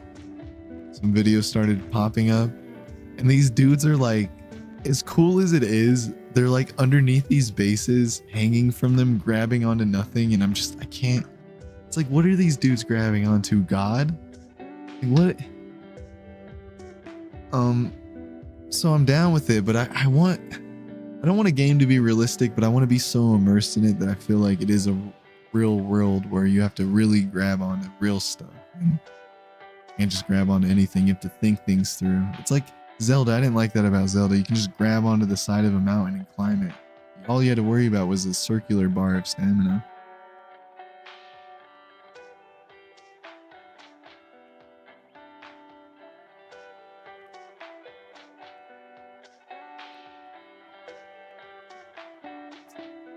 I remember that one time that I played a game. BioShock is the last game you probably played on. It was. It really was. Now I just watch people play games. Hey, I could do VR chat. Just go around talking to Christians in VR chat. Hey, you Christian? Go to their That would be churches. cool. Yeah. Because then you're like arguing about stuff while doing something that like is a common interest. You know? The bad thing though is I don't have VR anymore. I used to have a VR. Yeah. I can't do VR unless I have VR. I don't know what VR chat is now. I don't have VR anymore. So I'm lost on it. Ray, I thought you were coming into the Discord. What's the heck? Or Second Life. I do know what that is. I do know what Second Life is. Did you have a Second Life, Jen? No, but I know what it is. We gotta get Jen into games, everybody. Somehow. Can't do it. I can't do it. Make her lose her life and get into games. She can't do it because she said that she'll basically become like Cartman sitting at the like, if you guys ever watched the World of Warcraft episode, where she won't even take care of herself. Like Cartman gets to the point where he won't even get up to use the bathroom. His mom is coming around with a bucket. I don't think you'd be like that, Jen. By Ew. Yeah, no, you gotta watch it. She's coming around and Cartman's just like just everywhere. He's just landing loose everywhere. And she's trying to hold the bucket underneath Cartman. That's just nasty. Anyway. Yeah, Jen needs to get her master's degree first. Yeah, that's what I need to do. Sure, whatever. Before I can go into a hole and literally never come out of it. College is the time for that hole. I don't know what y'all are talking about. How does anybody have time to do anything in college? I actually have more time now than I did as a grad student. I love being a grad student. I feel like I have so much freedom. I get paid. I'm just not as I mean, I'm like stressed obviously because I'm doing a thesis, but when I was an undergrad, I was like doing so much more. Like, I had a lot more classes to take, and I had a lot more like extracurricular things to do. And um, sorry, I was laughing at what Corey said. Um, I lost my train of thought. Dang it, Corey. Dang it, Corey. Yeah, that's what I was saying. When I was an undergrad in physics, I didn't have any time to do anything. Like, it was bad. It was really bad. I was doing a lot. And now as a grad student, I'm just straight up chilling. Somehow I'm friends with a grad student. That's amazing. I'm like the equivalent of Charlie Kirk, but for atheists. I'm pretty dumb. No grad student here. Everybody. I don't even know what the heck I'm doing. Obviously, I mean, look at the board. I'm part of the circus thing. But Jin is really smart. So is everybody else that I bring on here that helps me. Like Vic is really smart. Oh yeah. Oh, she has something coming up, doesn't she? Sorry, I just clapped and that was probably really loud. But she has something coming up, doesn't she? She tagged me. She tagged me in her announcement because she was like counting down to Cam and Jen's birthday, and I was like, "Oh." Oh yeah, she put that on her calendar, I think. Yeah. Yeah, I keep trying And I to. was like, Sorry, go ahead. no, you're good. Go ahead. Ah, No, I was just trying to always make it to her stuff, and it's hard. There's so much stuff going on. Oh yeah. Happy birthday! Our birthday is tomorrow, but thank you very much, Atheist. But yeah, it is tomorrow, isn't it? I was like, tomorrow? What you mean? But I guess technically it is tomorrow. If it was today, I'd be staying up all night with you. What you talking about? Are we gonna stay up all night tomorrow, or tonight, or? I'm just kidding. Tomorrow. Oh yeah. Well, I have my birthday planned out. I don't know if you have your birthday planned out, but one of my plans is after a full day of book shopping, Starbucks, and well, I guess that's it. I'm probably gonna have a couple drinks, and then I definitely plan on hanging out with y'all like later in the night. So we're gonna be hanging out all night. Well, I mean, not all night. I mean, whatever. We just do whatever we want. How about that? Okay. Yeah. Well, I thought we were playing. See, this is why we can't plan. This is why we're the same person. We can't plan. We're sitting here like we're gonna do this, and we're gonna do it because we just do stuff. But like, yeah. Just let it happen spontaneously. You know, things are so much easier. It's so like planning stuff is bleh. Who even does that? Who even plans things? What? God. And then what if the time comes though, and then we're both just like, nah, we're gonna go to bed, and we don't want to do anything, and then we would have made all those plans for nothing. Aw. True. I don't even know what I'm gonna do on my birthday. Well, you know, you're hanging out with us. Supposed to get my laundry done tonight so I could go. I'm supposed to work tonight, delivering stuff, but like, whatever. You're still supposed to do that? Oh, of course. What this live stuff ain't working out yet. Deconjunction No, ain't I mean, like on the moon yet, huh? No, I mean like tonight, not like forever, not like all like overall. I mean like tonight. Like you're still supposed to do that. Oh, not tonight, not now.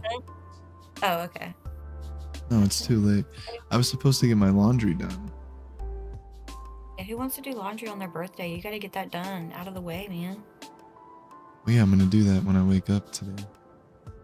My girlfriend needed to get hers done, and it's like, okay, fine. You do yours. Ladies first. I'll do mine. That's right. Why is Corey saying y'all? Oh, thank you, atheist truck driver. Thank you for the birthday wishes. It is the day, after all, that the universe was graced with, such wonderful people. I mean, but I like to stay humble about it. I don't like to toot my own horn too much. I like to remain humble. Sure. Yes, it is the day that the universe just became a whole lot better, okay? With the joy and light that Cam and I bring into it. Amazing. Yeah, a light like the sun. Like the Son of God gives light. Yeah.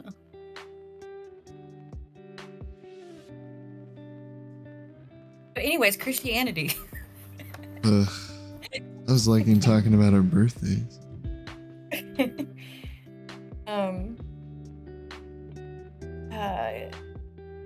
Somebody said something in the chat, and I can't remember what it was. I was going to say something about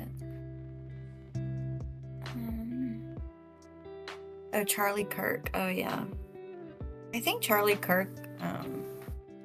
He's the one that goes to campuses, right? Yeah.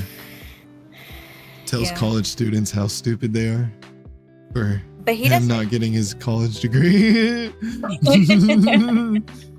he doesn't do it like outside, like those I thought they were brothers, but I guess they're father and son, Cliff and what's his face, where they like stand outside. Charlie Kirk actually does it like inside, right? Yeah, Cliff Like and Stewart. Okay.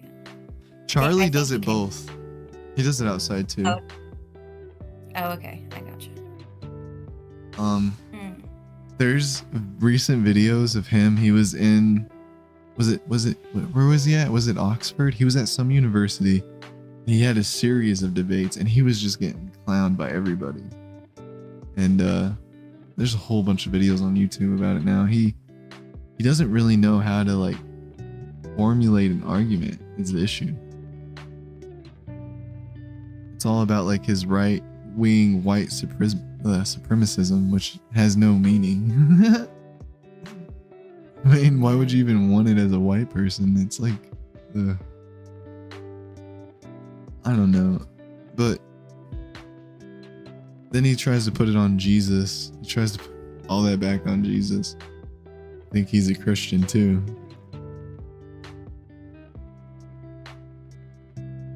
Do you think that the people who we were talking to when the TikTok got taken down, do you think that they'll come back when you go live again? 100%. Okay. We gotta watch what we say and what we put on there, and like it's gonna be hard to run these lives on both. We're gonna have to do some YouTube only live sometimes. Yeah. It's just so weird that like it didn't show you exactly what it was, and that the thing that it did show you was like 3 hours before it got taken down. You know, I know it sounds crazy, but I talked to Crystal and it happened to her, and I think it happens to everybody. And then they act like they're like being transparent and doing the right thing, and that they're the ones in the right and that we're the ones in the wrong, obviously. It's like, yeah, but actually being a part of it and seeing it, it's like, you guys are so vague and this is so silly. And they're the ones in control with all the money.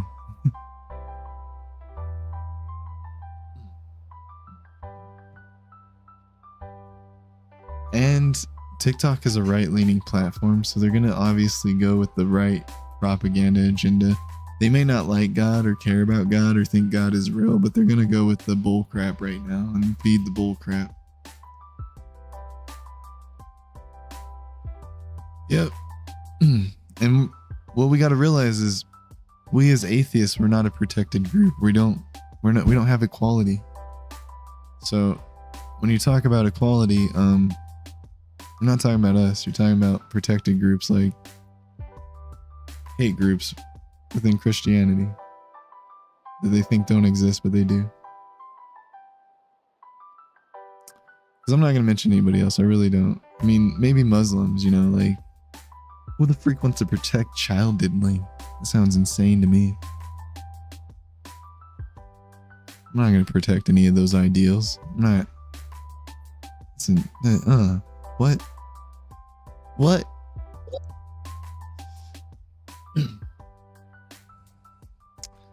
Yeah, because all they do is whine. They come in here and they can't handle it, and then they whine, and I don't get it. I wish that they would have a conversation. It doesn't need to be whining. And they think that we're trying to only mock God, but really, I think God is a mockery. I think they already mocked him by writing this whole book and trying to come up with this whole plan, and they knew, right? They all must have known. And then Jesus comes and he doesn't even lift a finger. He doesn't even write anything down. Apparently. I don't know, maybe he did. I guess he's everywhere all at once, so I guess he wrote everything down. I have no idea. It just don't make no sense. Wait, how does the song go? It just makes sense. Please tell me you know what that is, Cam. Please tell me you know. Yeah, I know what you're talking about. Okay, good. It just makes sense. Mezzo did. Yes. Yeah, it's gonna happen. It's not like it's unique to me. That's why I'm saying, like, it's not like they're picking on me specifically, but they're picking on a group of people.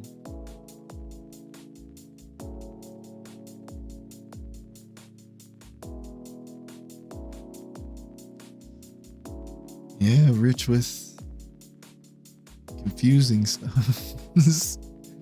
Christians can't even unconfuse themselves with it. They say they're not confused, but if you put a room full of Christians together, they're not gonna walk out there agreeing. You make them talk about this stuff, they just won't talk about it because they can't. They try to talk about it. The farthest they can go is Jesus is great, Jesus is amazing, we all love Jesus.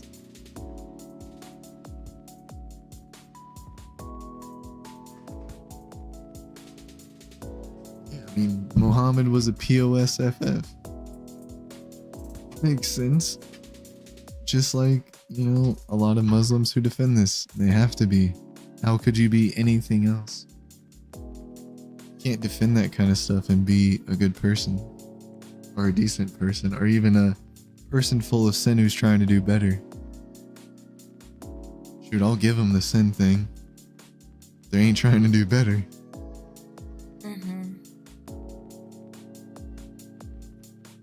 You know what's kind of messing me up right now? I'm looking at I'm assuming this is Jesus that we're looking at on your background. Picture? Yeah. Yeah. All I can think about is that he has eyebrows, but then he has drawn on eyebrows. And it's just, do they actually do that? Do clowns actually do that? Wait, let me see. I gotta see this closer. He has what? He has his eyebrows. Yeah, and then he has the clown eyebrows. You're saying, do clowns just only have the clown eyebrows? Yeah, I'm gonna look up some pictures of clowns. I want to know. Pictures. All right, here we go. Okay, there's Pennywise. Okay, he just ain't got nothing. Okay.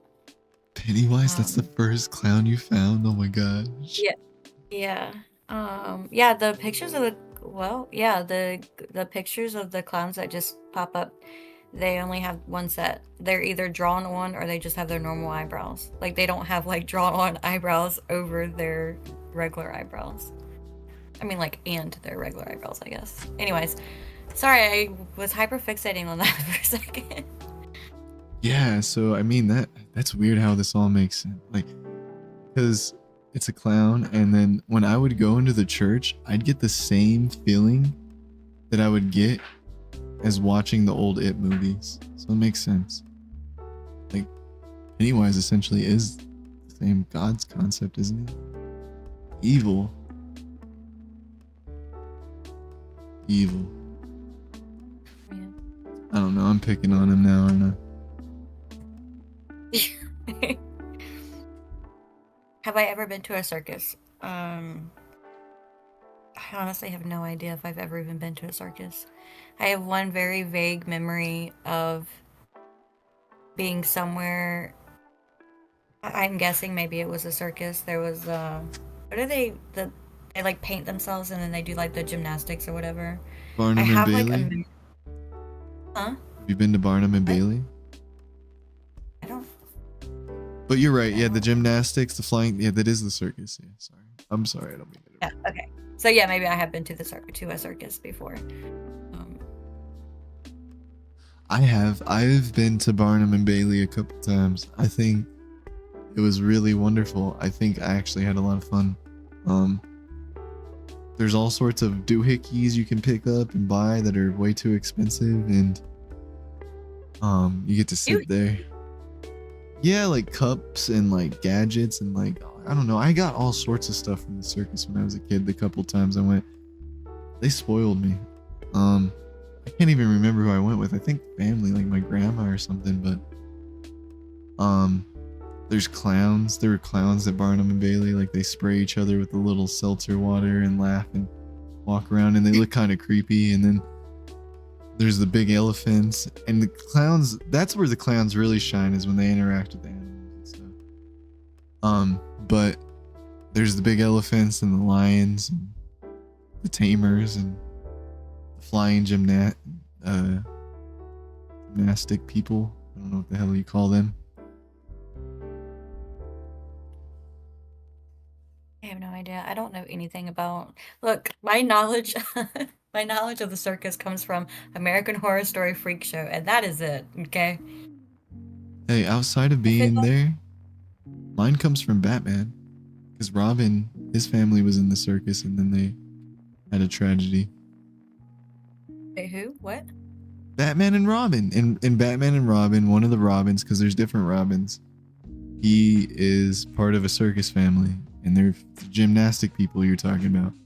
His family gets set up by some mafia people who own the circus or something, and they have a tragedy. So that's why he becomes Robin. Interesting. I did not know that. Yeah. Sorry, I kind of nerded out for a second. I interrupted you. No, you didn't. No, I don't even think I was saying anything. I'm Other just- than shit posting about Jesus. I'm always worried about interrupting Jen. I'm not ever even interrupting with her. Blah I blah. think you overthink it. I don't really care that much, anyways. But you haven't, so all good in the hood. All good in the hood. Home slice of pie. You were totally good. Now I want a slice of pie. What the fuck? Every time food is mentioned, Cam is hungry. I'm always hungry. I don't think there's a time when I'm not hungry.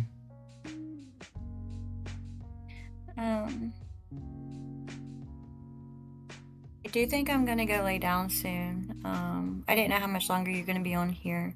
I don't know either. Maybe a little while. You're fine. Maybe You don't another. have to. Maybe someone else will stay up or come up. I mean, Maybe. maybe atheist truck driver will come talk to you.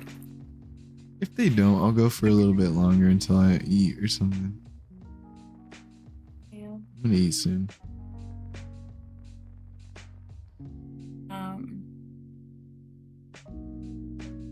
I get you, Kirsty.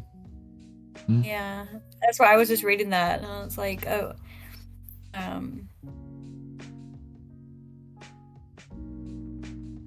I was so excited when she came up too. I was so excited when you came up and then you left us.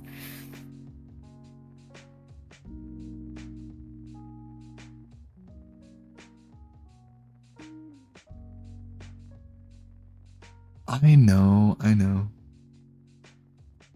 Boo, boo, them pulling all the Christians, boo. It's been fun though. It was a chill night still. Yeah. And you had 2 people come up and they stayed up for a while. Yeah. I was doing better on TikTok, but I like TikTok. I just don't like their moderation. I like the platform though, believe it or not. I hate to admit it. I do like sending little gifts. I think that if we had gifts here, it'd be cooler. I don't know about tapping the screen constantly, but I like little things showing up on the screen. I'd even be like, I've even thought about it on TikTok. I'm like, I'm willing to start putting my webcam out there. I'm willing to start showing my face. We'll get people to, cause like they wanna like Afrofire, he donated. He wanted the thing to come up, and it didn't come up on the screen. I was like, shoot. He didn't really necessarily want it on me, but he wanted it on the character that we had on the screen. I could figure out that. Shoot. I don't know. I feel I literally only use TikTok to go on your lives, and that's it. Just to like moderate the chat. And that's the only time I really go on there. But whenever there's a part of me where sometimes I go to watch like our normal people like Mezzo, Joel, Justin, everybody on YouTube, and then I'm like, oh, I have TikTok. Let me like watch this on TikTok. But I always feel like I'm doing something dirty when I watch stuff on TikTok. I don't know what it is. It just makes me feel like I'm gonna get in trouble. Oh. For watching it on TikTok. That's hilarious. It doesn't make sense, but like God's gonna get mad. God's gonna get mad at you, Jen. No TikTok. Stay away from the TikTok, Jen. It's pagan. It's taboo. Hebo says he'll join with you. Amazing. I don't know if how much longer I can handle myself though. I've been going for so long. So you mean tonight or on TikTok later? Tonight. I can handle this stuff over and over again. I've watched these lives for a while. Yeah. I do get tired though. Start to like not mumble but not enunciate. Yeah. As does everyone. People tend to get a little sleepy weepies, you know what I'm saying? Oh, that's fine. You're 2 hours ahead of me too. Plus, you got a big day ahead of you today and tomorrow. I don't think I'm doing anything today. Oh, you're not? Well, I'll change that. What? Why? We'll stream during the day. I'm just kidding. We are streaming during the day. It's just very early in the day. Oh gosh. Oh. I kind of want to read all day, to be honest with you. I don't know. Are you gonna be able to be like Thinker's panel with me? They just stay up all night with her? Do you think Lala and them ever fall asleep while they're on the panel? No, I'm just kidding. I have no idea. Probably. I would if I was on there. This is why I don't like being a moderator. I'd be like, oh no, you guys want me to stay up all night? Okay, this is cool. Let's go. I'd fall asleep so quick. Okay. I think I'm gonna go lay down. I don't think I'm gonna go to sleep right away, but I'm gonna go lay down. All right. And I'm getting a little bit audioed out. So. Yeah, that makes sense. You have a good night, Jen. Okay. All right. Bye, everyone. Thanks for being awesome in the chat and things. And make sure you wish Cam a happy early birthday before you leave. Oh. Wait, I have to go to the Discord to leave. I'm like trying to. I'm trying to close out of the out of the YouTube. Okay. Silly. Okay, bye. I'm really leaving now. Bye. Yo, you gotta watch that, Corey, bro. The Nightbot will get you. He'll get you. We got a bot. Nobody can spam caps in you. Sorry about that. Even friendlies can't. Thank you for the birthday message, though. I saw it.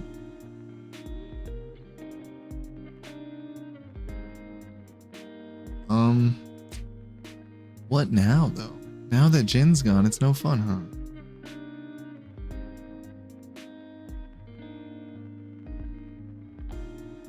Corey, you gotta watch it at all, bro. He'll get you. Oh no, hold on. I think I can override Nightbot to some extent. Nightbot, chill out, brother. Should I put Nightbot in timeout for a little bit? Can I do that? Nightbot, calm down. Calm down, Nightbot. I like you, Nightbot, but you gotta calm down for a second. I'm sorry about that, Corey. I see you're just trying to say happy birthday, but we don't like all the whole caps. I have no caps. Kirsty. Yes, it's both of our birthdays, and you keep thinking about it. You should just come up. The more you think about it, the less you'll come up, and then the next time you'll still be thinking about it, and you'll be like, oh, I'm gonna come up next time.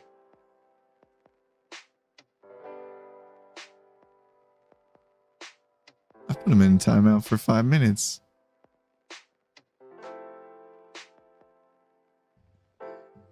Josh Bowen? No way. That's who you're talking about. That's hilarious. Is Justin still going? Is he still alive? No way.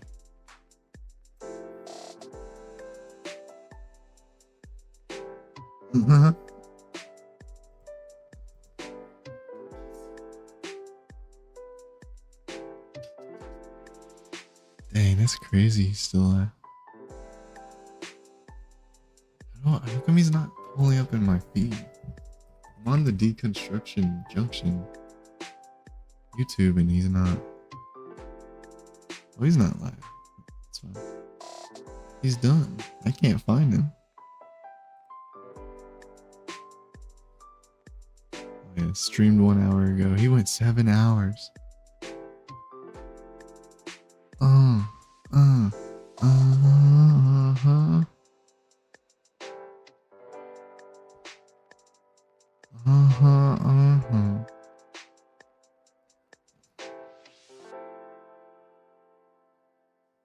Justin's cool.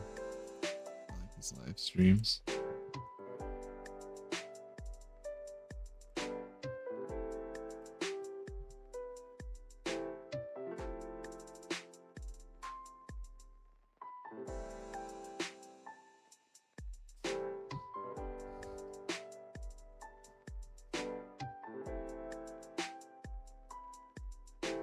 Well, that's how it goes. If Josh came on here, we wouldn't kick him, but I mean, I'm also, I don't know if I'm Josh's type.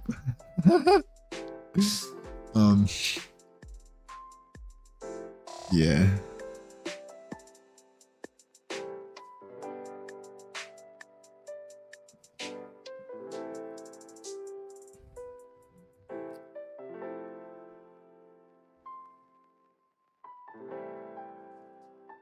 Music's so good right now. She's hitting right in the middle of the night.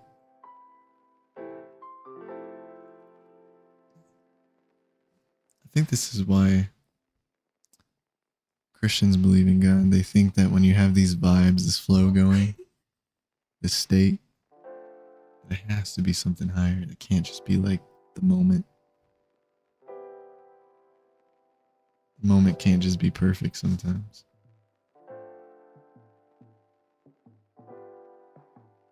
But it can.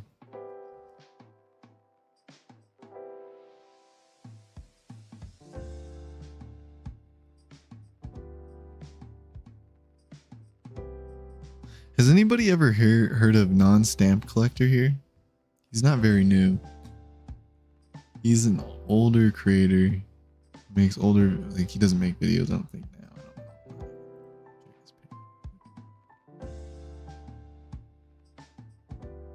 He's one of my favorites, though. He's so simple and he's so funny.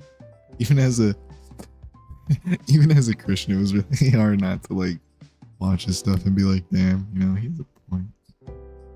Oh. Of course it's a classic.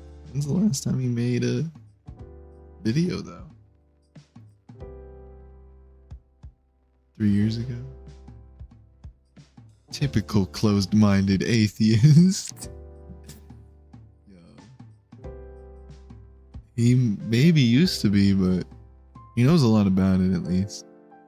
He's so funny how he puts it. He doesn't even try to mock God. He just shows how like nonsensical it all is. I guess that would be mocking. I guess people would consider that mocking. But to me, it's like, it's not that. He doesn't even have to do it in a certain way.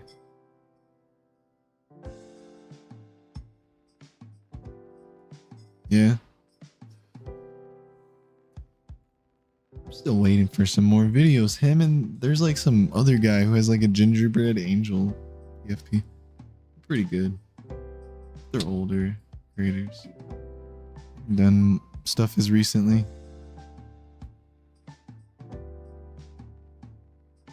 I think Alex O'Connor debated Ben Shapiro recently. And the atheist delusion, how we're all just deluded as atheists. But yet, what is Ben Shapiro's actual faith? It's like with him and Jordan Peterson. I mean, maybe not Ben Shapiro. I guess he would be Jewish, right? Then, like, why is he with Jordan Peterson in the Daily Wire? Like, I don't know. Whatever. This other guy I'm thinking of, is it not Mark Wahlberg? That's an actor.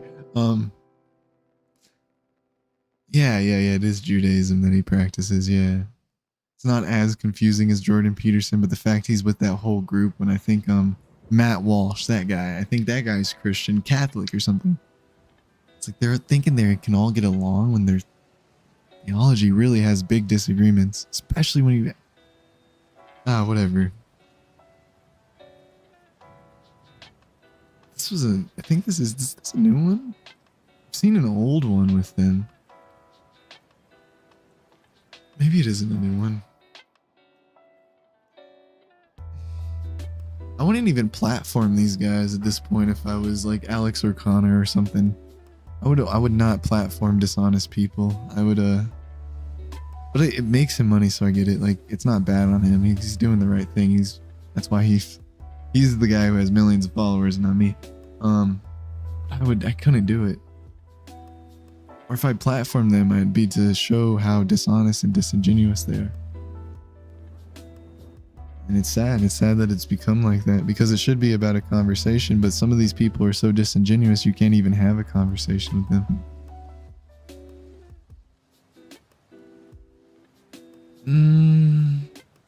At this point, would you really say that? Sure, way more infamous. I don't think Ben is that famous. I think that he's infamous. I don't think a lot of people like him. I think it's like Joe Rogan. Joe Rogan is infamous, but people don't like him. Joe Rogan's own Reddit thread and forum makes fun of him. I think that's a lot of like what it is with a lot of these cats. They think they have a lot of attention, but they can't. Like, I started noticing that with Inspiring Philosophy. When I was watching debates and there was bots coming in and all this stuff and it was all on his side, it was like, this guy can't be that popular.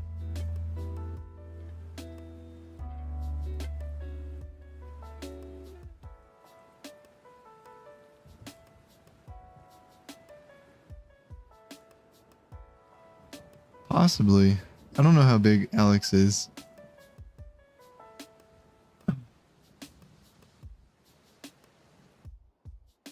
Yeah, I think Ben Shapiro is too and all them though. Like, nobody really likes those people right now. It's like Tesla. Like, they're not popular. It's the fact that everybody just knows what it is doesn't make it popular. It can be unpopular and everybody knows what it is. Like, nobody even wants to be driving their cyber trucks right now. You have $100,000 piece of junk that everybody wants to beat up.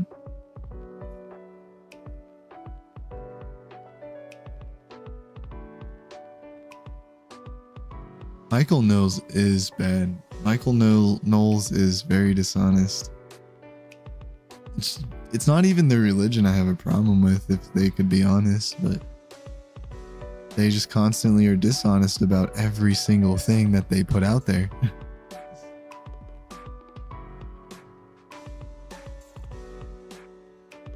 It's the biggest flop in cars, yeah.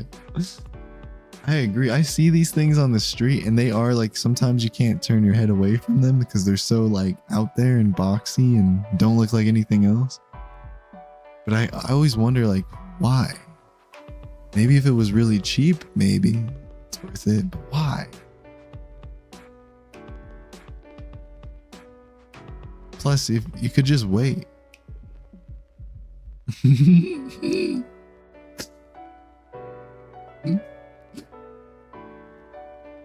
We're all gonna be driving what we were drawing in 5th grade here soon. It's just gonna be boxy cars. Simple modern designs.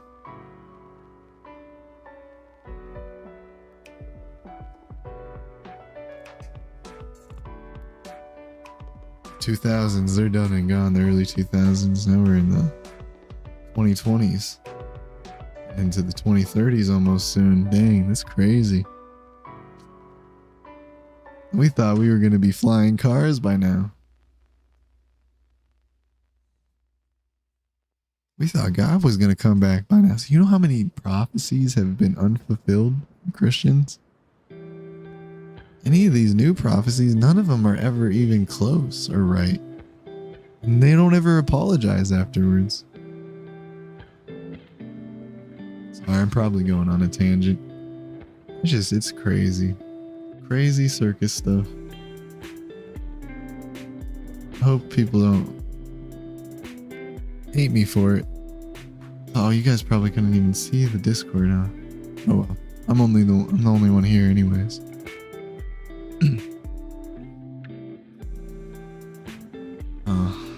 Probably gotta get off soon. Going for so long. So long.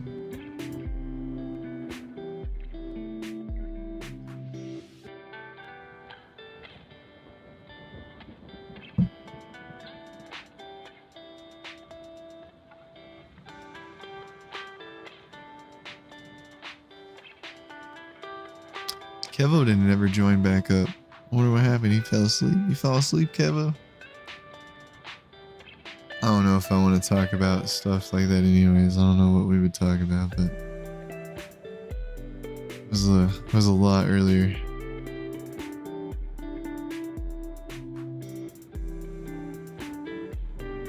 I keep seeing this Hello Fresh stuff on my... Y'all can't see it unless you're in the Discord, but... Ooh. Oh yeah, you can always join. I can even give you a role so you don't have to leave the Discord.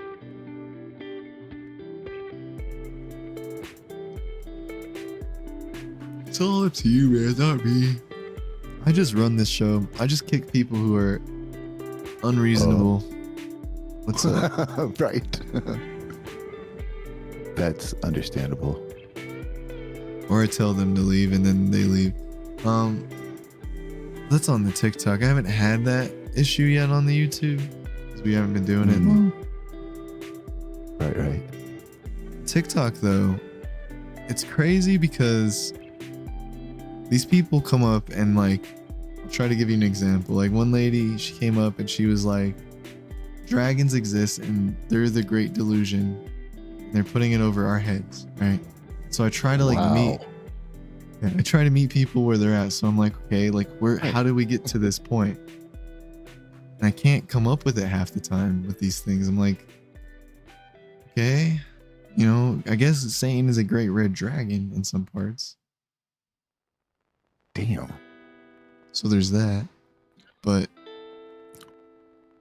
well, I mean, the same thing kind of happens like in the kind of the little sect that I'm into. I was recently invited into one of these discords where, you know, it was supposed to be of like a higher tier, one, and I get in, and this one guy is telling me that these like yogis in the past can like materialize and dematerialize their body, right? And then they can like bilocate and be at two places at one time, running multiple bodies and all this kind of stuff. And I was like, bro, where did you hear about this? And he was just like, no. And he just keeps going on. And like his fantasies like were running wild. And I had to get to, because here's this kid is like born into, this, faith, quote unquote. And, he's like basically been raised in it. And I'm just like, well, what are you reading that brought you to this place? And he just stops and goes, oh, you're one of those? Yeah. I couldn't take it. I was like, are you serious? He's like, yeah. I don't read all those books. I was like, then like, what are you talking about? It's like literally just imagination. It's a feeling. And I mean, well, an imagination isn't bad. There's nothing wrong with it. And maybe the world beyond ours is full of that. Maybe there is dimensions we don't understand that are full of imagination. Mm-hmm. Right. But I think if it is, then how could it be one answer? That's the thing about imagination is it's endless. And so just to say like one answer trumps all the other answers, it's like, okay, sure. But I think in imagination, you could have all answers trump all answers. Like nothing would make sense. It doesn't have to be cohesive. You're talking about something creative, not something logical and rational and in reality. Right. It's like saying that only one movie has an answer. Whereas we have tons of movies with tons of different stories and tons of different plot lines. Good guys, right. bad guys. I guess it kind of comes down to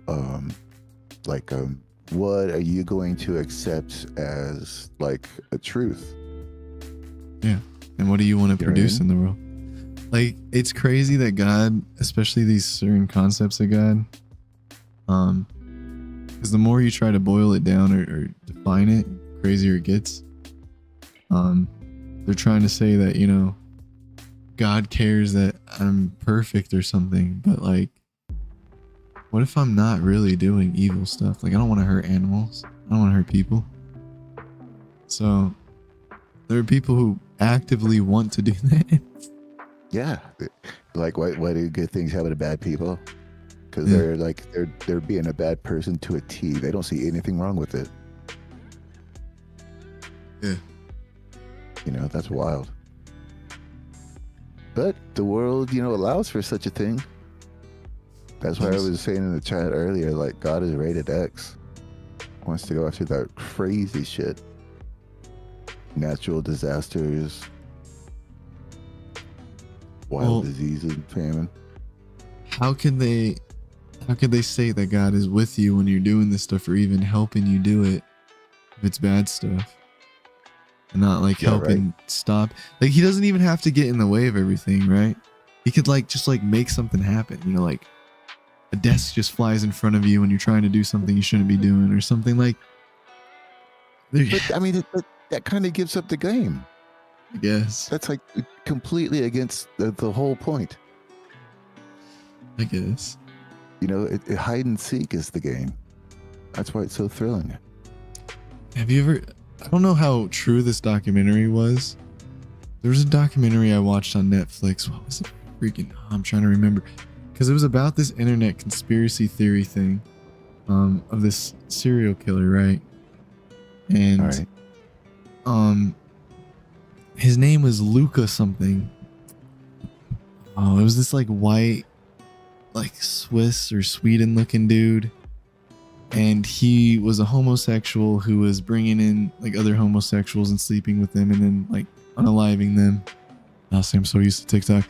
And so he's doing all this awful stuff. But this documentary got so deep in it that there's this whole conspiracy theory that Luca was set up by a mob, a cartel. And that they're this whole organization doing this stuff. No way. Yeah, and that's how Christians think, I think, a lot. And I don't know how much is true. because I have family who was involved in certain things back in their past. I don't know how truthful it is, but they say they were, and they talk a lot like that. Like it's all conspiratorial. It's all like a mob behind the scenes, and even the cops are involved, and they take it so far. That's unfortunate. Yep. You know, when it goes beyond the realms of reason, you know, I start to kind of bow out. It has to with them. Because there's groups of power like Freemasons and stuff, they have to look at stuff like that and be like, look, that's Satan and God has to be real because of this, and look at what they're doing. It's like, well, what if they're just wacko like you? Like, what if they're really just like that off their rocker and they just believe that stuff is all real and it's not? I don't know. Dude, that's 100%. That stuff's been going on like forever. When I was a teenager, that one dude used to do the radio station Coast to Coast. You know, and he would like all these like, you know, next level, you know, top secret CIA stuff would get on there. And then one time somebody impersonated the main character of Half-Life and called him and like had the lore down to a T. Like this guy knew everything in Half-Life, and he dropped it on this Coast to Coast radio host. He dropped it on him. Like they talked forever, and they went to a first commercial break, and that's when they read all the messages, and they were like, well, apparently that last person was not who we thought he was. Yeah, Art Bell. Yeah. Because they go, yep. And so it was fucking hilarious. You get all kinds of kooks going on like that. And that Bill Cooper, Behold a Pale Horse, I think was a popular book that they used to quote all the time. Talk about the Council on Foreign Relations and stuff. Those people have been selling books like that forever. Yeah, it's unfortunately what makes it fun. yeah, right. Getting all wild. I don't know, man. To me, like, the truth is way crazier than any of the stories they could make. Yeah, I could Wild believe Goose that. Chase is kind of thrilling. I could believe that just because a lot of people are nihilists as atheists, right? There's so many different atheists, it's insane. I don't want to sound like I'm putting one in a box or something. There are a lot of nihilist atheists, right? Yeah, no, I get that. Even positive ones. Nihilism, I don't think has to equal negativity, but it just means you don't believe in anything. Right. And so, but I'm not like that. I can't. I think that if there was a truth, I would be more anti-theist to a lot of it than if the truth was bullcrap, at least. If it was all these gods and none of them are good and they're all tricky, I'd be pretty like, okay, why would I follow any of these guys? Maybe like there are some peaceful gods like in Hinduism and in Buddhism, there's a peaceful way of life, but like, I don't know. Nobody knows an answer beyond this. That's the thing, is like, we're all kind of at the same spot. What we know is like, we have our experience and what we feel. But you don't know if that goes away with you, you know? And I hate to say it like that. Like, I don't know either. But I've went. That's why you keep searching. You what you're looking for is a self-abiding realization. It's technically is what it's called. It's the only kind of thing that quenches that type of dialogue.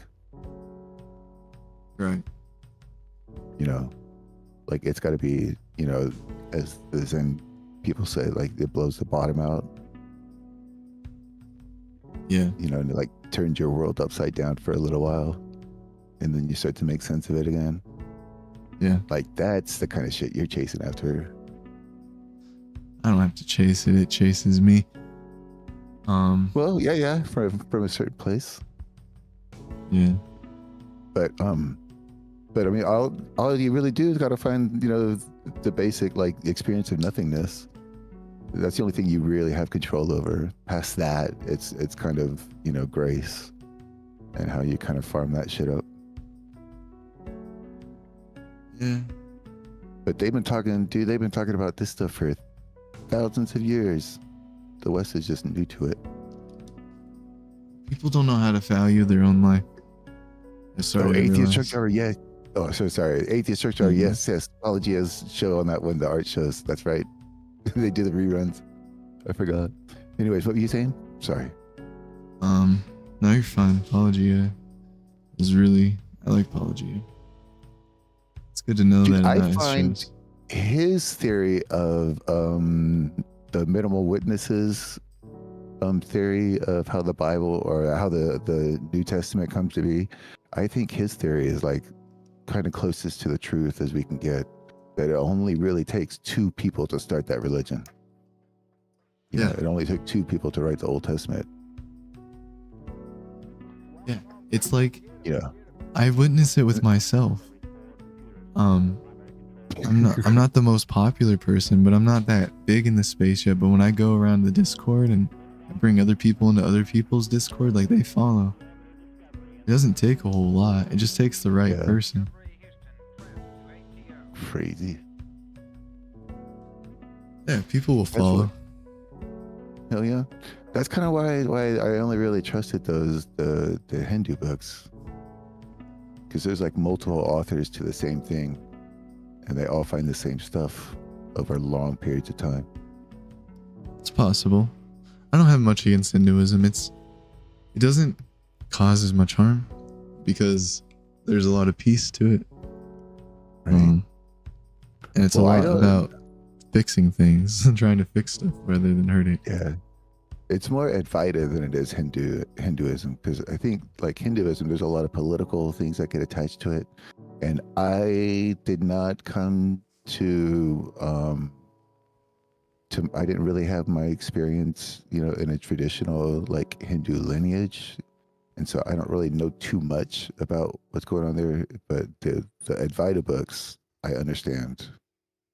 And they're kind of like a subsect of Hinduism. So I should clear it up and just say more Advaita than Hindu. Yeah. Well, and that's the thing about all that is it's a little too complex for me. There's so many different things you can get into. I have to like spend time and so it's hard for me to do anything with any religion or any belief system. It's even hard for me to deconstruct and be a part of a deconstruction community. Because I've read the 48 Laws of Power. I've read a lot of the deceptive books about people. And to me, a lot of that stuff makes sense. I've seen it in people. I've seen them do it subconsciously. I probably even do it at times subconsciously. What is that called? 48 Laws of Power? Yeah, it's a book written by, who's the guy that wrote it? I don't know if I know his name. It doesn't matter too much. I'm trying to think of his name. Right. I've never heard of it. Yeah, it's an interesting book. It's about deception and how the world is very deceptive. Just inherently. The issue is like you could say like a Christian could try to use that book and be like, see, like this proves God. But things that follow on all of that is basically the same as the Christian God. The same things that they're doing in the book, the same laws that they establish. You could say the Christian God would be doing. It's all about power. It's all about, isolating power to yourself, right? Over time and through deceptive means. Oh, yeah. Those aren't the kinds of books that I read. Yeah. I only read them because it's good to know about what people are doing. Oh, right. No, what I'm saying is I didn't find that amongst any of the religious texts that I was reading. Oh, yeah. I don't know about the Hindu text. I can't say that. Yeah. All I can say is with the Abraham. There's no central like churches and stuff like that. There's like some sects groups are popular than others, but there isn't like one central thing that's like controls all of it. Yeah, it's decentralized. Yeah, you can practice that stuff at your home and never have to pay anything to anybody. They try to do the same thing to Christianity, but the issue is that it's very hard to do that when Jesus is the center of everything. Oh yeah, wasn't that like one of the bigger conversations that Paul was having with Jesus' brother? Yeah. they were like they would argue about who was open to it, and Paul was like wanting to be super strict. Am I getting this right? I don't know if I'd say Paul wanted to be super strict. Paul was a little different with how he handled things. With some stuff he was strict with, but a lot of things he was like, actually, like, you know, let it be, let people be, let them you know, come to God in their way, and it's instead of the way that we need them to come. I do remember that he did not Bring the seem to be Gentiles. too impressed by any other Christian. No, it was a lot about Paul. If it wasn't about Jesus, it was about Paul. How Paul, I mean, there was some times where he was cool, but like, he just really wanted to sell Gentiles on this idea of Christianity, and people don't. If Paul even was a real person, people don't understand how much he spread the ideas of this to people, because they weren't gonna just accept this stuff. So he had to like manipulate it and change it around a bit, and like make sure that people would be like, yes, Christianity's okay. Yeah. What a crazy thing. Yeah. It's crazy that it just stuck around so long. That's the part that I don't understand. So it's psychology is learning more and more. I think it has to do with that. So they're learning that people who are predisposed to religion, either by their family from generations on generations, they have more of like predisposition to that whole thinking. Where somebody like who genetic. doesn't. Yeah. Yeah. So Dude, what if I've got like monster genes? I don't know. And then I also got the RN one, you know, from the good genetics from the Hindu Valley.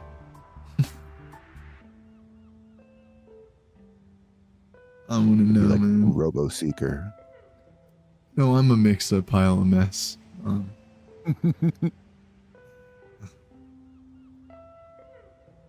But yeah, I don't know. Like I had really good experiences with just a handful of methods, so I just found a couple that worked for me and hit the ground running. Oh, you got to do what works for you.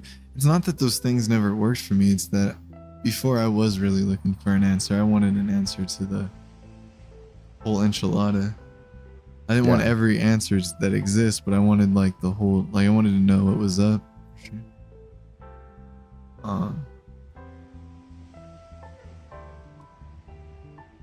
To those under the law, I became. Right.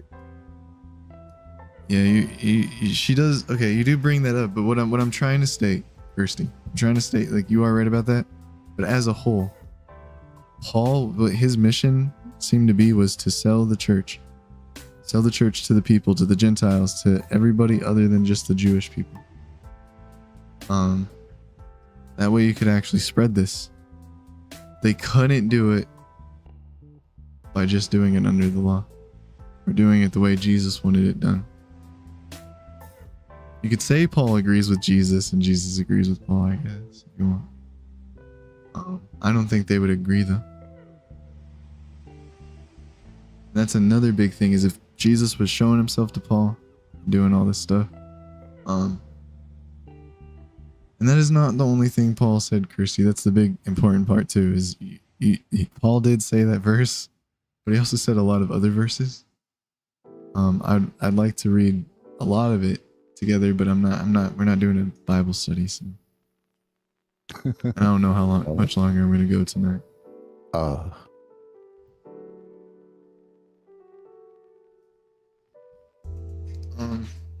Yeah, but James, I would say more was focused on works. The person you're saying was Jesus's brother. Peter also kind of disagreed with Paul in some ways. You can say he adapted to the Gentiles. You can say that's what happened. You have to disagree. So was James like more like Old Testament Jesus? Hold on one second.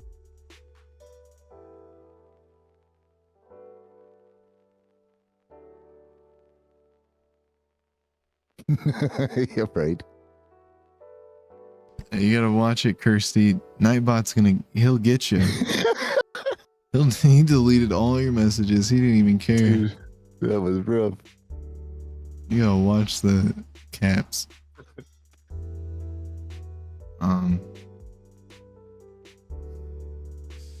Look, I think you bring up something interesting, Kirsty. I wish you'd come up and talk to us about it, but I do think that whether Paul even knew he was doing it, I think that's what the plan was. How do you sell Gentiles on it? Hook, line, and sinker. And if it wasn't, then why? Like, it worked. See, like, if Christianity was this religion that they wanted it to be, and it was super tight knit, and it was going to become something from the Holy Spirit and Jesus, it would become this unified front eventually. It has to defend itself against the evil of the world. It would need to be a unified front. It would have to be the thing standing up against the evils of the world at the end, the only thing.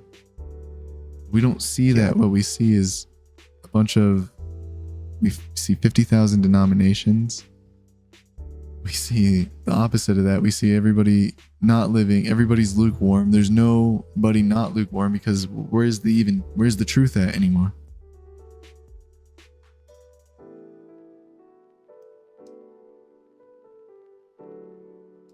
Yeah, I heard a quote once that was talking about something like,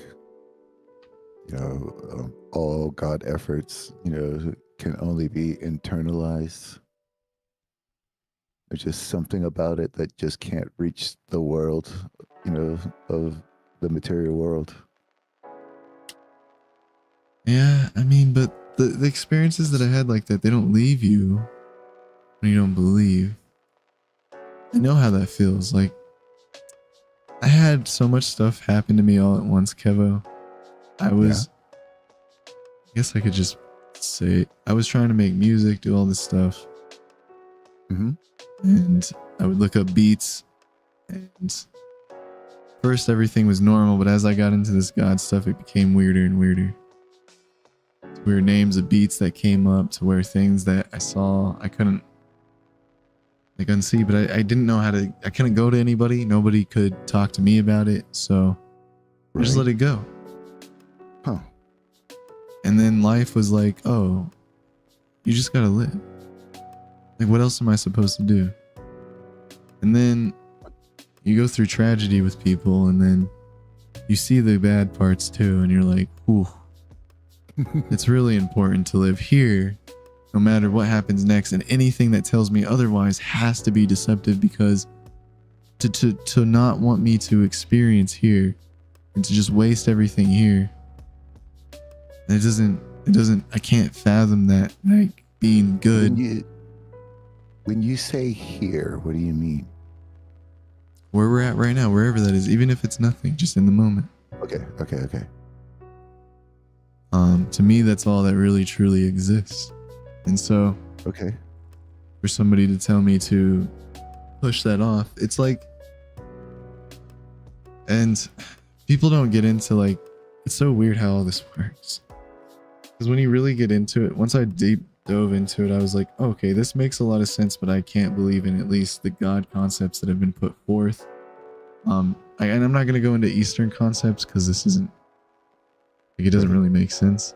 The Western concepts that I know and that I acknowledge, every single one that was put forth, once I broke it down and took a critical look at it, it was like this was manipulated by people who gained power, and then somebody else did the same thing, and it was always the same thing, and they just tricked the less smart people. They tricked the people who were easily gullible. Oh yeah, it's because they heard about old books and they had to make their own old books. That's where Islam comes from. In the early Islam conversations, it was a whole bunch of hate against the Crusaders, because they had a book that united them. And so then they come up with the Quran, and all of a sudden it unites.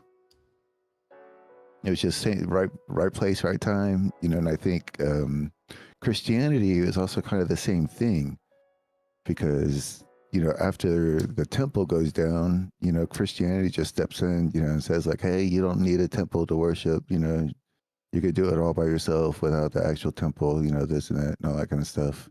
Yeah. So I feel like it's just like a right place, right time, and it just kind of, proliferates. Wasn't there like more than a few efforts to kind of quelch it and get rid of it? But I think it was like wildfire by then. There was some, but what it more was is there wasn't a lot of unbelievers back in the day. 'Cause there was less science to explain things. Yeah, There was right, less right. advancement in so many areas. So what you had was a lot of people who were gullible, listening to these people who were in charge fighting each other. So it's not that it's not that Christianity thrived in one way or another. It's that you had a bunch of different sects. You had Gnostic sects who fought with non-Gnostic sects. You had the Crusades. You had all these things. After Jesus, this is the crazy part. You're supposed to be loving. People are going ham and spreading this message. So it's not like we're spreading the message of Satan going ham. They're spreading God's message doing this. And then this happens for so long that it's like, why? And we're still doing it to this day, technically. I mean, Donald Trump and their playbook is the exact same playbook that the fascists used back in the 1940s. Oh yeah, totally. And religion is the center of it all. Hitler even used religion as the center of it all. Nope. He just, I don't know. And Kirsty, I know about Orthodox. If you're talking about Eastern Orthodox Christianity, the thing about that is I was on a Christian Reddit when I was a Christian. And there's all sorts of denominations on that Reddit. And the two that the two that were constantly disrespectful, the people, surprisingly, from the two denominations were Eastern Orthodox and Catholic. I don't know why. Really? Yeah. The Eastern Orthodox, they think that they're the chosen people of God. So if you're not Orthodox, it's basically like you're not part of Christianity for the most part. And you get ostracized like a lot of other sects like that.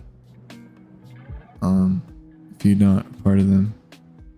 Oh, I know they all do, but like, yeah, I shouldn't point out one, huh? But I wanted to be an Orthodox Christian because there's some badassery to Orthodox Christianity. It can be pretty badass. If you look at it in the right way and you really are committed to this kind of lifestyle, like it could turn into a badass thing. But like, for the most part, I just couldn't do it because I was deconstructing and they just didn't have any of the answers. Wish they did. And even if they did, I felt like I was screwed anyways. I really did. You can't get help, and when you're trying your best, you start to feel like maybe you're against God, or like it's like one of those predestination things. You're just damned it for all eternity, and that the love more becomes like gaslighting because you're trying to see it like love, but then it's like, how is this love? I tried. Yeah. I'm down to try other practices. I guess I don't know.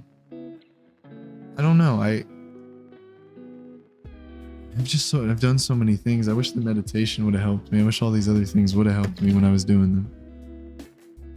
I never tried to practice any religion specifically outside of Christianity, but I did try to meditate, find myself. Dude, I was hooked. That shit was so dope. Yeah, I get hooked on these now, though. I get hooked on talking to people, and Oh, I'm sure. Hell yeah. it's weird. It's a weird world. I don't know if Get this hooked is on healthy. listening to 'em. Yeah. Yeah, I think you have to have a bit of mental fortitude, no doubt. Yeah, people really like these things. Especially on TikTok. And they like hating on you. They like reporting you and hating. They want to ruin Yeah. your life. It's the fun. Hell yeah. That's when you know you're doing it right. I guess, right? Yeah.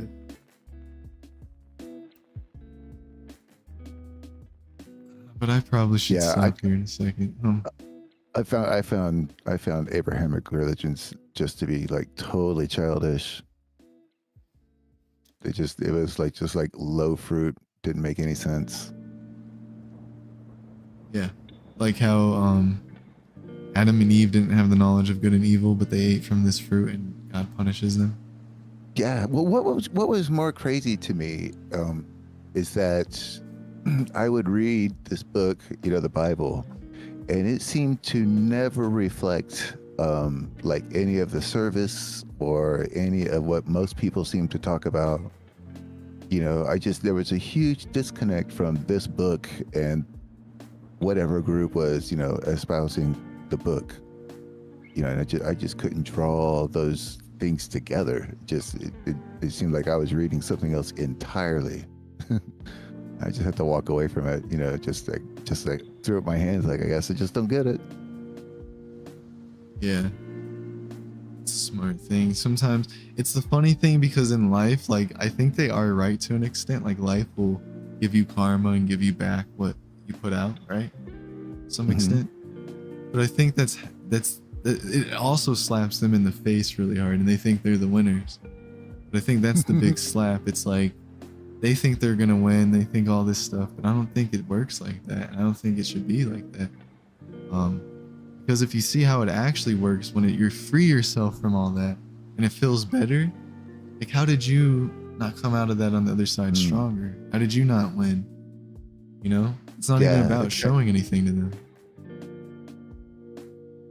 Yeah, right. Yeah, my whole family thinks that everything that I went through is like some weird situation, but they also don't, talk to me at all about it because they know that I'm gonna, just totally trash Mormonism. Yeah. So that they won't even bring it up with me, which is probably for the best. Yep. Because once they start thinking for themselves, they'll get out of it too. And Dude, it was my brother and I. We were riding skateboards in northern Japan. Like the last thing we wanted to do on Sundays was, go to some stupid church. Everybody's ripping it up, and so, we were absolutely the last candidates to become Mormon kids. We were just raising hell. There was no adults in Japan that could stop us. So it was too awesome away from church. love Japan. Hell yeah, dude. Japan was rad. I was very lucky. Oh, before I end this, I'll say one thing. Have you ever played Persona? No, I've heard of that game though. You should maybe look into it. It's like an RPG, isn't it? Yeah, maybe look into the 5th one. Well, I doubt I'm ever gonna play a video game. The only video game that I play is Flight Simulator. This is like Flight Simulator, but you're in Japan. And it's an RPG. That's crazy. You know what's funny? What's really crazy is like Japanese food in Japan tastes better in Japan because everything else you're smelling and absorbing throughout the day. Like anytime I tried to have Japanese food outside of Japan, it just never, like it's never the same. No matter how close it is, doesn't even get close to that. Because it smells like America here. It doesn't smell like Japan. Kirsty, I'm not ever trying to be hateful or hurtful to anybody, especially not anybody specifically. I don't want to hate on Christians. That's not the point. I don't even do these things to mock or hate on Christians, believe it or not. Oh, yeah.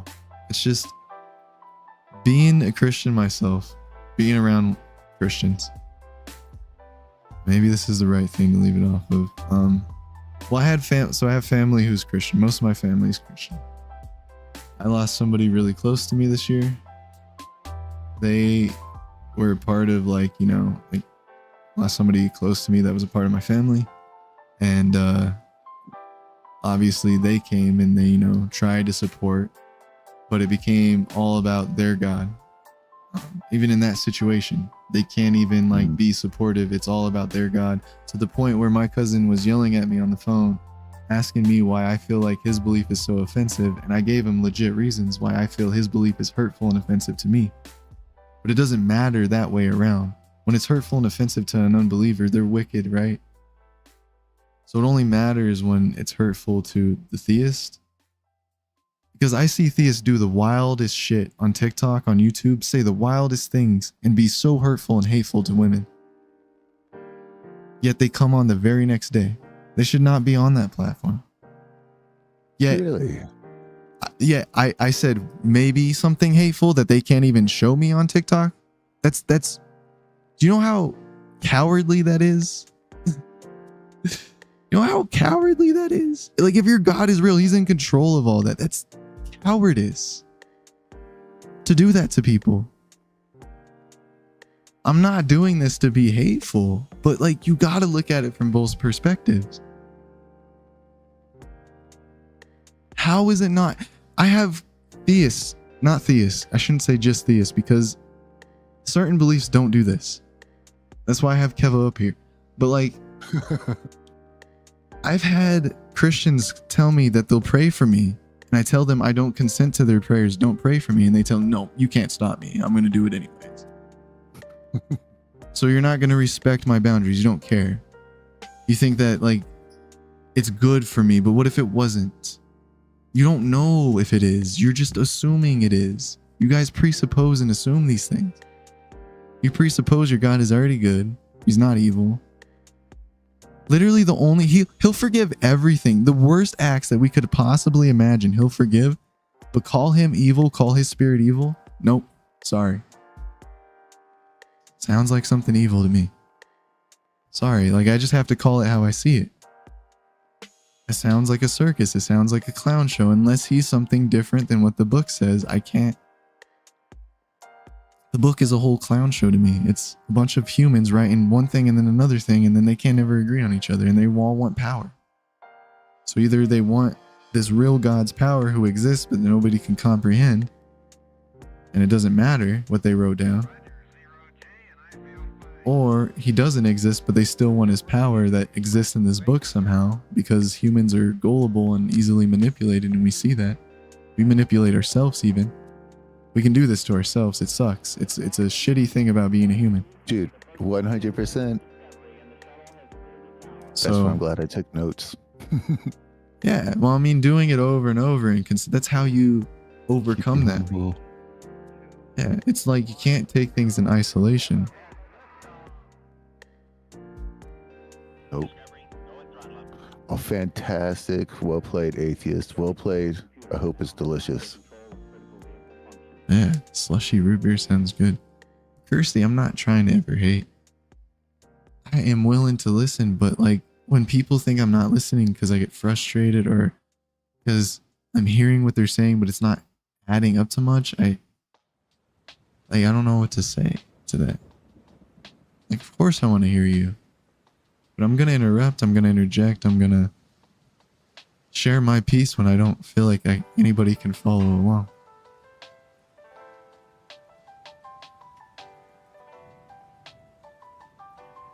Don't worry. I don't want to worry if you're here and you're a Christian. I think you should be able to talk to people. Just don't think that you control everything. Don't think that you can come into every single box, into every single live, into every single person's thing and tell them how it's going to work or force them to listen to you. Because it has to go both ways. And I don't think a lot of theists really can even open their mind up. Keep using the word theist as a general sense, but I don't think a lot of Christians, I don't think a lot of believers in the Abrahamic faith, I don't think a lot of believers in certain areas can open their minds up, because if they do, it targets and it has conflict with that indoctrination. So then you have to start fighting that, and that's the thing that got you in there. So when you're fighting it to get out and actually using your brain and fighting for freedom. I was not in Justin's live tonight. I wish. Well, was it cool? You probably got a Muslim or something. He always gets Muslims. There was one in there. And made an appearance. Just mention Aisha. I mean, just mention anything that Muhammad did with her. Like, I was reading a book where they were talking about like they took a big group of writings and they found out that they were all just stolen from this little Christian church, like literally like right up the way, just rewritten, you know, words crossed off, and then they're like, all right, here it is, part of Muslim. It's wild. yeah, it is. It's Like sometimes like word for word, just lifted from the page. especially here in M's. And then they tell M's that he's not right. And I don't know if he's right. Because I assume that, like, you know, like he Dude, sounds M's like is he's right. Dude, he's like legit hiding. They're hiding his voice. Like no one can tell like where he's at. Like that's like legit. He's not messing around. Yeah, no, I believe it. I just, some of these things I have, like, I don't know all our creators personally, so I'm like, okay. And but everything that M says, like, I can follow. So and that's the thing with theists, I can't. Yeah, there's bad theists everywhere. Well, and I mean, I shouldn't say that. wrong. Like, I could follow a lot of what you're saying earlier, and when I was looking into Samsara and different Buddhism things, I could follow it, but it wasn't like, it's like if there's a bunch of gods, then which one do I follow of those ones? And like, do I follow Kali? She's a badass. Yeah, I mean, you can kind of like, you can kind of effectuate whoever you want. Yeah, That's the thing. It's basically just one god, you know, posing as many. You know, and the books always have like double meanings. Like, you know, you look at like a book like the Bhagavad Gita, you know, and on one hand, it's like the story of a prince who is kind of being forced into civil war to, you know, control this territory, you know, and the family has a birthright to it and all this kind of stuff. And he has he's super scared and doesn't want to do any of it. And so he's lamenting and all this kind of stuff. And he's presented with a choice. It's something like, you know, you can have like all these armies, you know, or choose, you know, God, but God can't, you know, play an active role, you know, so he chooses God and God becomes his charioteer, you know, so God kind of leads him around the battleground and, you know, talks about, you know, like life 101, you know, type of stuff. But the way Sanskrit is written, and what it is it can be read in multiple ways. And so there's an alternative reading, which is just as honest and as truthful as the first reading, where it's actually a story of Arjuna, and every family that he has to fight against is like one of the senses or some kind of element of the psyche that would be a distraction for him on the mat, you know, on his way to like moksha or liberation, you know. So it's can read as a civil war on the outside, but also like as a civil war on the inside. So the book also has like really deep and practical meaning when it comes to like, you know, the actual practice itself and things like that. So it's like super wild. Well, I'm gonna definitely look into what you recommended over time, just to learn more about it myself, because it will help me too, Dude, even as an atheist. It's all about that thing the size of a thumb. That is the most important thing. So hit me up if you got questions. Yeah. I'm gonna let you go for now, though. I'm gonna let the YouTube go for now, because I gotta get Absolutely. Cheers. Thanks, man. We'll catch up. Yeah. You have a good one, Right, Kevo. peace. You too. Oh, Thanks. if you do. Oh, crap. He disconnected. Well, if you come back on, I can give you an actual role so you don't have to get kicked from the Discord. Yeah, thanks everybody for being here.